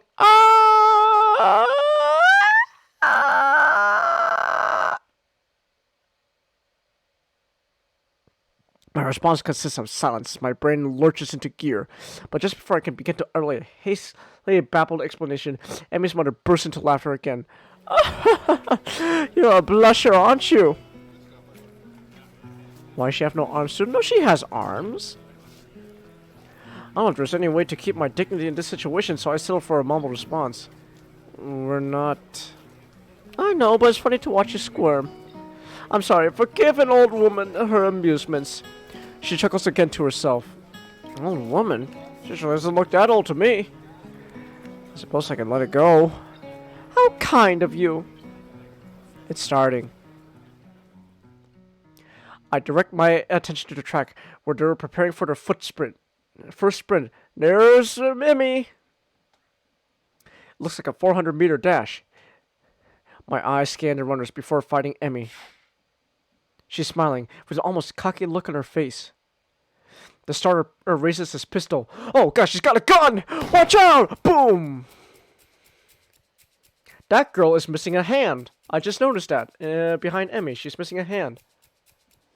Emmy explodes off the block, disappearing from the starting line in a blur. She's like Quicksilver. She's like the Flash. She's like a blur.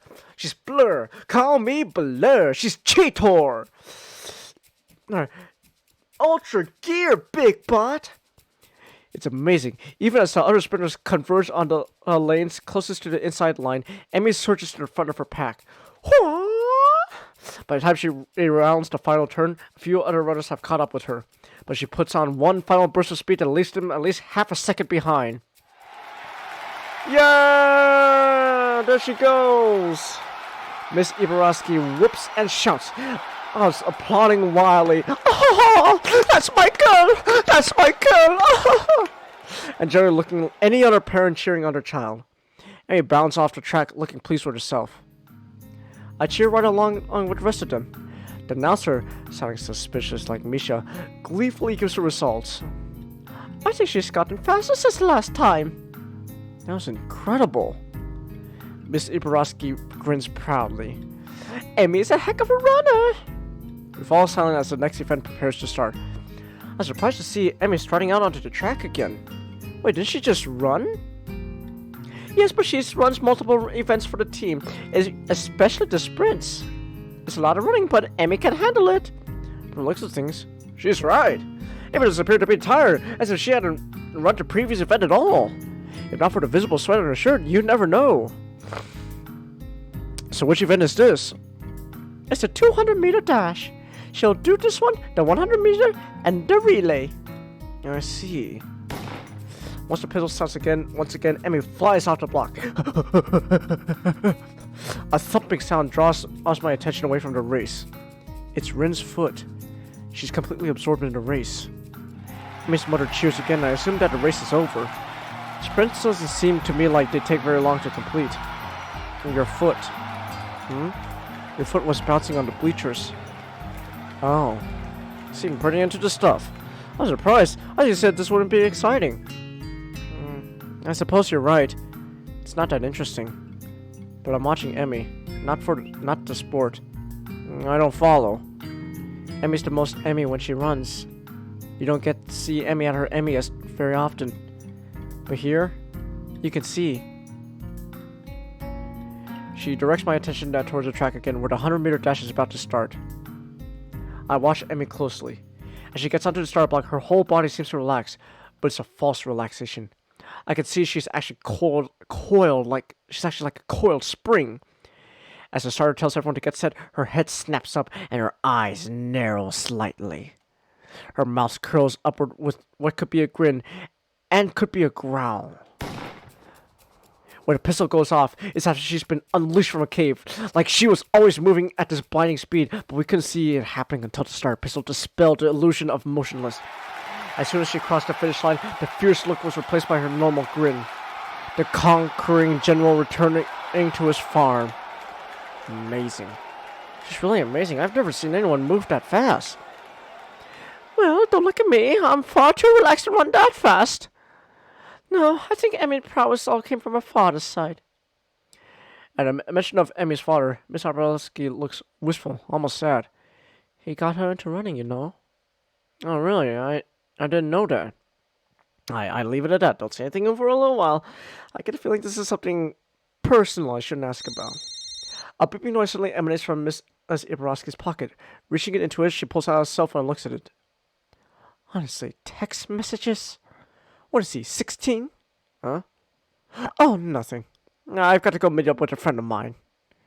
Will you tell Emmy I'm very proud of her and I'll call her later tonight? Of course.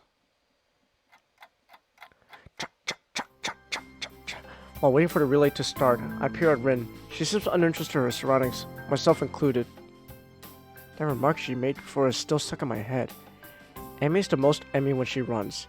It does make sense now that I think about it. After seeing her run, I can believe that Emmy gives her all on the track. Sports are more than a hobby or even a competition to her. There's a defining aspect of her life. What about Rinden? Does she feel the same way about art? Considering the persistence she displayed before the festival, I could easily believe it. Did I see Rin at her most Rin when she was painting the mural? The relay is about to begin, but I don't see any Emmy work. I thought Emmy ran the relay. She runs anchor. She won't be running for a while yet. Ah. Did you see it? Huh? Emmy at her Emmyest. Maybe? Maybe this time. The race begins, and I cheer Emmy's teammates as they pass the baton. Finally, I see Emmy sprinting onto the track to take the final handoff. Once again, I'm taken aback by how graceful she looks when she runs. It really is beautiful. Tonight's supposed to be cold and windy? Oh. The look of determination and fearlessness on her face only adds to the picture. Emmy at her Emmyest, I suppose. Woo! Emmy flies across the finishing line with a giant leap, just barely ahead of the next runners, but still in first! Well, let's go down. Got a crowned victor. See if you can find a laurel branch. That's not going to be easy. Rin shrugs. At least we tried. Emmy surrounded by her teammates, all of them congratulating her on the run. Rin seems to be waiting for Emmy to notice that she's arrived. It doesn't seem her style to draw attention to herself, or to promote anything beyond shrugging. Being more impatient than Rin, I wave to Emmy instead. She looks up and grins happily at us. Hey, you showed up! We later brought you a crown of laurels, but Hisao didn't find one. Neither did you. It wasn't my job to look. When did we assign jobs?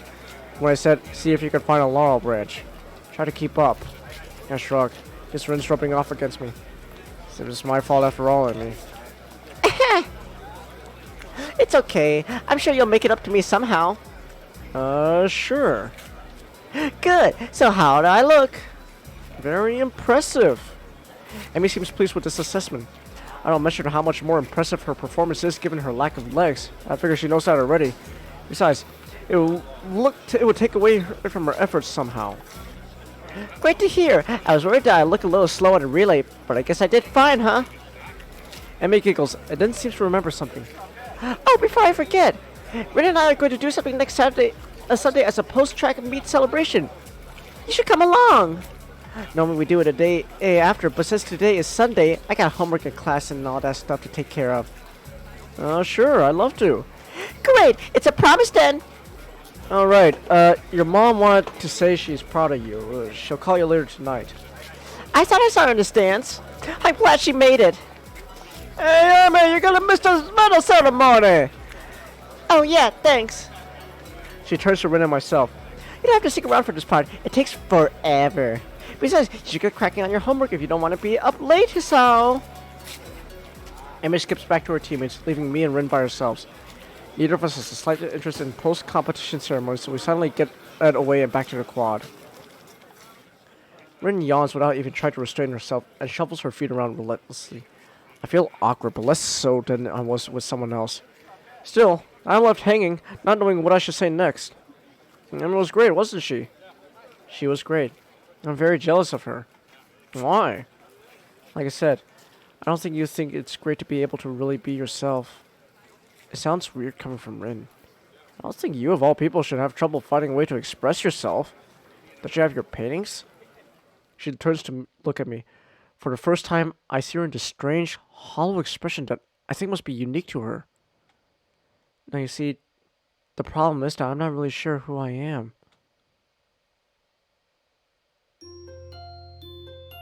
Okay. Do do do do do do do do do do do do. Today's art club meeting is currently on hold while everyone waits for Nomiya to show up. I take this time to try to explain my theory about Yamaku to Rin. I try to figure out what exactly about the school feels special to me. That concept I unsuccessfully tried to explain to Yuko the other day. It is still difficult, but the track meet and time I spent observing my fellow students have helped my ideas mature a little. Have you noticed that people talk all the time? I can't really explain it, but once again, I'm trying to explain my observation. I'm struggling for words. The student body is heavily cliched, and I'm only now beginning to make sense of the intricate grouping and popularity networks, and yet the feeling of being part of a group is stronger here than I remember it being in my old schools. I'm trying to say this school isn't like other schools, or at least the students aren't, even after discounting the obvious. You know what I mean? I don't know what you mean. No. You know, whatever then. I want to pursue the issue, but at that point Nomiya arrives. I need to swipe from the forehead with a handkerchief. I'm breathing heavily. He glances over the room and says something. Yeah. Hello. I apologize for being late. Is everyone present? Oh, good. Nah, I must confess, I really haven't planned anything for today as I've been extremely busy, but I'm sure we can come up with something entertaining. Anyone have any suggestions? I was thinking we could do discussion circles since we haven't had one in a while. I, at least, found the last one magnificently enjoyable. There's some murmurs here and there, but nobody raises their voice in support or against Nomiya. We could delve into various moments of art, or does someone have a good topic in mind? Come on, throw it out there. It doesn't matter how it's silly or odd. We can always cook up something interesting. Nobody seems to be brave enough to make a suggestion. As the awkward silence refuses to be broken, I lift my hand in the air. Oh, new fancy plan, something on mine. Speak up, my boy, speak up. I don't know about anyone else, but I've always wondered why art exists in the first place.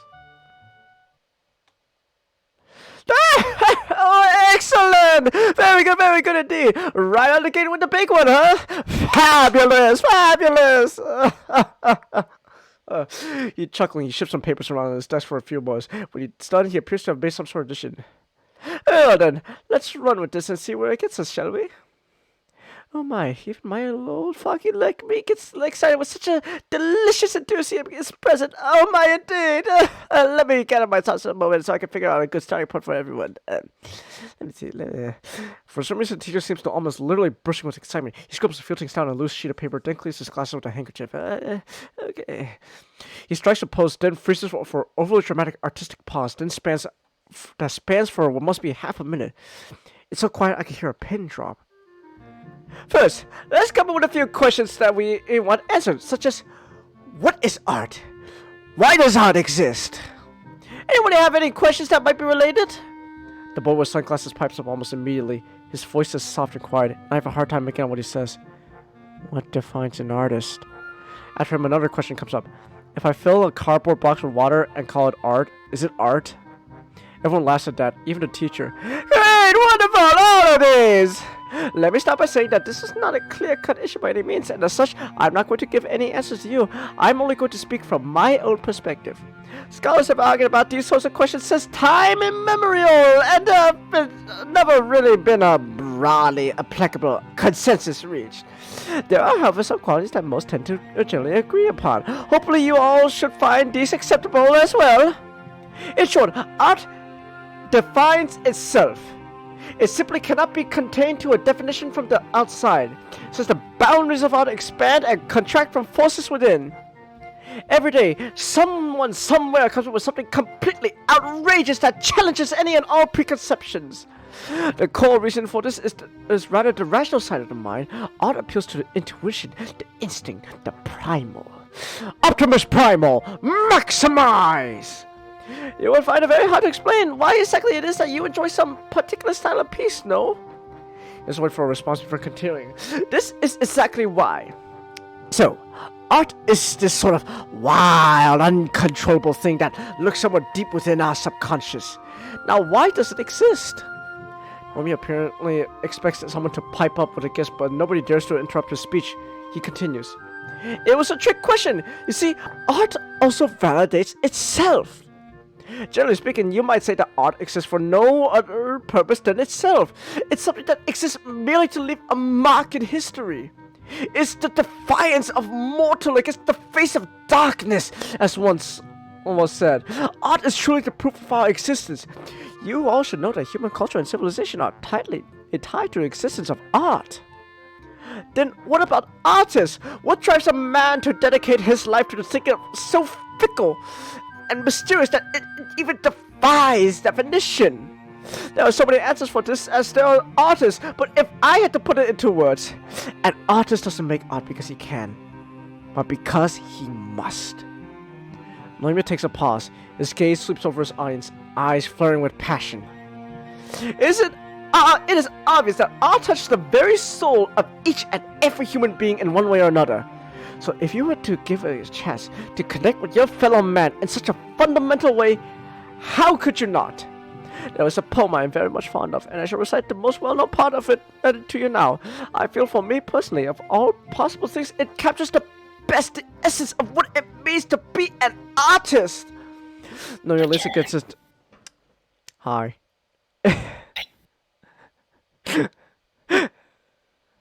How are you? I am doing good. Just got out of the shower. Ah. Now kill them all. I shan't. You must. I'm gonna talk to the painting downstairs. Did you kill the xenomorph? This place is a nut house.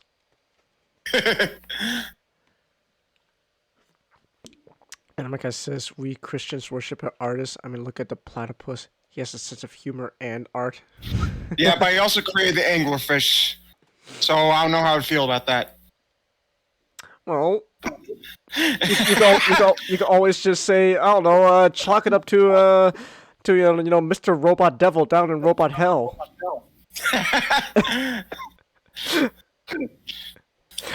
Here in level 1 of robot hell. Cigars are evil, you won't miss them. We'll find ways to simulate that smell. Sorry, like a bartender. Here in level 1 of robot hell. Gambling's wrong, and so is cheating, so is forging phony IOUs. Let's let Lady Luck decide what type of torture's justified. I'm pit boss here on level 2. Ooh, deep fried robot.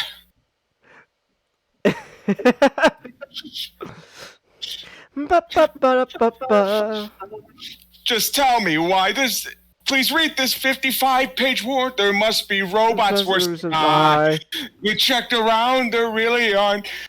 Then please let me explain. My crimes were merely boyish pranks. You stole from Boy Scouts, nuns, and banks. Ah, don't blame me. Blame my upbringing. Please stop sitting while I'm singing. Selling bootlegs, tapes is wrong. Musicians need that income to survive. Hey, Buttercup, make some noise with the hot stripe scratched by the Beastie Boys. What you get on level 5? I don't feel well. It's up to us to rescue him. Maybe he likes it here in hell. It's us who tempted him to sin. Maybe he's back at the hotel. Oh, come on, Fry, don't be scared. I'm sure at least one of us will be spared. So just... My ass is blisters from the slide.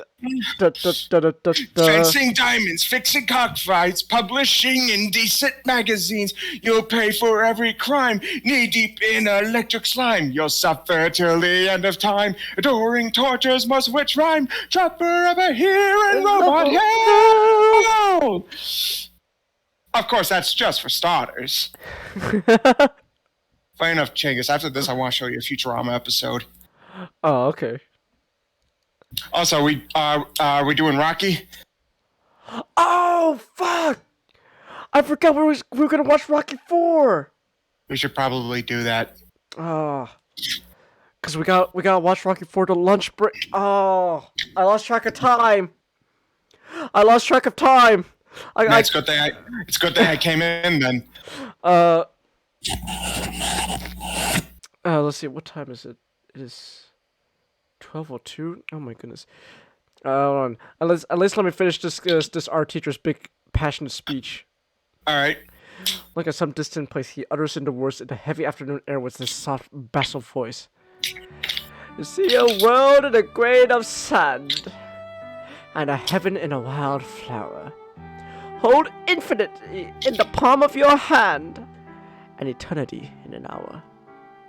There was solemn and unbelievable awkward silence after he finished reciting the short fragment. Nobody dared speak a word. Let me clear his throat again. To be an artist is to see the world in a grain of sand. You see, dear children, without art, there will not be much to live for in this world.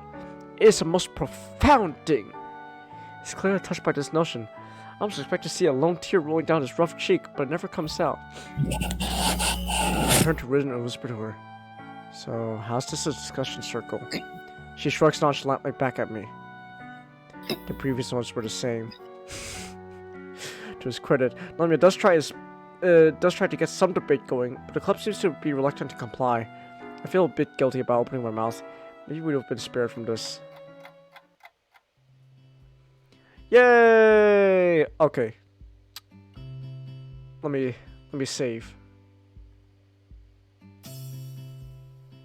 Now let me save again because I'm paranoid about saving.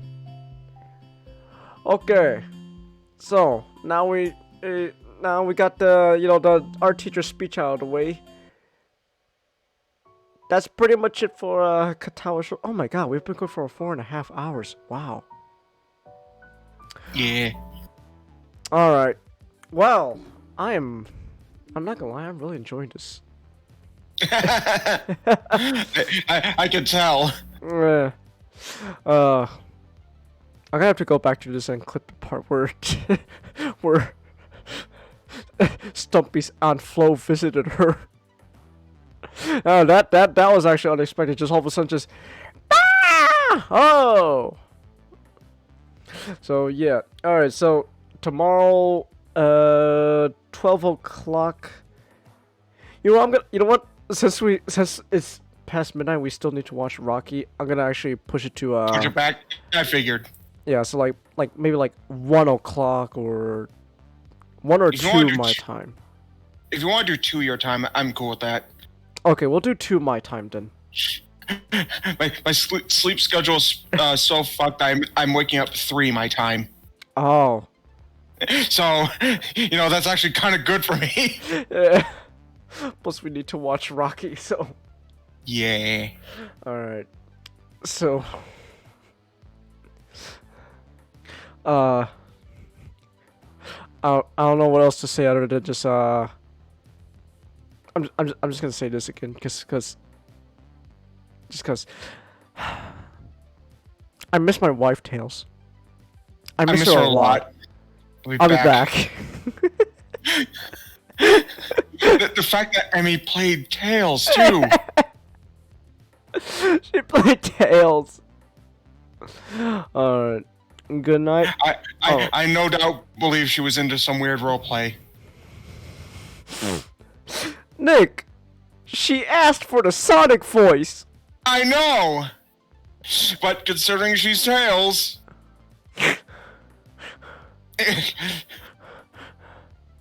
well, now see, now you just made it weird.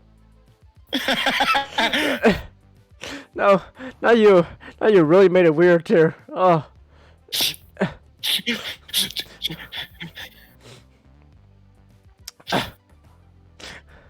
That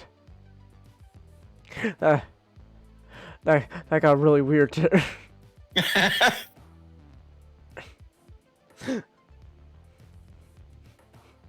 All right, so we're gonna call it here, and then lunch break will be 2 my time instead, so that way we could watch Rocky. All right, so thank you everyone who came, and we'll see you tomorrow at 2 my Pacific Standard Time instead for lunch break. So until then, good night.